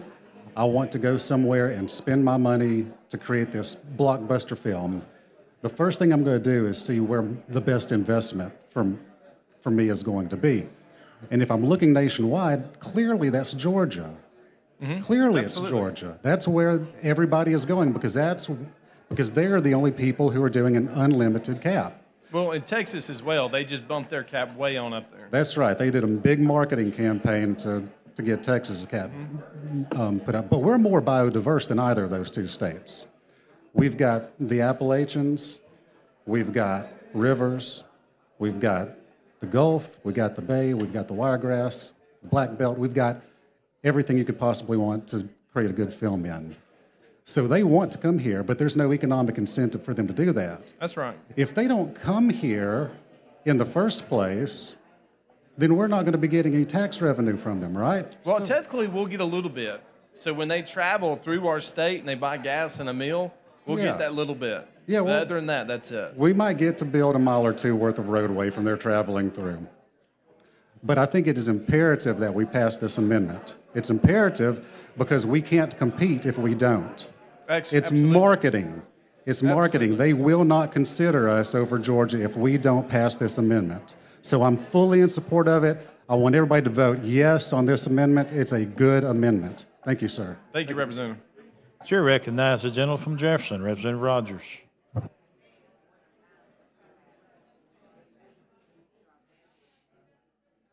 Mr. Chairman, now I wrote the first film center bill myself. We had a film commission down here then, and we met. Sam Jones would remind you, we met last month with several actors from Hollywood at a restaurant by the same bill. Some we put in, and we tried it again with Marjorie Wilcox to remind you that I had another bill similar to your bill. It's a good idea.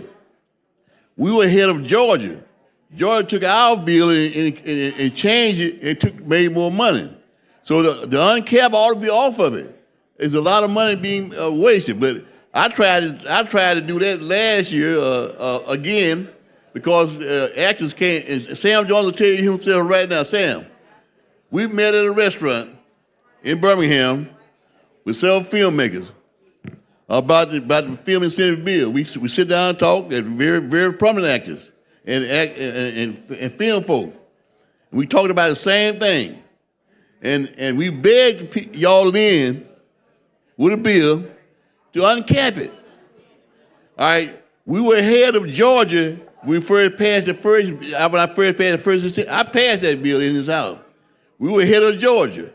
Georgia took our bill and rewrote our bill and went ahead of us. At one time, Alabama had a film commission here in the state of Alabama.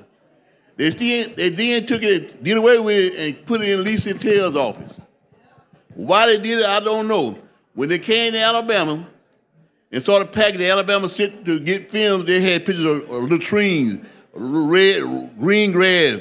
It was a very poor package. We wrote the package, we got Lisa Taylor to support it, and we passed the bill. So I'm supporting the fact that you all take a cap out. And Marjorie Wilcox will tell you herself that we talked about it about 2 years ago. A year ago, I had a similar bill 2 years ago, but I couldn't get it passed for some reason because I guess that the Republicans didn't want it at the time. So now you come back the same bill that I had, which is fine. Fine bill. Hey, it's a fine bill. But all my bills are fine bills. But they end up coming back on a Republican name, which I don't mind as long as the bill get passed. I had several bills that way, but I passed the first one, and we met again. Like I said, me and Sam Jones met again with several actors from Los Angeles, California, and Hollywood, trying to do it. I mean, Bruce Willis was one of them. And we met with several studios. And so what I'm saying to you, I support your bill. And I got right up now in California, Hollywood, before I passed the first bill, so I'm supporting your bill. But I support it, but we need to take an uncap off of it, because if you don't, you can lose money. So with your bill, would add more to it, right? What your amendment does? Just takes the cap off to unlimited. That's what I want. That's it. It should be uncapped, because if you don't, they'll do like it did before. They'll take it and add more in Georgia and beat you again, and Mississippi. Mississippi outbid us also because they have a better bill than we have. They took our bill and rewrote it. Mississippi did, and so did Georgia. At one time, when we first passed that bill, Alabama jumped. They made moves in Birmingham, they made moves all over the state. And then they beat us. They took our same bill, so I think you ought to uncap it. I think you ought to uncap it so you can be compared. You'll make more money. You won't have any, and you can be one step ahead of everybody else.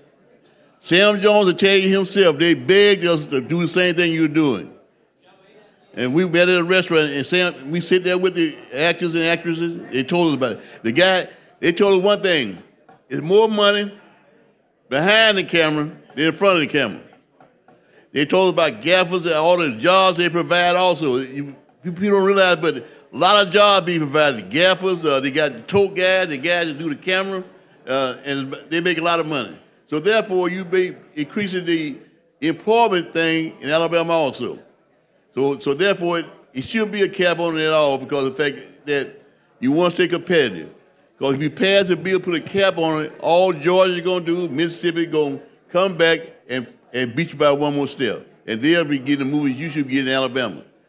And I will tell you right now, we had a film commission here one time because when we first passed it, we had a film commission created by the governor. So we could be competitive and get some of the money that's going to other states. It's an untold pocket, a stack of money that they utilize, and we should be getting all we can get. It would be stupid of us not to get that money. Because it also not include movies, it includes the advertising. Do you realize how much it costs to advertise a project with a go on TV? Talk about Super Bowl ads. They make money. Music, music videos, tons of money. It's unlimited the amount of money you can bring into the state. It is stupid for Alabama not to do it. So now you'll uncap it, right? Do not want to cap on this with this amendment. Perfect. You put a cap on it, you will lose. If you cap it, somebody could come back and uncap you at Mississippi and Georgia. So therefore, it should be uncapped. It doesn't make sense to have a cap. It doesn't. It doesn't because if they come and they're spending money, you're making $9 to one. It doesn't make sense to even have a cap. They make money plus they bring folks. They hire folks. They hire extras. They hire gaffers. They hire people. As a matter of fact, I shot the photographer for Tyler Perry movie here in Canaan, Birmingham. I shot the video and the camera stuff for him. Made $30,000. You hear me? I made I'm saying right now, I'm paying taxes on it, but I paid $30,000 shooting that movie with the same camera that y'all just bought for her. I use the R. It went R, and I use the R6 right now. I shoot. I'm a photographer by profession. Mm-hmm. That R6, and she just bought her. Thank you for buying them. You shoot video with it, and shoot film with it. It makes video at 4K. And if Alabama uncap it, we can stay competitive above Mississippi and Georgia. If we don't, we pass the bill with a cap, and all they got to do is come back and raise theirs. So you make it unlimited, we competitive from now on. So I'm thanking you for the bill, and I wish I could have passed a similar bill. Marjorie Wilcox reminded me, I wrote the bill again last year, but I couldn't get any traction on it. So I'm glad to see y'all bringing my bill back. I've had several bills passed up in my bills. I said, thank you for passing my bill. Daylight saving time, all of them. But anyway, I hope Keel will understand that it's better uncapped. If you don't, you're going to lose money. All Georgia and Mississippi will do is come back the next session and beat you by another percentage, of 5, 10, 15%. So don't give them that advantage. Alabama should keep the advantage. I'm supporting you 1,000% because it makes money.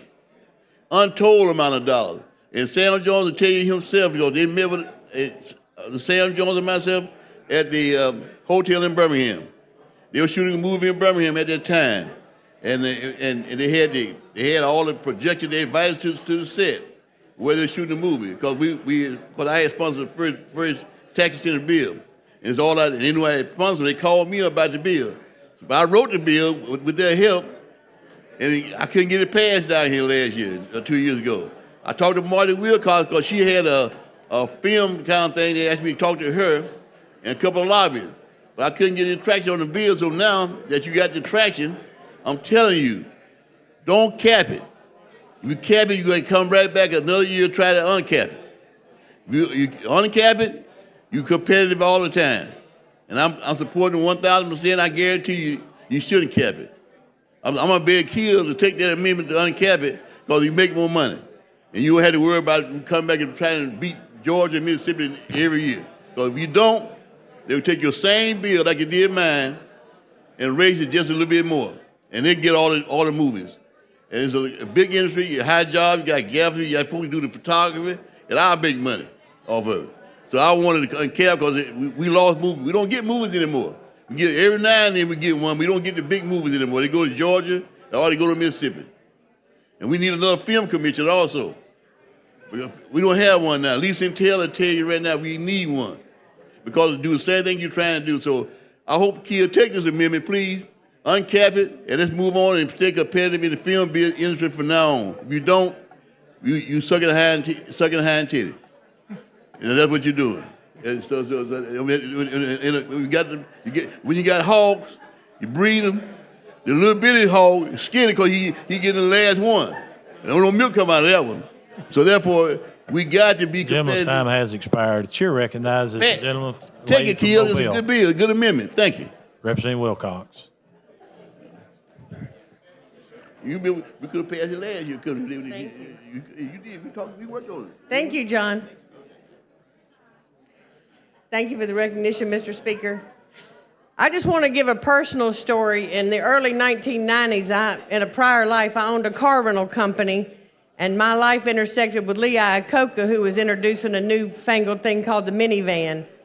So he kind of pushed it. He bought Dollar Rent-A-Car and pushed it down to us small business owners. And if it hadn't been for the Mission of the Shark and the film coming that Steven Seagal filmed in, I'm telling you, I would have been in a world of hurt with a bunch of minivans that nobody wanted to drive. A film industry and a film coming to a town brings a lot of money, so I understand you not wanting the cap because they have to spend the money before they even get the credit. So I do believe the stats that have gone out that they spend you get a $9.99 return on every dollar spent. So I think that the cap that we have set for this bill is low and is making us look like we really don't want the film industry here. I applaud you bringing this amendment saying if you don't have a limit, then we're going to be the powerhouse on film industry, music industry, which is being added to this because we know what the northern part of Alabama brings to the music industry. Mobile's got a burgeoning music industry and film industry. So I'm in support of your amendment, and I hope that everybody here will understand this is not a big business incentive bill. I was somewhat offended that they didn't put film industry in the game plan because this is a clean industry. It brings tourism to an area, which is another clean industry. So my God, why would we want that in this state? That's right. We do have beautiful land, beautiful scenery, beautiful small towns. We want people to come and visit. Want them to just leave with their memories and only leave their footprints. That's what tourism and film industry does. So as a prior small business owner, I applaud your efforts. I hope that everybody understands what the film industry and music industry does for our state and will support your amendment. Thank you. Thank you. Chair thanks the lady. Chair recognizes the gentleman from Baldwin, Representative Simpson.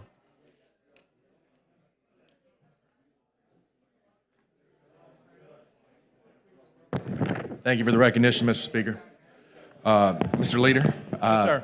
I appreciate and I applaud your effort on what you're doing here. I know where your heart is. I know where your head is with this because it makes financial sense to go through that. That being said, I am much more of a bird in the hand is worth two in the bush. And I understand you're a big game hunter. I know who you are. I know what you believe. I know from our conversations, you believe in the long pass, let's get this done, let's get this touchdown, let's run it up and run up the score. I know how you feel on that. And I believe in this amendment, I believe in what you're saying. But what I'm asking you to do is let's take the first down. Let's get the first down and get this bill passed and get some credits on there. Get some credits to the film tax credit. Let's prove what we have. Let's come back and show them when we have time to study it. You have the clout and you have the power to get this body to agree with you and put this on there. But I'm telling you what, this body may not agree with what happens upstairs. And I don't want to kill the bill on the 7th floor because we can't get what we need down here. And that's what I'm afraid is going to happen. We get lost in the power struggle of what's going to happen, and we say, rather than have unlimited cap, if y'all would have just taken 20 million, you would have been able to walk out of here and got something through it. I hate that strategy, but it's the smart strategy to get what we can to prove the $9.90. If we come in with a 20 million cap and we come back in with 10 times that, $200 million almost from showing, and we can show the receipts, we can show the efforts, we can show everything you're saying, which I believe with you that can happen. If we show that, then we can come back and we make another argument next year and say, look what 20 million got us. 20 million got us 200 million. Now we're coming back asking for more. And I just ask you to help with the body on this to get this passed because I'm afraid with this amendment, this bill does not pass.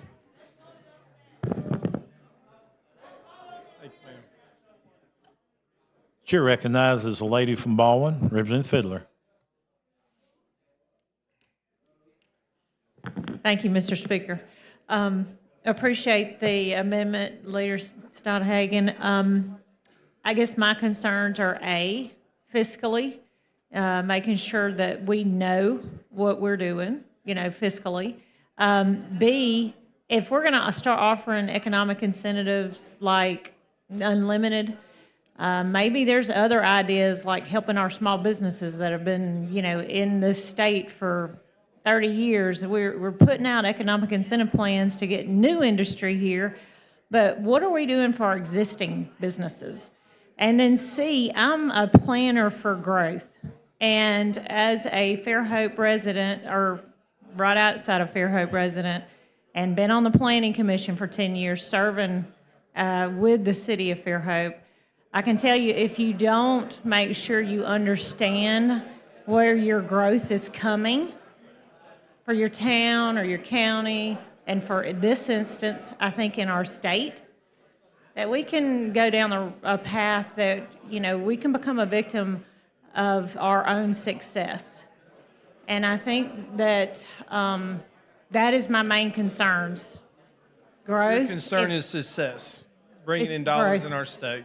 Where we want to know where that growth is coming, and we want to plan that. And then two, the hit on the education trust fund, I'd be worried about that. So the cap is irrelevant. If they come, great. Then we get a $9 to 1 return on the investment brought to our state. If they don't come, it doesn't hurt us. You're not paying anything out. As like incentive packages where you're putting X number of dollars up front, you are losing if they don't come. This, I don't see the harm of having a cap. Like, why would you have one? If they don't come, it doesn't matter. It's the same as it is today. But you're crippling yourself by capping yourself at $20 million when this big industry is coming and looking. Perfect example, Heart of Dixie. It's a Netflix show. Do you know what town that's about? Your town. You know where it was filmed? Georgia. You know why? Because of the cap. Every movie, every show about our sweet state we love so much is filmed in other states, making other states profit, whereas we're sitting here watching them in our state and enjoying them. I don't see it. I don't agree with that. Okay. I know it's hard to kind of grasp, but you can be a victim of your own success. And I've seen it in my few short years on this earth. I have seen it. And I just feel like if we're going to try to bring all this growth wherever we're going to go, we need to make sure it's planned, and we need to plan it. It doesn't need to plan us. And thank you, Mr. Speaker. Thank you. Chair thanks the lady. Chair recognizes the gentleman from Jefferson, Representative Shaw.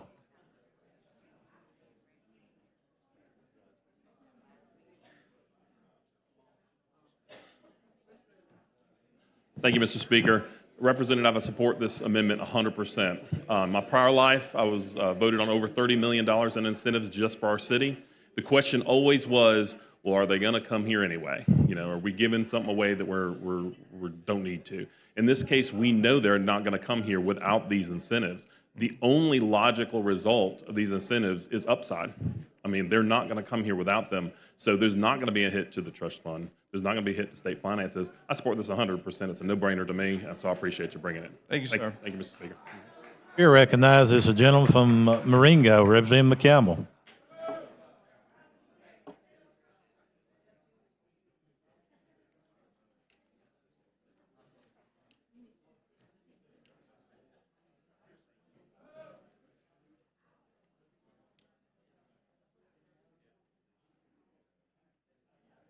Thank you, Mr. Speaker, for the recognition. Will the gentleman yield? For you, yes, sir. All right, I appreciate it. I come in support of this amendment, and I come with that support simply because of this. If we keep the cap at 20 million that we have, when you talk about the film industry looking all over this place, then they aren't coming anyway. But if you give that cap, and this is the thing I think people are failing to understand, and that is we don't lose anything with our cap up here, but we lose a whole lot if it's at 20 million. When you can take numbers like what you gave earlier, Louisiana having more films coming in there, producing more money.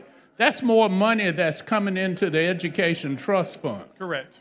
But if we don't get them, if we are going to limit the number of films that are, and the makers that can look this way, if we are limiting that, then we are always going to be behind. We are always going to be cutting our nose off to spite our face. You know, if we want growth, then we have to make it I guess, we have to make it appealing to people. We have to, and that's an industry that's not going to just necessarily say we come into Alabama, but when we give them some sort of incentive to come, I think it will work, and I believe it's worth us trying. And I understand he's saying that we may lose it if it goes upstairs, and you know, we may lose it. But the thing about it, if we can't make a case for growing our own economy, then who will? Thank you so much for bringing, and I can't believe you and I are actually on the same side this time. Chair thanks the gentleman. Chair recognizes the gentleman from Jefferson, Chairman Garrett.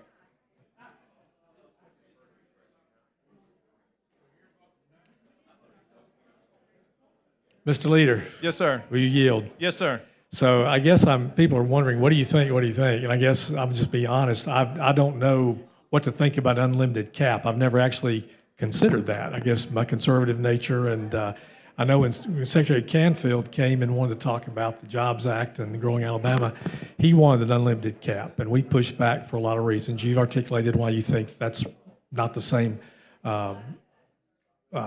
scenario. I just have a lot of questions. I'm a very pragmatic person. Want to have a lot of questions. I want to understand. When this bill came for committee, I met about probably 15 minutes or so with a group from the film industry in Mobile. And by the way, I had met an individual in Birmingham who's very involved in this film industry, who'd made some movies in the past. He kind of got me fired up about the whole process, and I think it is an opportunity, economic development opportunity that we should look at. I think it'd be better suited if we looked at it, you know, in a more organized fashion and a little more comprehensive fashion than just making the decision. Because I think realistically, this would not move upstairs. That's just my opinion. I could be wrong, but that's my opinion. So I think that what our approach in the committee was to take the information to try to put in a vehicle that would at least allow for us to move, maybe starting next session, with some more studies, some more information, more detail. That's where I am. If you know me as a pragmatic person, I think it's my responsibility to look out for the Education Trust Fund. We have probably $2 billion worth of incentive type credits or things, or incentives that were in the fund right now that we kind of have made some priorities on some that and this was not one that I was really aware was a priority. So I haven't really studied enough to give a recommendation. My honest feeling is it's a great idea. I think it's an opportunity for our state. I would just like more information. So, and I just wanted to point out that I think that based on my conversations with my counterparts upstairs, I don't feel like they're going to be amenable to increasing incentives. We have a bill in our committee tomorrow, which is actually going to require that we sunset incentives that haven't been sunset before. So those are my thoughts. I think the body is here. We're here to consider it.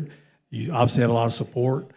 I don't want to come here and try to kill what you're trying to do. I just want to have an honest dialogue with you about it. Well, thank you for that. And I talked to the sponsor for the record. I was pointing at you. But I don't see any harm in unlimiting this.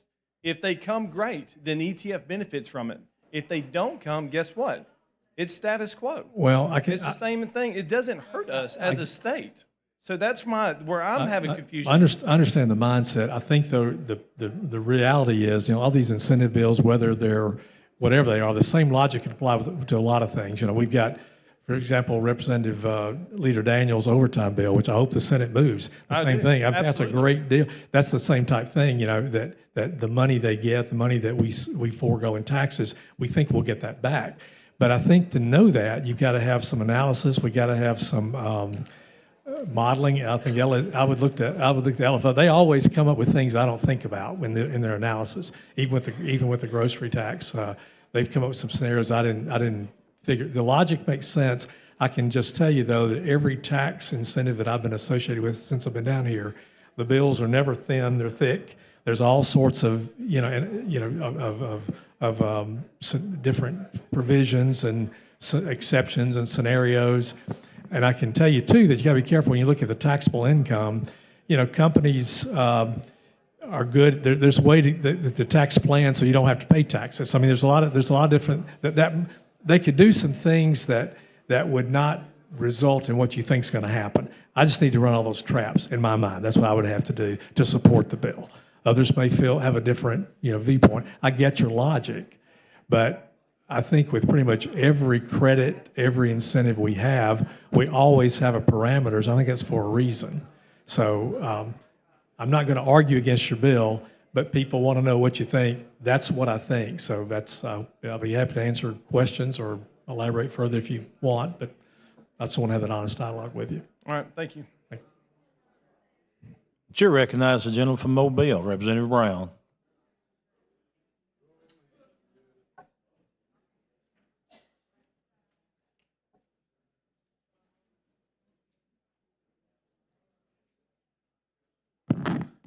Thank you, Mr. Speaker.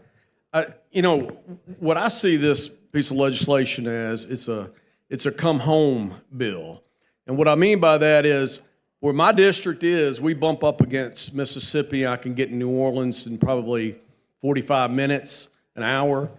And what's happened in Louisiana when they increased their credit is their kids came home. Same thing in Georgia. All those kids that wanted to go into the arts, that wanted to be makeup artists, that wanted to be, work in stagecraft, what have you, they moved to LA, they moved to New York, because they couldn't find work in Louisiana. They couldn't find work in Georgia.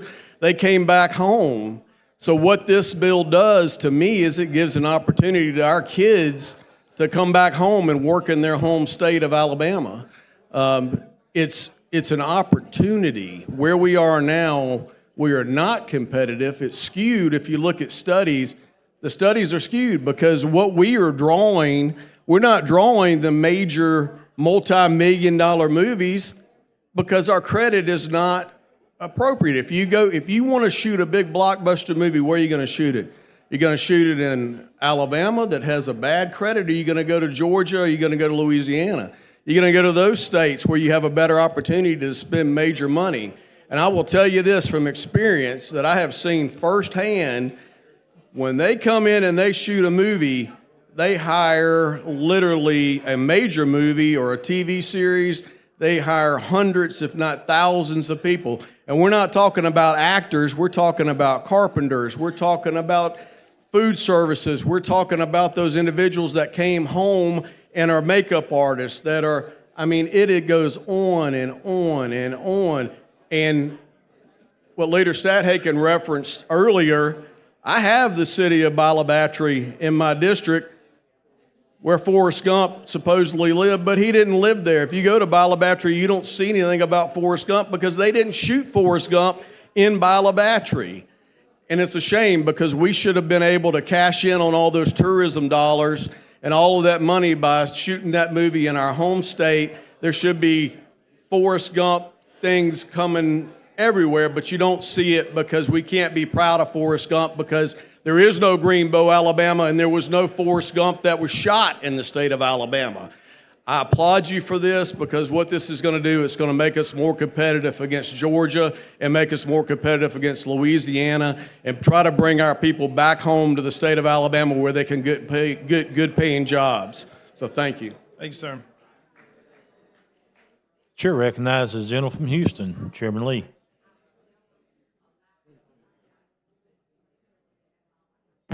Thank you, Mr. Speaker. Every person that stood on this side, I agree with everything they've said. I think there is a process and a way to get to where you want to go. I'm not sure that I agree with what you're trying to do or not. I like what you're saying, $9 return on every dollar. But I think that integrity of this body, there is a process of which we need to go to. We're circumventing the process of the committee to get to this point. I may not have a problem with the unlimited, but I think there is a time and a place for amendments to be made on this floor. But this is an unlimited, first to my knowledge ever, unlimited, and I don't know if it's good or bad. How can it be bad? I don't know. I'm on general fund. We've got people on education. I don't know if it can be good or bad. I think it can be good, but I'm not a gambler. I'm not a gambler either. But both of us are business guys. I just need to have someone to tell me that this is going to be a positive effect. Now, I don't know if with 20 million, I think 20 million is too low, personally. I do. I think it ought to be 50 to 100 million.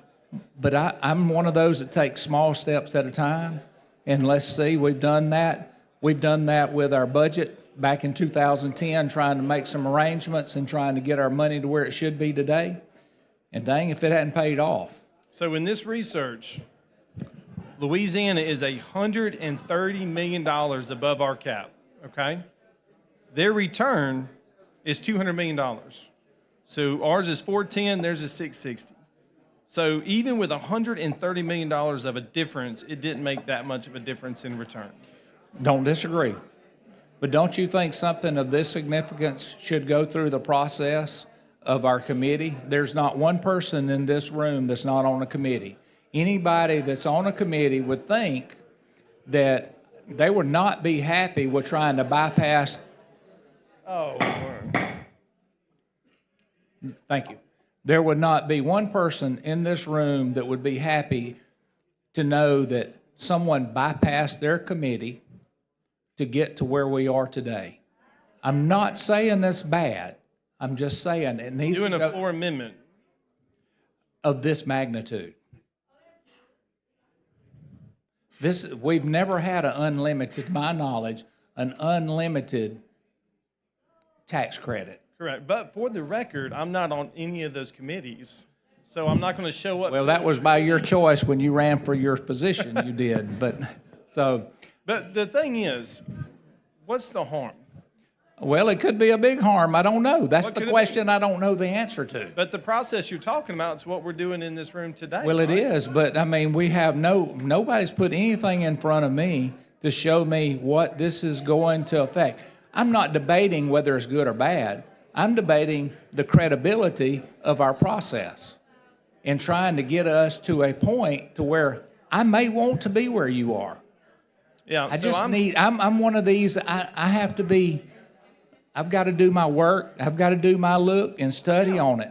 Everybody's got different personalities. Not questioning, I am not questioning the reason for what you're doing it.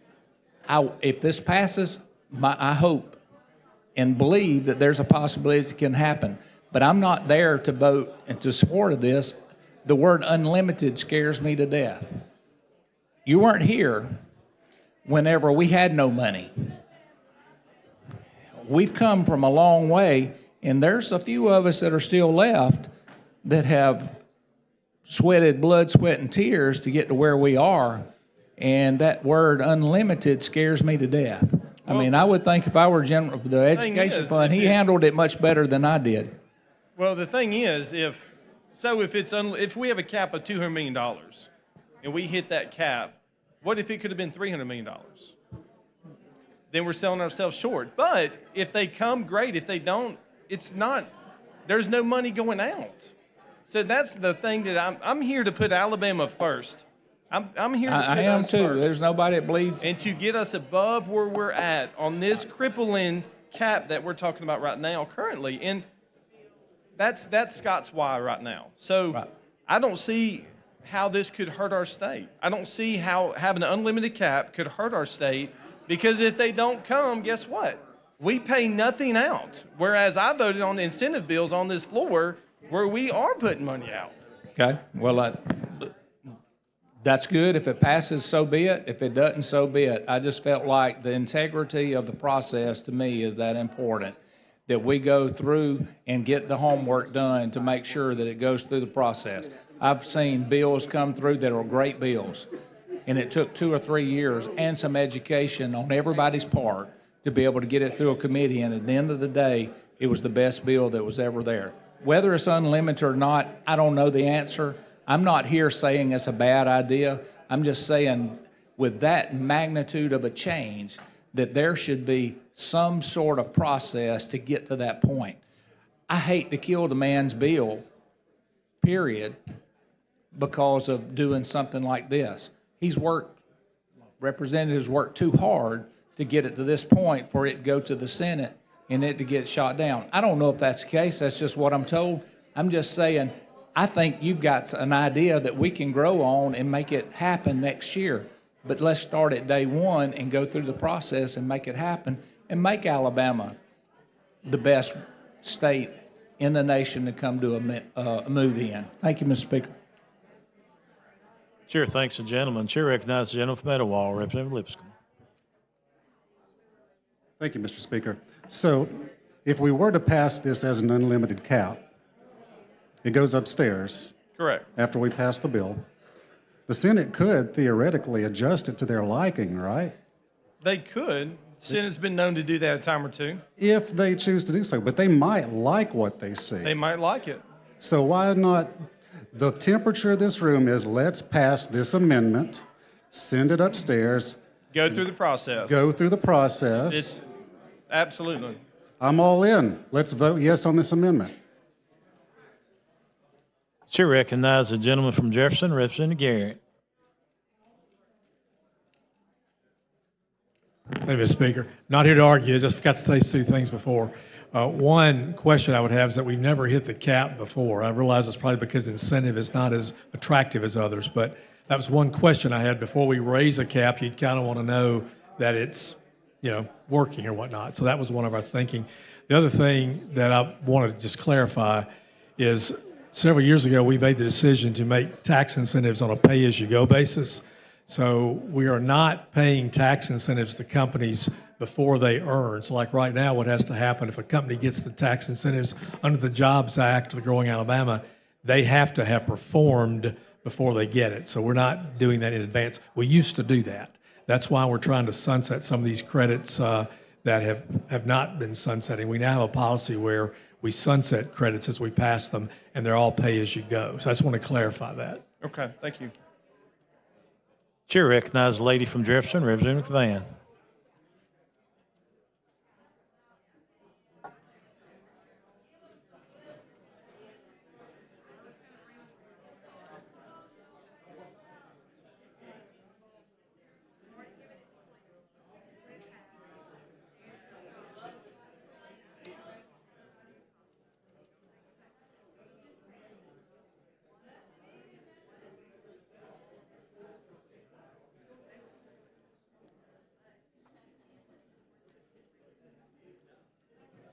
I don't get into the middle of you all's politics. Yes, you do. Come on. No, I don't.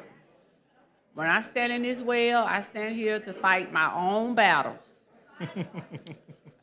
I've said that for many of days and many of years. When I stand here, I stand as a party of one. I have nobody to stand with me, by me, or for me.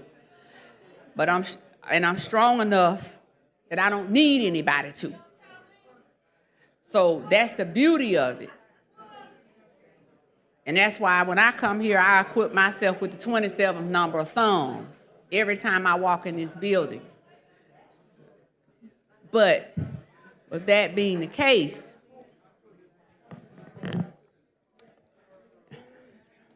and for those of you all who do not know that, it just simply says, when the wicked, even mine enemies, come upon me to eat up my flesh. But at the end of the day, nothing in, nothing out. Correct. So I'm not sure what I'm missing. And I don't know what politics you all have going on, and that's y'all politics, and I let that be you all story. That's y'all story. Y'all stick to it. But the argument is not defendable. And I'm not here to pick sides one way or the other. I'm just only here for my folks that are listening, that have texted me. If you don't take nothing out, you don't give anything out. So you're not losing anything. Correct. Now, I don't know what your colleagues are going to come back up here to say differently, but for the media that's out there that's reporting on this, I don't want y'all to come up here and say anything differently because it's not true. And again, if it's some politics that's going on that I don't understand, and I understand about the ETF and the surplus and all of that, I mean, I got a bill that's going to come down that Senator Wagner is the Senate sponsor, and I'll carry the House version of it if it makes it down here. I'll need support on. But at the end of the day, I'm not sure what's going on with this. And maybe you can enlighten me that if it's doing something else, or is there something that we need to know? I heard the gentleman speak about the committee. Well, this is a floor amendment, and we can bring a floor amendment unless I miss something. And I try my best to be pretty astute with the rules. I'm pretty good with the rules of the House. So am I missing something? And if I am, would you educate me? Because I can be educated. I know I'm not the smartest person in the room. I've been accused of being such lately. I've been called a lot of things this session. So help me out. I don't know what you're missing. I believe in it. I think nothing given out, there's nothing to lose. And if we give the movie industry the opportunity to do more business within our state, about our state and about our towns that everybody loves so much, to do it in our state instead of our neighboring state. I mean, because these folks are huddling around like they're about to try to drive the ball in on the 5-yard line and try to win the game, and it's only 1 second left before the clock hit 00, and that makes me nervous because I just want to make sure I'm not missing something. And again, I try to read these bills, and I try to educate myself to know what's going on. So when I get that call from the media, if I'm called, I can at least speak intelligently to the issue. But I see the fierce debate and discussion, and I'm not here again. I don't have a dog in the fight. I think we need to do something, as I stated. And again, I know my colleague, Representative Rogers, has brought legislation time and time again with regards to this issue. And I guess I'm just trying to get to what the problem is, and maybe somebody else can tell me what the problem is, because I mean, I've even had I just heard somebody say, well, what the appetite for the Senate will not be if we should pass the bill out of the House. I'm going to focus on our business and doing what we think is right. I make that argument all the time while hey, the Senate is the Senate. It takes 2 houses to pass a bill. I've seen Senate bills pass out of here on the last night, and I've seen many of Senate bills die from some of the most powerful senators walking around here in this building. At the end of the day, if they can't get it out in time, if they don't have enough votes, it just doesn't go. We just come back another day. I've lost a few bills. I've not lost that many bills. I'm very fortunate with everything that goes on down here. I've passed a lot of good bills. I've passed 3 good bills out this year, and I think I have 1 more that I had this year to try to get out. I think will hopefully pass out. And hopefully the governor will be signing the 3 bills if she hasn't signed them. But I'm just taken aback as to what the issue is. You know, and then I think about this surplus also. You know, we keep talking about this surplus. You know, my thing with the state of Alabama is, if not now, when? If not now, when? You know, and we talked about when we were broke. Well, we were broke when we were Democrats, we were in leadership. We were broke at times when the Republicans been in leadership. You know, I've lived through proration, inflation, Reaganomics, all kind of different times, regardless of who the president has been in office, whether it be Republican or Democrat. You know, at the end of the day, the question still remains: what have we done for Alabama, and what has been the benefit to Alabama? And I've also seen it where we have found money for what we want to do in this state. I agree. We have found money for what we want to do in the state of Alabama when we want to find it. And that's just the bottom line. And again, I'm not here to fight a Republican war or what have you, but again, it was just funny to me that I saw so many Republicans coming up, and so I just couldn't resist asking the question if I'm missing something, or did I need to know something else with regards to what you're proposing. And if you would just enlighten me again, your amendment does what? It makes the cap unlimited. It just removes the cap. That's right. So right now it's $20 million. It's $20 million. You're just removing the cap. And again, if there's nothing in, nothing out. Perfect example. $20 million cap, 5 films for the state of Alabama. Unlimited, 95 films in Georgia. That's the comparison that we have. So the budgets, as far as money coming in, I think Georgia's budget chairmen are a lot happier than ours with the money they got to deal with versus what we're dealing with right now with this. So it's more money coming in, and if nobody comes, guess what? It doesn't hurt. I mean, I get it. I don't have an issue. I'm not here to defend one way or the other. I just wanted to get the clarity on it. Again, I think you explained it. So I'll just wait to see what other debate is gonna come up. Because like I said, when I see all this hovering around and folks are standing up, I'm just like, this is getting to be a little bit ridiculous. So I'm just standing up here now, just trying to shake the dust off, because I went a few days not speaking. So I can, make sure that let people know that I'm still here and I still have a voice to speak. So I appreciate the opportunity to come and just exercise my right to be able to speak on behalf of the people. Thank you. Thank you. And ladies' time has expired. Chair recognizes the gentleman from Fayette, Representative South. Thank you, Mr. Speaker.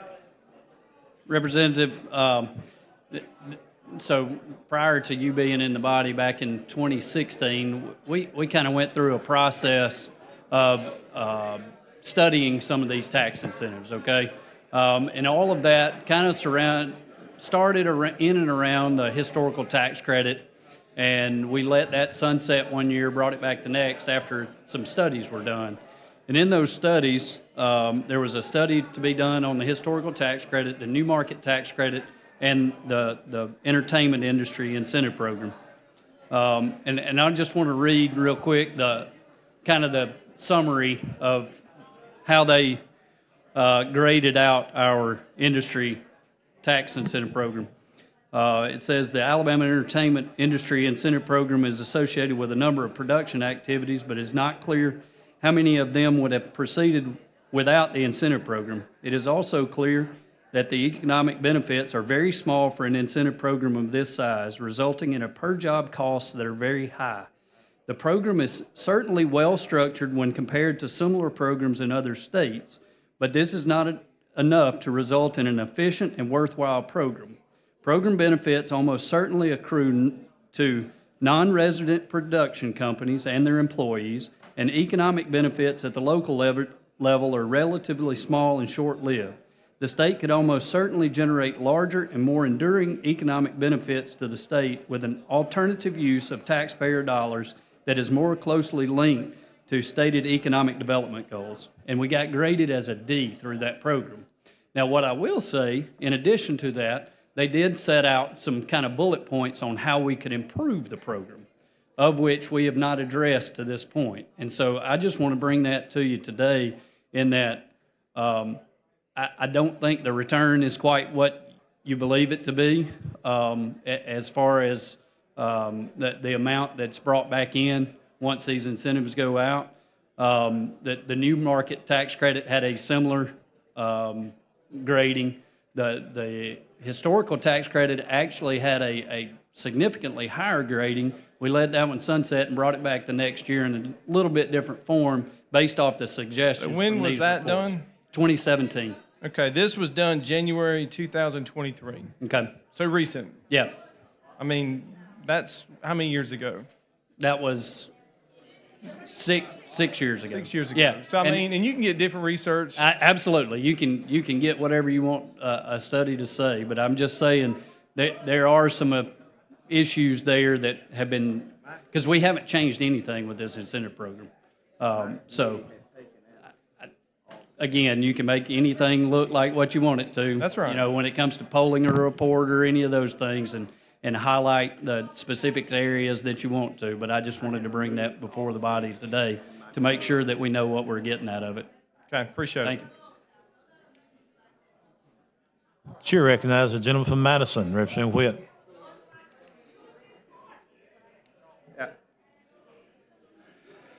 Well, the gentleman yelled. Ask you, would you yield? Yeah. Thank you. Mr. Leader, I think this has already been pointed out, but prior to coming in, you did not talk to the chairman of the ETF, right? I talked to the sponsor of the bill. No, my question was, did you speak to the ETF chairman I've already about answered this that, amendment? and that was no. And I said I spoke to the sponsor. So after that, the bill came to my committee, Economic Development and Tourism, right? Did you come to me to speak to me about the amendment? I spoke to the chairman. I No. spoke to the bill sponsor. Okay. So just to clear up, you bypassed both chairmen, Mr. Leader. You can say it that, yes. No, there's no saying it. You did. I spoke to the sponsor of the bill. Okay. Who's going to oversee these tax incentives?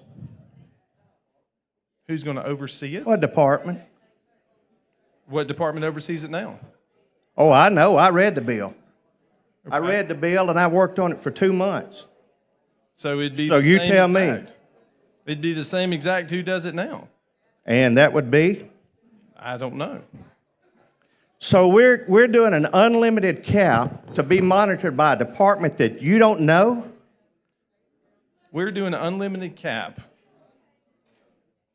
to be. Now the answer to that is the Department of Commerce. Have you spoke to the Department of Commerce about this bill? No, I have not. I've spoke to the sponsor. So you're doing an unlimited tax incentive bill. You did not speak to either chairman of the committees that it went through, nor the department, or did you know the department that monitored this, the Department of Commerce? Is that correct? That's correct. Okay. Just wanted to get a little clarity on that.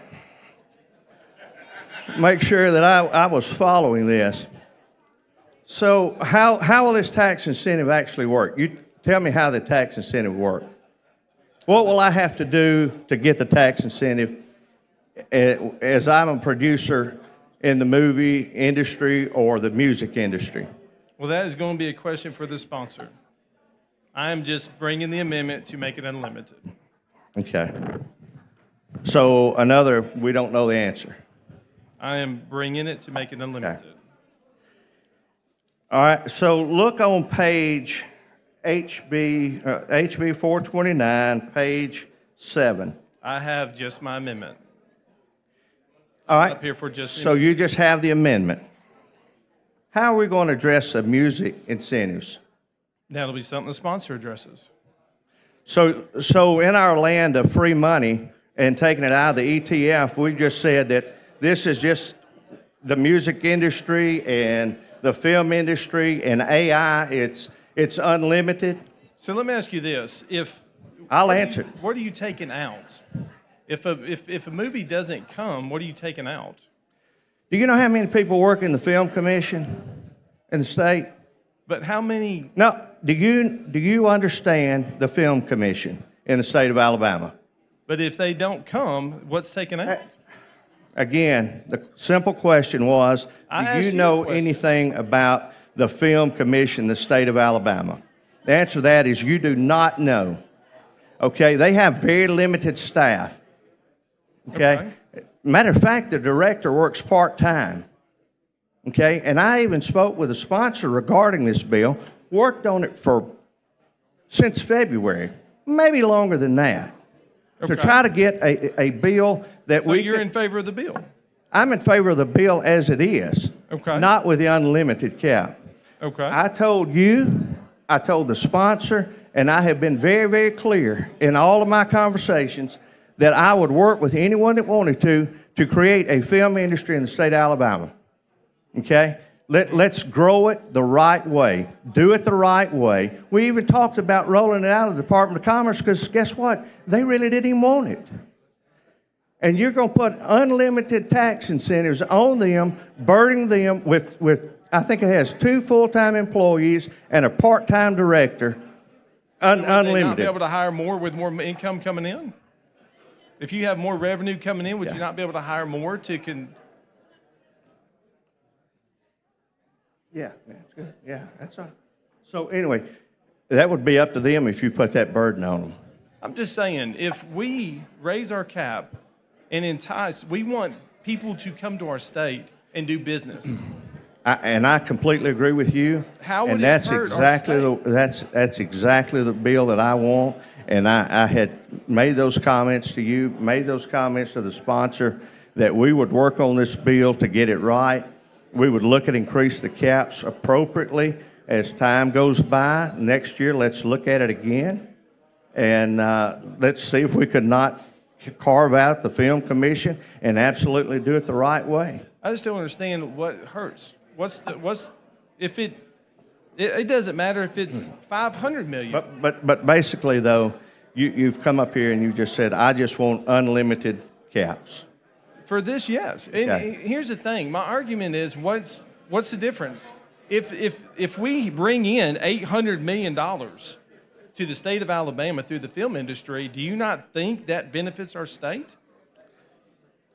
I absolutely think it benefits our state. I do, Mr. Leader. I do, Representative Stadhagen. But again, I want to make sure that we do it the proper way. We do it the right way, and that we build a film commission that we can all be proud of that's equitable all across the state. That's all that I wanted to do. And again, to have an unlimited cap like this is something that I've never seen in my time here in the state legislature, and I just think this is a very reckless and dangerous amendment, and I will not support it. Chair recognizes the lady from Mobile, Representative Wilcox.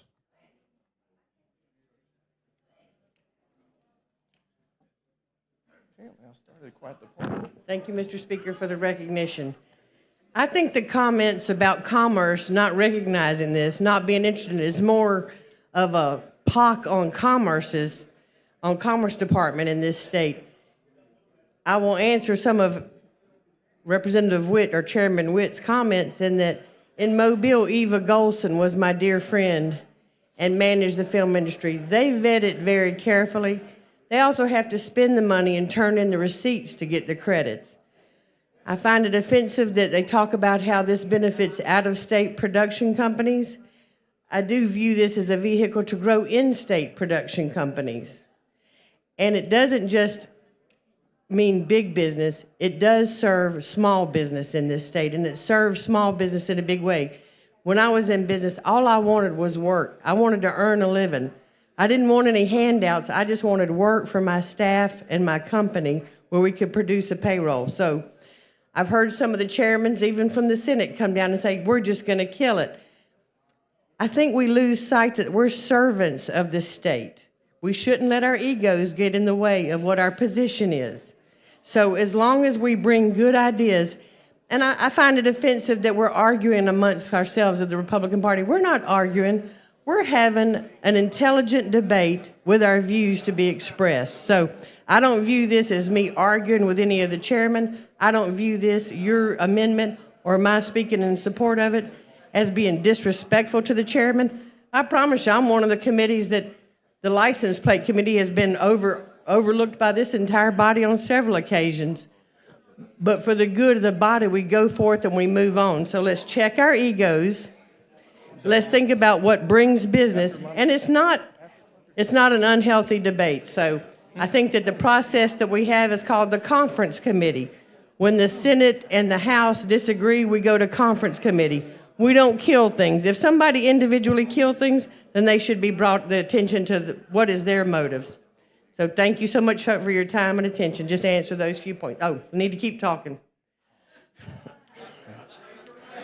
I will tell y'all about how this industry personally affected me. Lee Iacocca was a brilliant businessman, and he introduced the minivan, and he also bought Dollar Rent-A-Car. And as a small business owner, being able to rent 25 of those minivans, and I wasn't a big company, I was a very small company.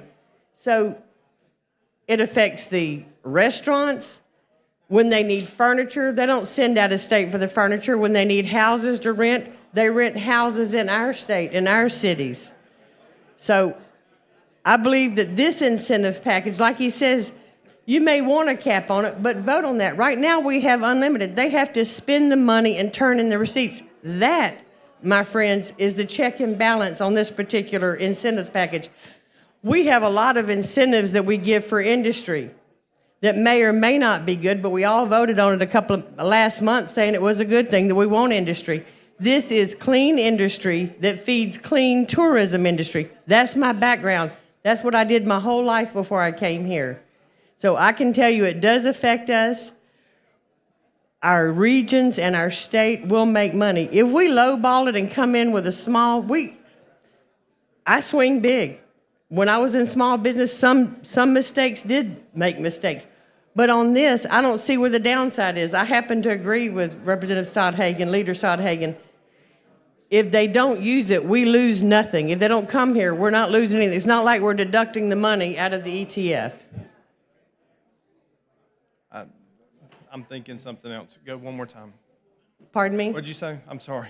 I just said that this feeds a clean industry, tourism. So if they don't spend the money, we're not out any. If they don't come and build it, we're not subtracting money out of the ETF, Mr. Chairman. So thank you for your time. Chair recognizes the lady from Jefferson, Representative Moore.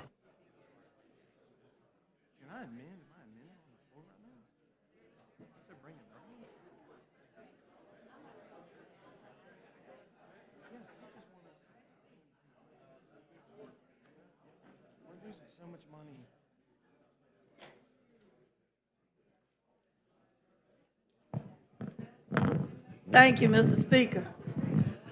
It's been kind of fun to see the debate. And that's what we do when we have a disagreement. And it's also good that nobody came with the previous motion, because that's what the legislative process is about. You've got a motion in writing. You know what, I would rather than a motion in writing, you know what I would ask for? Time to go home. So, but I do want to make some points, and I support what your amendment that you have, because the last few weeks, we've had a couple bills to come before this House that took money out of the Education Trust Fund. One of them, I think this year we take about $2 million. Next year, it's about $3 million out of the Education Trust Fund. And I think nobody said anything. Nobody was upset for those bills that have come forth. And Chairman Garrett, was not upset when those other bills came before the House that took money out the Education Trust Fund. What you're doing, and I surely would hope that people understand, that if they don't come, we're not setting no nest egg on the side for them to draw on. If they don't come, we don't spend nothing. And I think Ms. Wilcox told you how they calculate the receipts. So it's nothing, we don't lose anything like those previous bills we had this last week and the week before that took money out the Education Trust Fund right now. And what we're saying with this bill, if they don't come to do a movie, we don't lose anything. At one point in time, we were ahead of a lot of people, but we just got slow on the job, and George and everybody else went ahead of us. But this is a no-loss situation, and it should be a no-brainer. And they told me not to come up here and poke fun at the people that's been coming to the microphone. But it's been kind of funny to me because it's a situation where we're not taking any money out of the Education Trust Fund. I hadn't seen so many heads together in quite some time in this chamber. So it is funny to me on what you're doing. And I want y'all to know I've been laughing all the time because it's finally a bill that does not take money out the Education Trust Fund, and everybody's having a hissy fit, but you quickly voted for those bills that took money out the Education Trust Fund.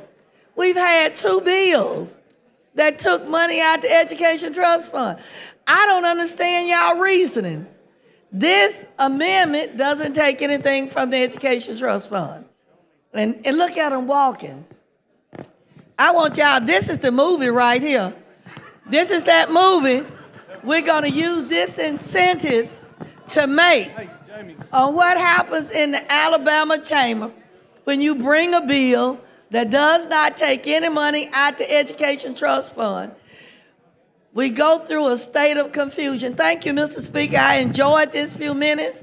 Mr. Keel, you know, your last bill started with a minimum of $2 million almost out to education. Then next year it's gonna be almost $3 million out to education. And they didn't say a word. I'm just amazed. Versus an amendment that don't take anything out to education. I appreciate you. Thank you.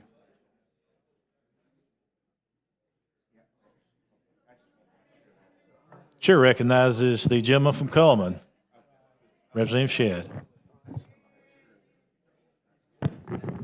Thank you, Mr. Speaker. This is all new to me. We had, when I was mayor of my little hometown at Fairview, we had a movie come and filmed, and we didn't give any incentives or get any incentives either. So I don't know how this business works, but it's interesting. Appreciate your interest in trying to make our state better. We have a wonderful state that anybody should be happy to come to and enjoy the beauty of our state and the talents of the people of Alabama. The people of Alabama are just as talented as the people of Georgia, and the state of Alabama is just as beautiful as the state of Georgia as well. So it's been an interesting debate.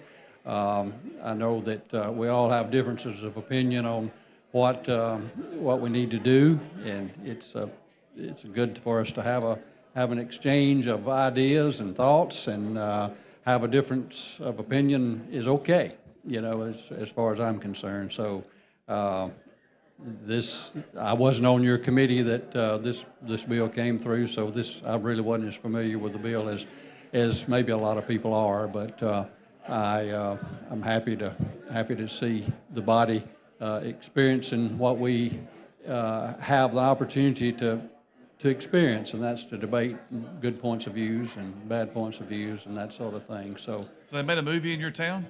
It was some time ago. Now let me say, I was mayor of a very small town. I tell people that being mayor of my town was about like being president of PTA. You know, it wasn't really politics. It was just a small, very small town, but I enjoyed it. It was community service, and we thought at the time when the movie came to town, it was a great experience. Some of it turned out it wasn't so good, but a a lot of people enjoyed the opportunity to see that thing happen, and a lot of excitement in our town when it did come to town. Sir? Am I through, Mr. Speaker? Yes, sir. Thank you. Thank you for your time. Chair recognizes Leader Stat-Hagan. Yes, sir, Mr. Speaker. At this time, I'm going to withdraw my amendment. All those in favor say aye. Aye. It is withdrawn.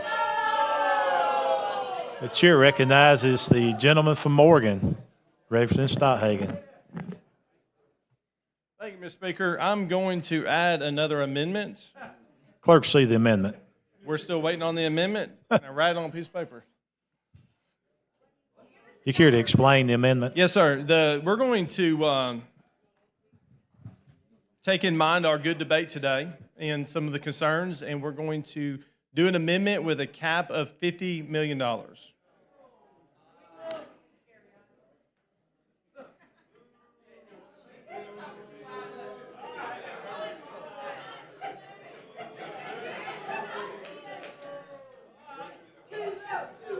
The chair would like to recognize the lady from Chambers for a point of personal privilege.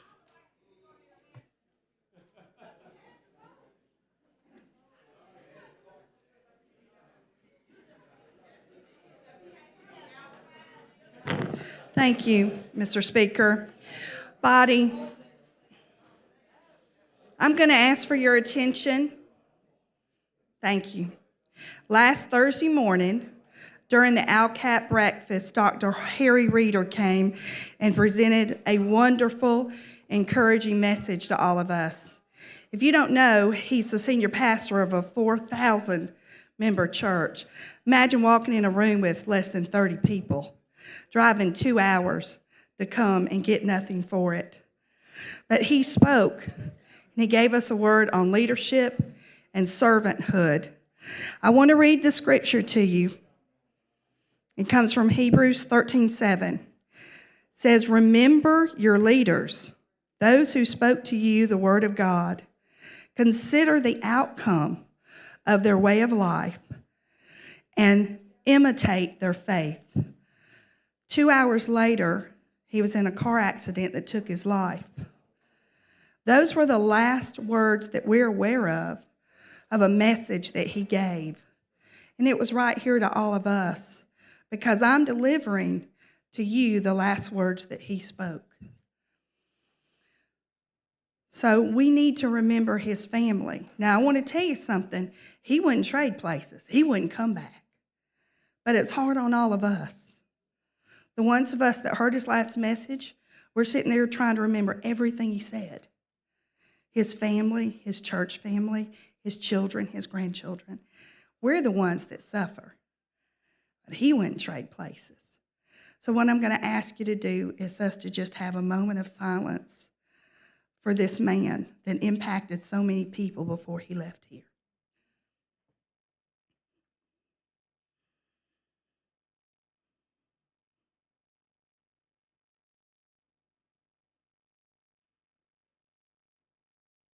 Thank you, Mr. Speaker and body. Thank you, lady.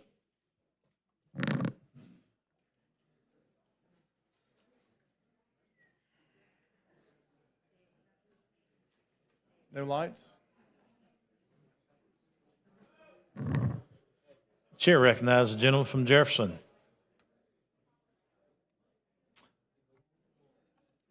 And we're going to have to hold up on that.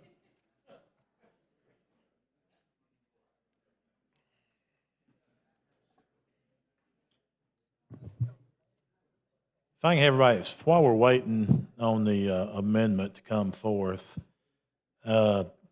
with what Debbie had talked about, I spoke to our own member, Brent Easterbrook, yesterday, and they have to move his surgery till Thursday because the situation they got into is a little worse than what they thought. They couldn't get the stents in the arteries that they tried to put them in. They did use 2 stents, but Thursday he's going to have triple bypass surgery. So if we could, let's have a moment of Brother Gidley, would you come down and pray for our colleague? Amen. You know, the Bible says, remember those, Hebrews 13, remember those that are in bonds is bound with them, and them that suffer adversity as being ourselves also in the body. And those, when we have members that are going through a difficult time, we need to remember that as if we were going through that difficult time. So let's do that today. Father, we come to you in the name of your Son, Jesus Christ, and we lift up our colleague, Representative Easterbrook today, Father. We hold him before you. Lord Jesus, we know that you went to the cross. You shed your blood for our sins to be forgiven. But on the way to the cross, you were wrapped around the whipping post, and you took 39 lashes with a cat of nine tails. And the word of God in Isaiah 53 that says, by your stripes we are healed. Father, we just ask you to be with Representative Easterbrook, Lord, through this surgery. We believe you to take the hands of the doctors. We believe you to guide this for your purpose. And we believe, dear God, that by your hand and your power, this will be for healing. It will be, God, for his future and the hope that you have for him. So we lift him up today. We release this blessing. We ask it, believe it, and give you the praise for it being done in Jesus' name. Amen. Amen. Thank you.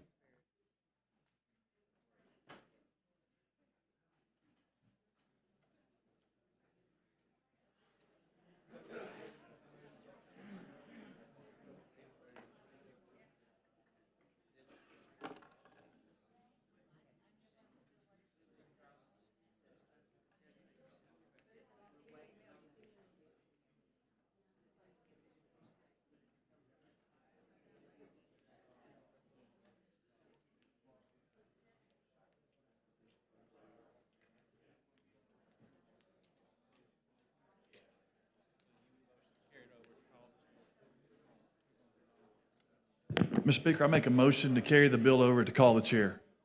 That is a motion to carry the bill over. Call the chair. All in favor, say aye. Aye. We'll carry the bill over.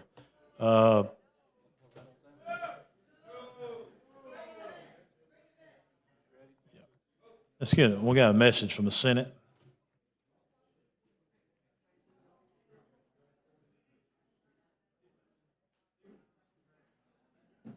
Message from the Senate, Mr. Speaker. The Senate has amended as therein shown, and as amended has passed the following House bill and returned same herewith to the House of Representatives.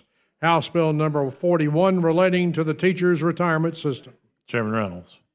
Thank you, Mr. Speaker. This is House Bill 41. This body passed earlier this session.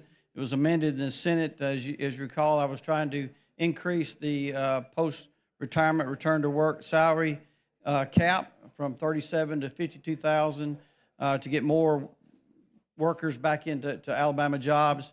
And so we have amended that bill, and I agreed to that amendment for it to apply to school resource officers, returning school resource officers to get more officers in our schools, and also for our corrections officers because of the deficiencies we see in the workforce there. And so I ask the body to concur. We heard the explanation for the motion to concur, and the gentleman has agreed to concur. Clerk unlock machine and members will vote.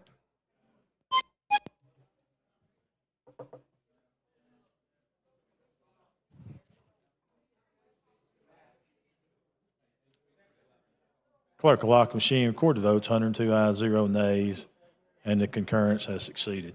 Thank you, Mr. Speaker. Thank you, gentlemen. Clerk, call the next bill out of the basket.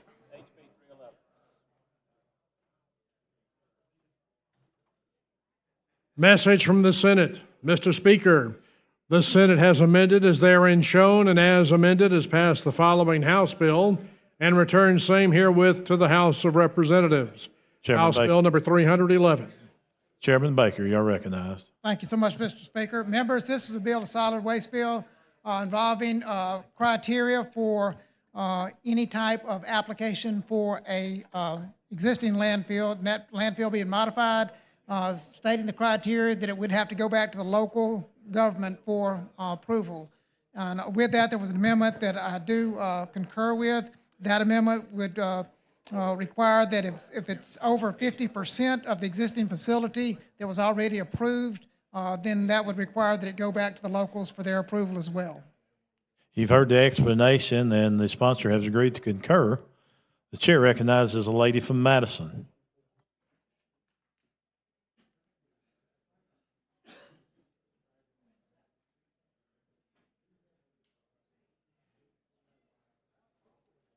Thank you, Mr. Speaker. With the gentleman yield. Sir. What does that mean if it goes back to 50%? I didn't I would say understand.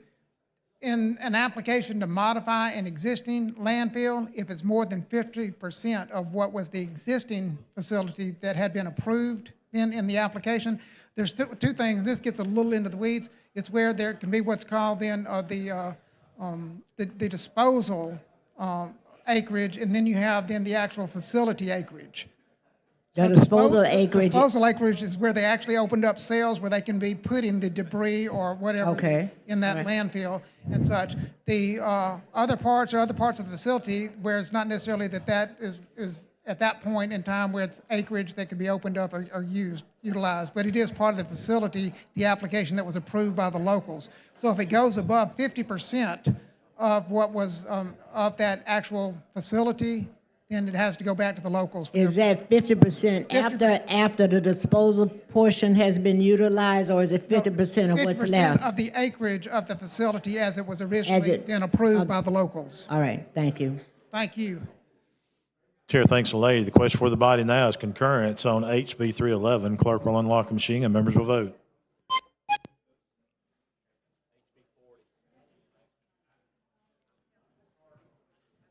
Clerk will lock the machine, record the vote. 102 ayes, 0 nays. HB 311 has passed. Thank you, Mr. Speaker and Thank you, members. Chairman.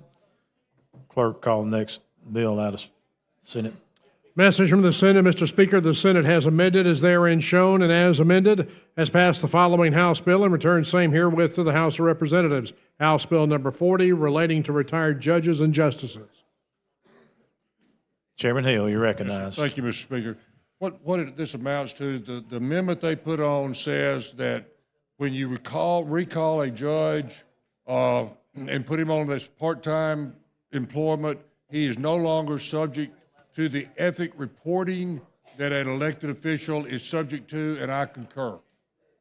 Chair recognizes the lady from Morgan, Jeremy Collins.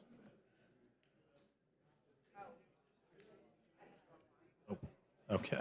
The question for the body now is concurrence of HB 40. Clerk will unlock the machine and members will vote.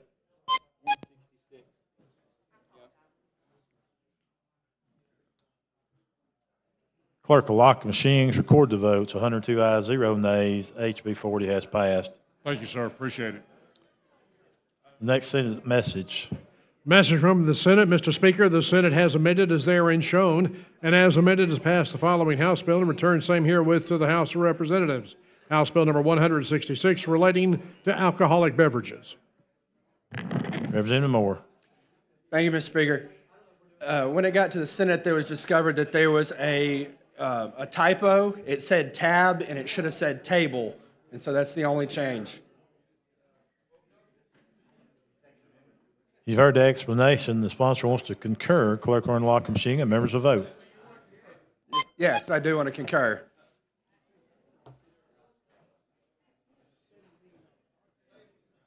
Clerk will lock the machine, record the votes. 93 ayes, 0 nays, 9 abstentions. HB 166 has passed. Thank you. Thank the gentleman. Clerk, call next Senate bill out of the basket. Message from the governor. Ladies and gentlemen, enclosed, please find a message from the governor returning House Bill 44 without the governor's signature and with a proposed executive amendment. Respectfully submitted, William G. Parker, Jr., General Counsel. Chairman Blackshear, you recognize. Thank you, Mr. Speaker. What we did on this one was when we passed this bill, Fort Rucker and Fort Benning were going through their renaming process. And when we passed the bill, we passed it the way they were because we hadn't had the official ceremonies of the renaming. So all this is doing is changing Fort Benning to Fort Moore and Fort Rucker to Fort Novosil in the final bill, so it recognizes the new names for both bases going forward. I ask that we concur with the executive amendment. You've heard the explanation. The sponsor wants to concur. Clerk will unlock the machine and the members will vote.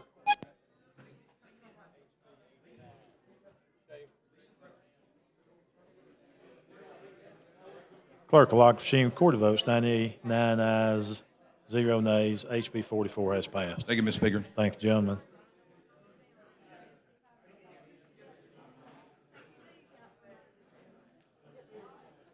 Clerk, call next Senate message.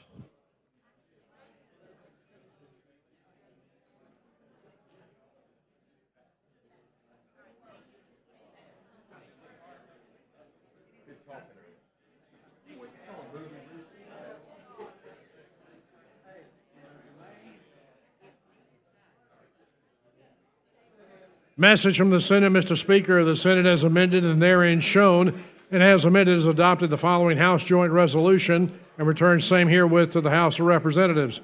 HJR number 89, creating the Alzheimer's Disease Task Force. Chairman Shavers. Mr. Speaker, I move to concur. I worked with them on this to make it better, and it is. So it's about the Alzheimer's Task Force. You might want to explain what made it better. It cut it cut down on the number of members to be involved. Chair recognizes the lady from Madison, Representative Hall.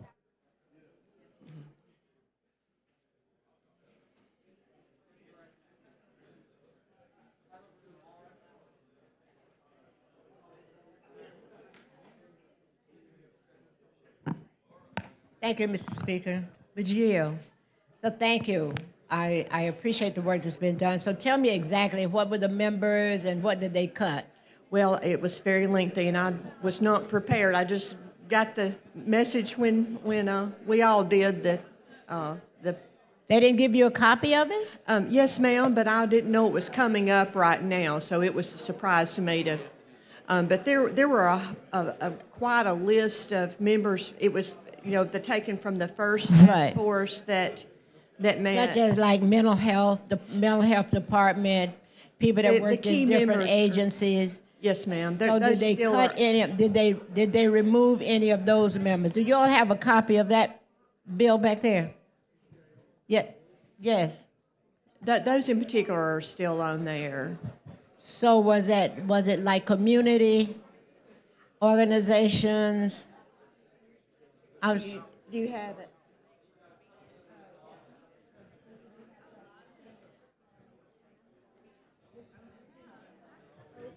All right. Well, not having something to compare to I either. understand. So it now the members would be the chair of the Senate Health Committee, a member of the Senate appointed by the pro tem, the chair of the House Health Committee, a member of the House appointed by the Speaker, the following members appointed by the Governor, an individual who represents the faith community, an individual with dementia, appointed from a list of 3 names submitted by the Department of Mental Health, a caregiver of an individual with Alzheimer's appointed from a list of names given by the Department of Mental Health. These members appointed by the Lieutenant Governor, a university-based Alzheimer's disease researcher, a member of law enforcement, the director of the Alabama Department of Public Health, the Commissioner of Mental Health, Commissioner of Human Resources, a director of Senior Services, Commissioner of Medicaid, a representative of nursing facility industry appointed by the Nursing Home Association, also assisted living, Department of Veterans Affairs, probate judges. Now, of those that you've read, were there any that you did not have? Because that seems like the list that I thought I looked at that when you were forming it. So are any of those different than what you had listed? Some of the agency names had changed, so there were those kind of tweaks. So it may have in been it. agencies, Yes, not ma'am. It was individuals. updating. There's some agencies and organizations that needed to be updated. That they were not. So they updated names as Yes, opposed to ma'am. changing the organization. Yes, It ma'am. sounds like. Because it goes on, someone from the Probate Judges Association, Alzheimer's Association, from the Silver-Haired Legislature, somebody from the medical profession appointed by the Medical Association, representative State Board of Health, ARPA. So that It sounds a lot like pretty much what you had previously. It's close to it, but I do think the tweaks do make it better. All right. No I problem. do. Thank you. And I appreciate your interest in it also.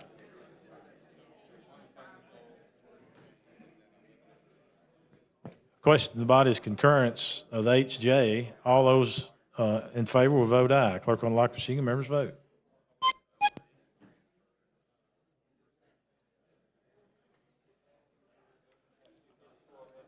Clerk will lock the machine, record the votes. 98 ayes, 0 nays. HJR has passed.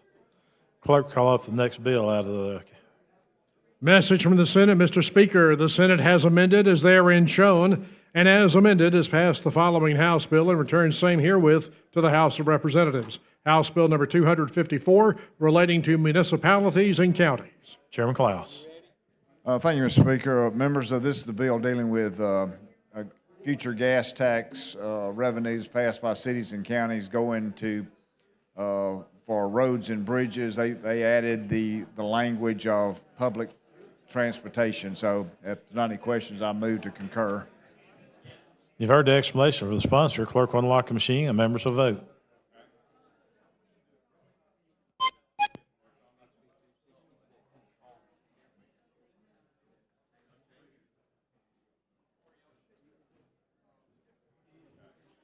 Clerk will lock the machine and record the vote. 100 ayes, 0 nays. HB 254 has passed. Clerk, call the next Senate message. Message from the Senate, Mr. Speaker. The Senate has amended as therein shown, and as amended has passed the following House bill and returned same herewith to the House of Representatives. House Bill number 266, relating to the probate code.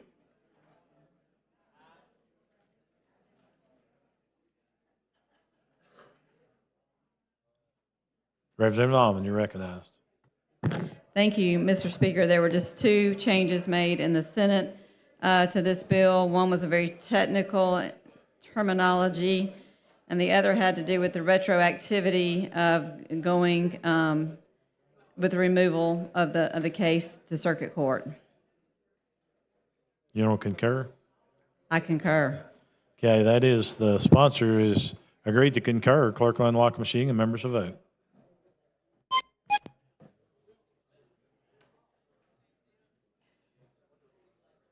Clerk will lock the machine, record the vote. 100 ayes, 0 nays. HB 266 has passed. Thank you.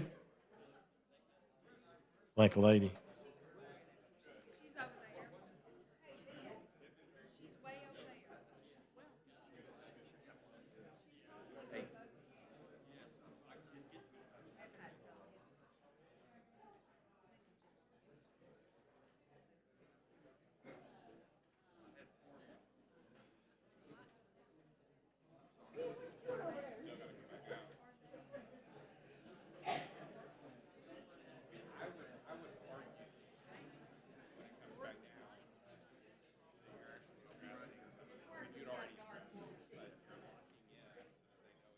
Mr. Clerk, let's call back HB 429. On page 60 of the calendar, House Bill number 429 with substitute by Representative Keel, relating to the Entertainment Industry Incentive Act of 2009. Representative Keel. Thank you, Mr. Speaker. Move final passage. Chair recognizes the gentleman from Morgan, Representative Steinhagen.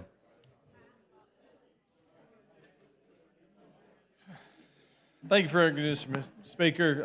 Have an amendment, as we discussed. Clerk, see the amendment. Amendment to House Bill number 429 by Representative Steinhagen. Mr. Leader, you care to explain your amendment? Yes, sir, Mr. Speaker. Basically, this amendment just raises the cap to $50 million. Mr. Keel. That's what it does. It's favorable. Favorable.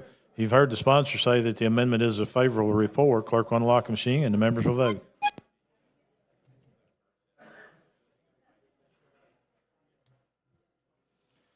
Clerk will lock the machine, record the votes. 95 ayes, 0 nays, and the amendment has been adopted. Representative Keel. Thank you, Mr. Speaker. I move final passage. That is the question, is final passage of HB 429. Clerk will unlock the machine and the members will vote.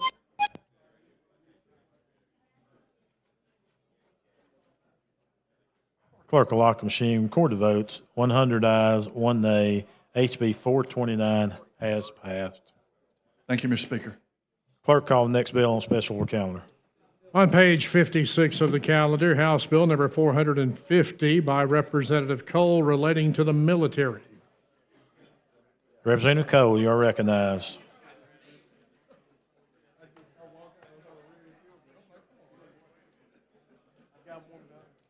You do.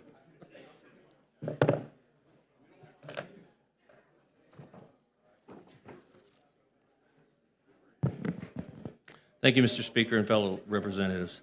HB 450 simply intends to show that all references to the United States Uniformed Service in the Code of Alabama 1975 includes the Public Health Service Commission Corps and the National Oceanic Atmospheric Administration Commissioned Officer Corps.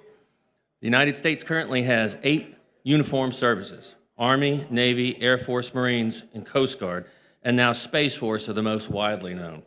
However, there are 2 other uniformed services which go widely unknown, and they are the United States Public Health Service Commission Corps and the National Oceanic Atmospheric Administration Commissioner Officer Corps. The Public Health Service has over 6,000 officers in 800 locations across the world, as well as 11 professional categories. Their main job is to serve agencies across the government as physicians, nurses, dentists, veterinarian and scientists, engineers, and professionals.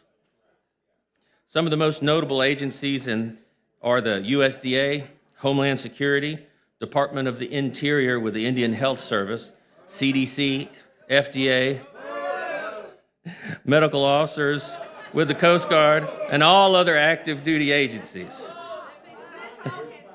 I think question for the body is adoption of the BIR. Mr. Speaker, I move for the adoption of the BIR. I think that's a good move. Yes, sir. Clerk, unlock the machine and members will vote.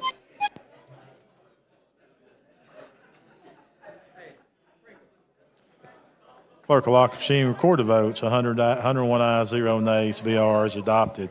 Thank you, Mr. Speaker. And with that, I'd move for a final passage. That is the question's final passage of HB 450. Clerk, unlock the machine and members will vote.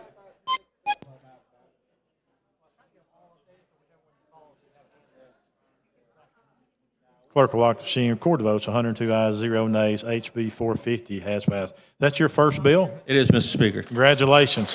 Thank you. Thank you very much, Mr. Speaker. Thank you, members of the House. Clerk, call next bill.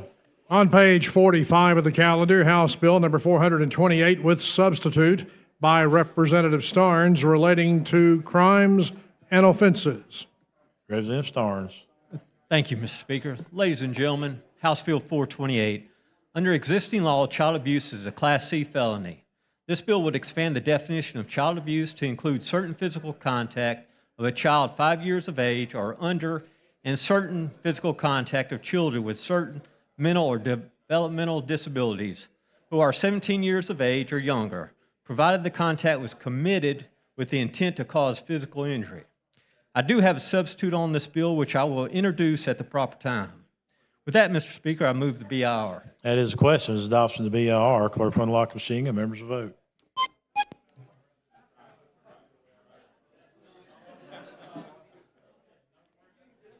Clerk will lock the machine, record the votes. 102 ayes, 0 nays. BIR is adopted. Representative Starnes. Mr. Speaker, I have a substitute for this bill, which was engrossed from committee, and the substitute does the following. The District Attorney Association and DHR drafted this substitute. Under existing law, child abuse is a Class C felony. This bill would define mistreat to include intentional behavior that inflicts unnecessary or unjustifiable pain or suffering on a child without causing physical injury to the child, and would expand the definition of child abuse to include willful mistreatment. Mr. Speaker, I move for adoption of the substitute. You've heard the explanation of the substitute. Clerk unlock the machine and members will vote.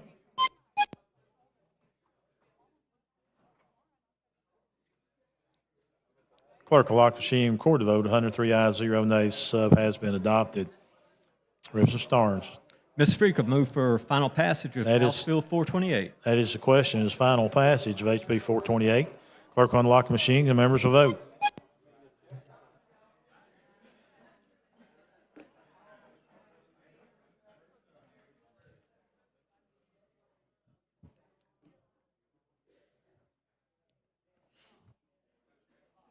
Clerk will lock the machine, record the votes, 101 ayes, 0 nays. HB 428 has passed.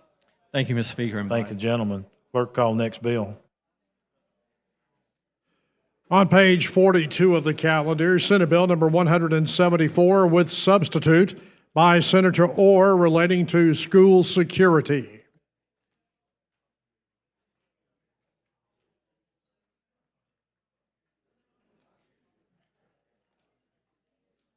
Mr. Speaker, we passed the House bill earlier, we conceded, which we'll carry this bill over. All in favor of carrying the bill over, say aye. Any opposed? The bill has been carried over. Clerk, call next bill. On page 66 of the calendar, House Bill number 436 by Representative Tillman relating to the Youthful Offender Act. Representative Tillman, you're recognized. Thank you, Mr. Speaker. House members,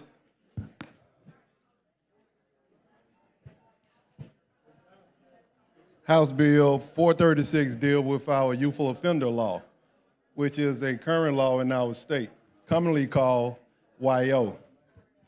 This bill does not change, disrupt, or alter the substantive parts of the youthful offender law. Everything is still based upon the judge's discretion. The only thing this bill addresses is the age limit to 21 to make sure that throughout the state of Alabama it's consistent, it's uniform, and it's definitive when it comes to the age of 21. So with that, Mr. Speaker, I ask for the BR. That is question, adoption of the BR. Clerk will unlock the machine and members will vote.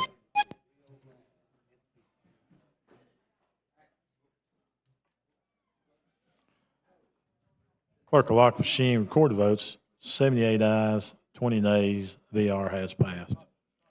Representative Tillman. All right, Mr. Speaker, I will ask for final passage of HB 436. That is the question, is final passage of HB 436. Clerk will unlock the machine and members will vote.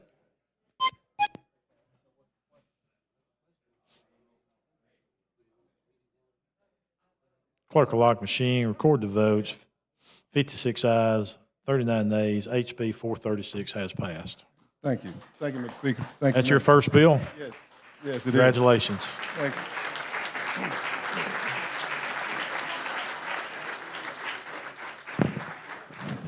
Clerk, call next bill. On page 36 of the calendar, House Bill number 347 by Representative Moore P. relating to residential real estate. Representative Moore. Thank you, Mr. Speaker. So HB 347 is a bill that relates to cluster mailboxes. The Postal Service has said that they would like to see a preferred method of cluster mailboxes. This bill would prohibit the installation of centralized mail delivery services by a residential real estate developer in certain new residential neighborhoods. There are no questions, Mr. Speaker. That is the question, is adoption of the BIR. Clerk will unlock the machine and members will vote.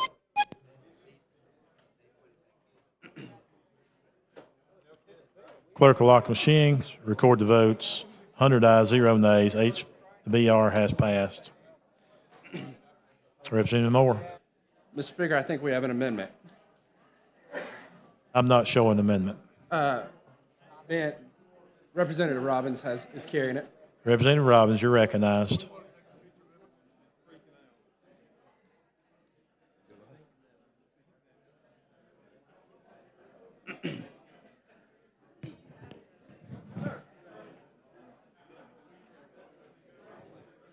Hi, Representative Moore. I have an amendment. I think that's a friendly amendment. So this amendment clarifies some aspects of the bill, where in the bill it states that it just clarifies that if there's not an HOA in effect, how the voting would take place. And it also clarifies about placing the cluster mailboxes in right-of-ways and zoning requirements in historic districts, and it also exempts manufactured homes from this because this your bill is dealing with stick-built houses, and just want to make sure they don't get lumped in. So, sure. I guess. Clerk, see the amendment. Amendment to House Bill number 347 by Representative Robbins. I've heard the explanation of the amendment. Chair recognizes the lady from Madison, Representative Hall. Yeah, I should have handed it.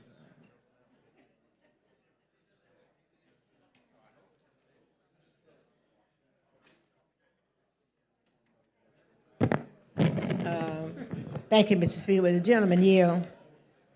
Yes, And ma'am. Tell me where your amendment is going. And I heard you say there's no homeowners association. Right, If they well, don't have, if they don't have a homeowners association, they don't have No, central. ma'am, right now, it states how the voting would take place. My amendment, if you read place lines 66 through 60. Oh, I don't have that.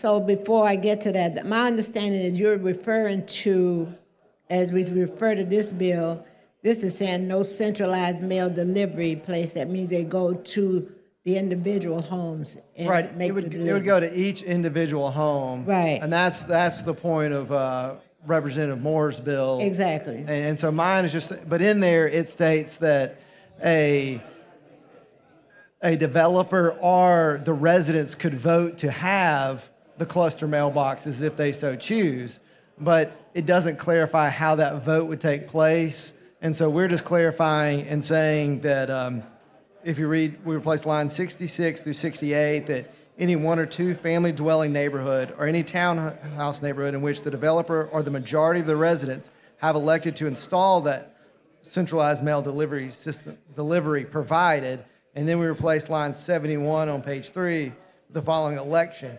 Unless there exists an active homeowners association whereby members will vote pursuant to the homeowners association, only one resident of each dwelling acting on behalf of any other residents of the dwelling may cast a vote. So what that is, so the whole point is you wouldn't want every resident in the subdivision to be able to vote because one house might have 10 residents and one house might only have one. So it makes it so each lot has one vote. So it's only one member from each household. Correct. Okay. That's if there's not an HOA, so we just clarified that. So if there's an HOA, the HOA would be binding upon them, but if not, there is no HOA, you would have this voting system. And then it also, the amendment states on replace lines 72 through 77 on page 3 with the following: any installation by the United States Postal Service. And then number 6, the provision of this section shall not apply to manufactured homes. And then section 3, where installation is not prohibited under this section or any other law, centralized mail delivery devices not exceeding 62 inches in height may be located within any county, municipal right-of-way, or easement if doing so allows for the safe, convenient accessibility of the centralized mail delivery devices, provided the local government approves the location of that device. And then B, within that new section 3, other than the enforcement of zoning requirements in a historic district and except as provided under this section, no local government shall adopt any additional requirements by local ordinance or regulation pertaining to the establishment of centralized mail delivery or the installation of centralized mail delivery devices. So what that is that if the local government allows, you could place it within the right-of-way, but you have to get approval if you are the developer or the residents and want a centralized mail delivery system. You can have that placed in the right-of-way if you get approval from your local government, whether that be a municipality or a county.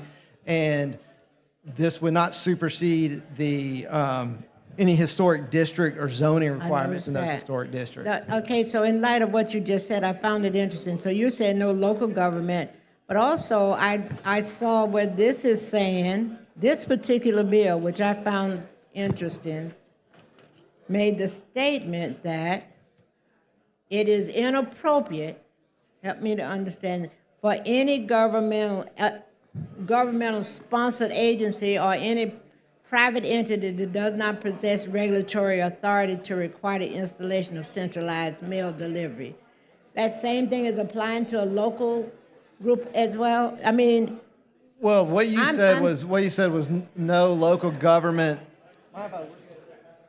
This is in the bill, the original bill.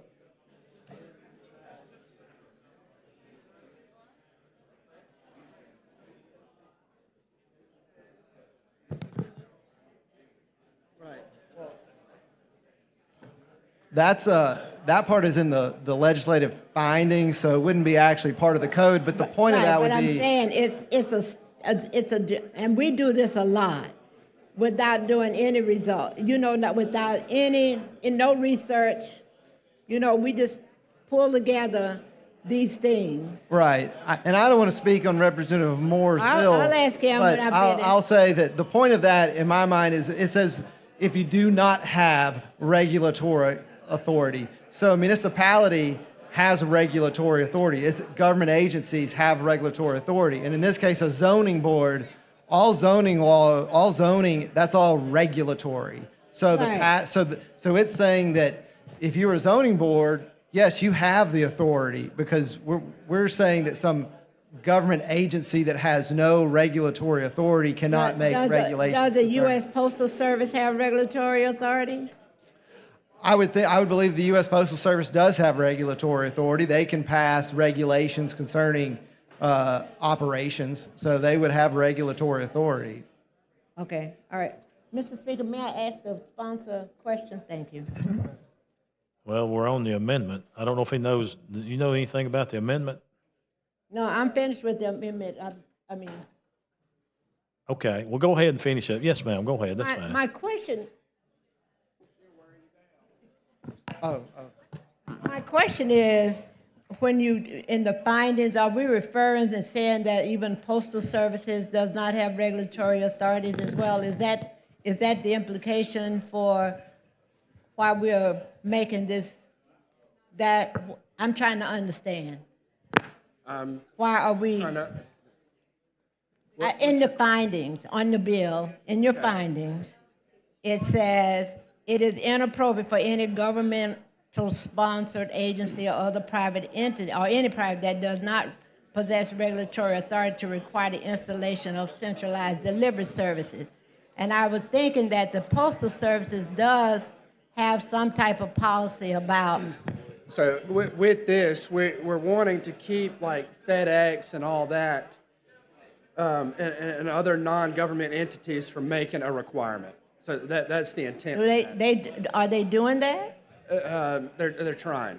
They've been trying? What we're trying to do is prevent that from happening.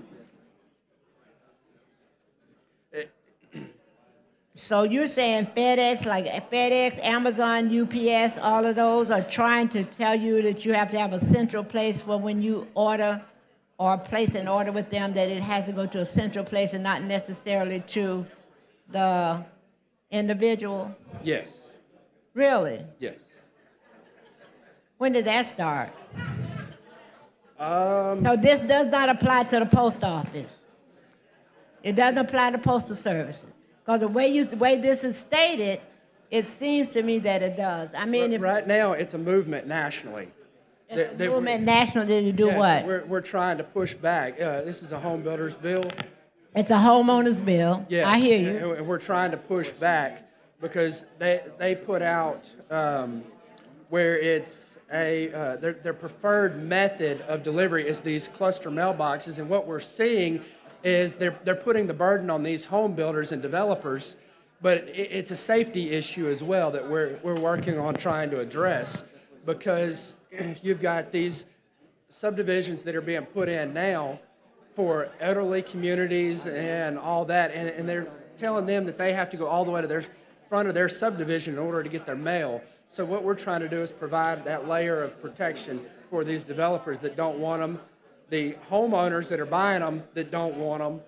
I understand. I'm just trying to say, so you're saying, I hear what you're saying. So, and so this is, what you're saying that you're working to prevent this from happening. It's not, is it happening now? It is. And it's an we issue actually now? have some up in Madison County that it's happening too. And it's by FedEx and the Postal Service too? Mm-hmm. Telling people that if they have an address, I'm trying to understand. So you're telling me the Postal Service is saying if you have an address here at 5024 Lingale Drive, or wherever, if you're in a development area, and there's a centralized mailbox, that you have to get your package at that place versus at your apartment? Is that what I'm trying to understand? At your home. If there's an apartment And the lady's complex time has condominium- expired. Thank you. Yes, ma'am. Question for the body is adoption of the floor amendment. Clerk will unlock the machine and members will vote.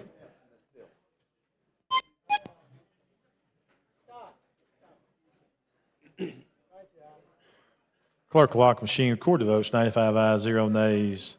Floor amendment has been adopted. Representative Moore. Mr. Speaker, if there are no further questions, I ask for final passage. That is questions, final passage of HB 347. Clerk will unlock the machine and members will vote.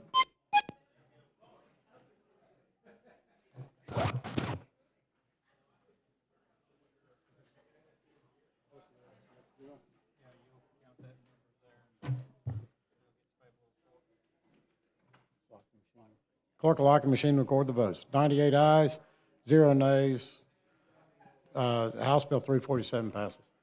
Clerk, call the next bill on the special order calendar. On page 48 of the calendar, Senate Bill number 225 by Senator Weaver, relating to the Department of Corrections. All right, thank you, Mr. Speaker.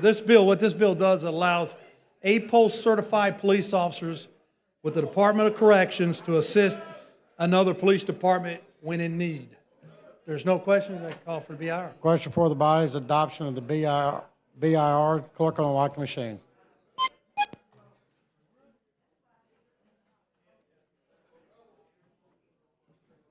Clerk will lock the machine. Clerk will lock the machine and record the vote. 103 ayes, no nays. The BIR is adopted.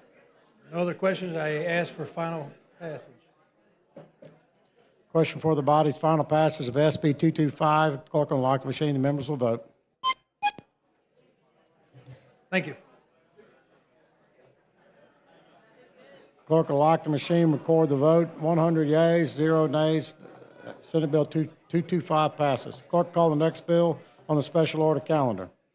On page 39 of the calendar, House Bill number 377 by Representative South, relating to the Board of Adjustment.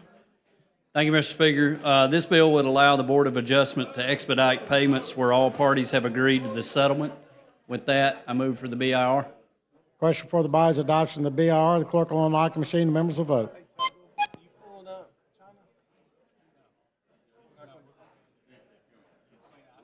Clerk will lock the machine and record the votes. 101 yeas, no nays.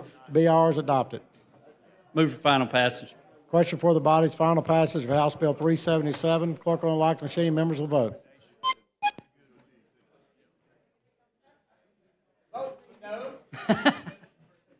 Clerk will lock the machine, record the vote. 101 yeas, 0 nays. House Bill 377 passes. Thank you, Mr. Clerk, call the next bill on the special order calendar. On page 41 of the calendar, Senate Bill number 60 by Senator Weaver, relating to the Board of Nursing. Relating to the Board of Nursing to amend sections of existing Code of Alabama to remove the cap on the amount of loans awarded annually and to provide further definitions of critical need areas. What this does is it replaces the cap or removes the cap on the $15,000 up to $15,000 for the first year for critical nursing skills and no more than 5% in subsequent years. I'd like to ask for the BIR. That is questions. Adoption of BIR. Clerk will unlock the machine and members will vote.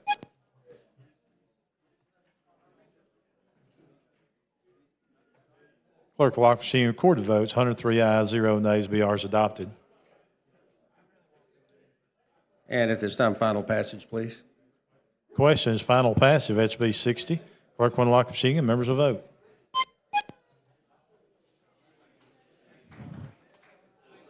Thank you. Clerk will lock the machine, record the vote. 100 ayes, 0 nays.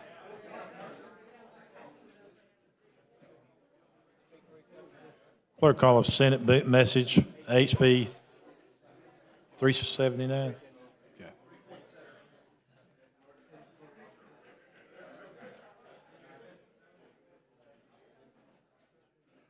Message from the Senate, Mr. Speaker. The Senate is amended as therein shown, and as amended is passed the following House bill and returns same herewith to the House of Representatives. House Bill number 379, relating to the acquisition of title of real estate. Mr. Stathagen, you're recognized. Thank you, Mr. Speaker. House Bill 379 was subbed in the Senate. I think everybody in the body will be pleased with the changes they made. Basically, it states that the Chinese government, entities of the government, cannot purchase agricultural land, land within a 10-mile radius of a military institution or critical infrastructure. It does not single out individuals of our state. And with that, I concur, sir. You heard the explanation. Clerk will unlock the machine and members will vote.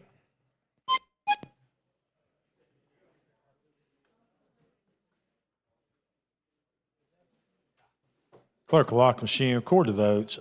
80 ayes, 18 nays, 3 abstentions. HB 379 has passed. Thank you, Mr. Chairman, body. Thanks, gentlemen. Chair recognizes the gentleman from Mobile.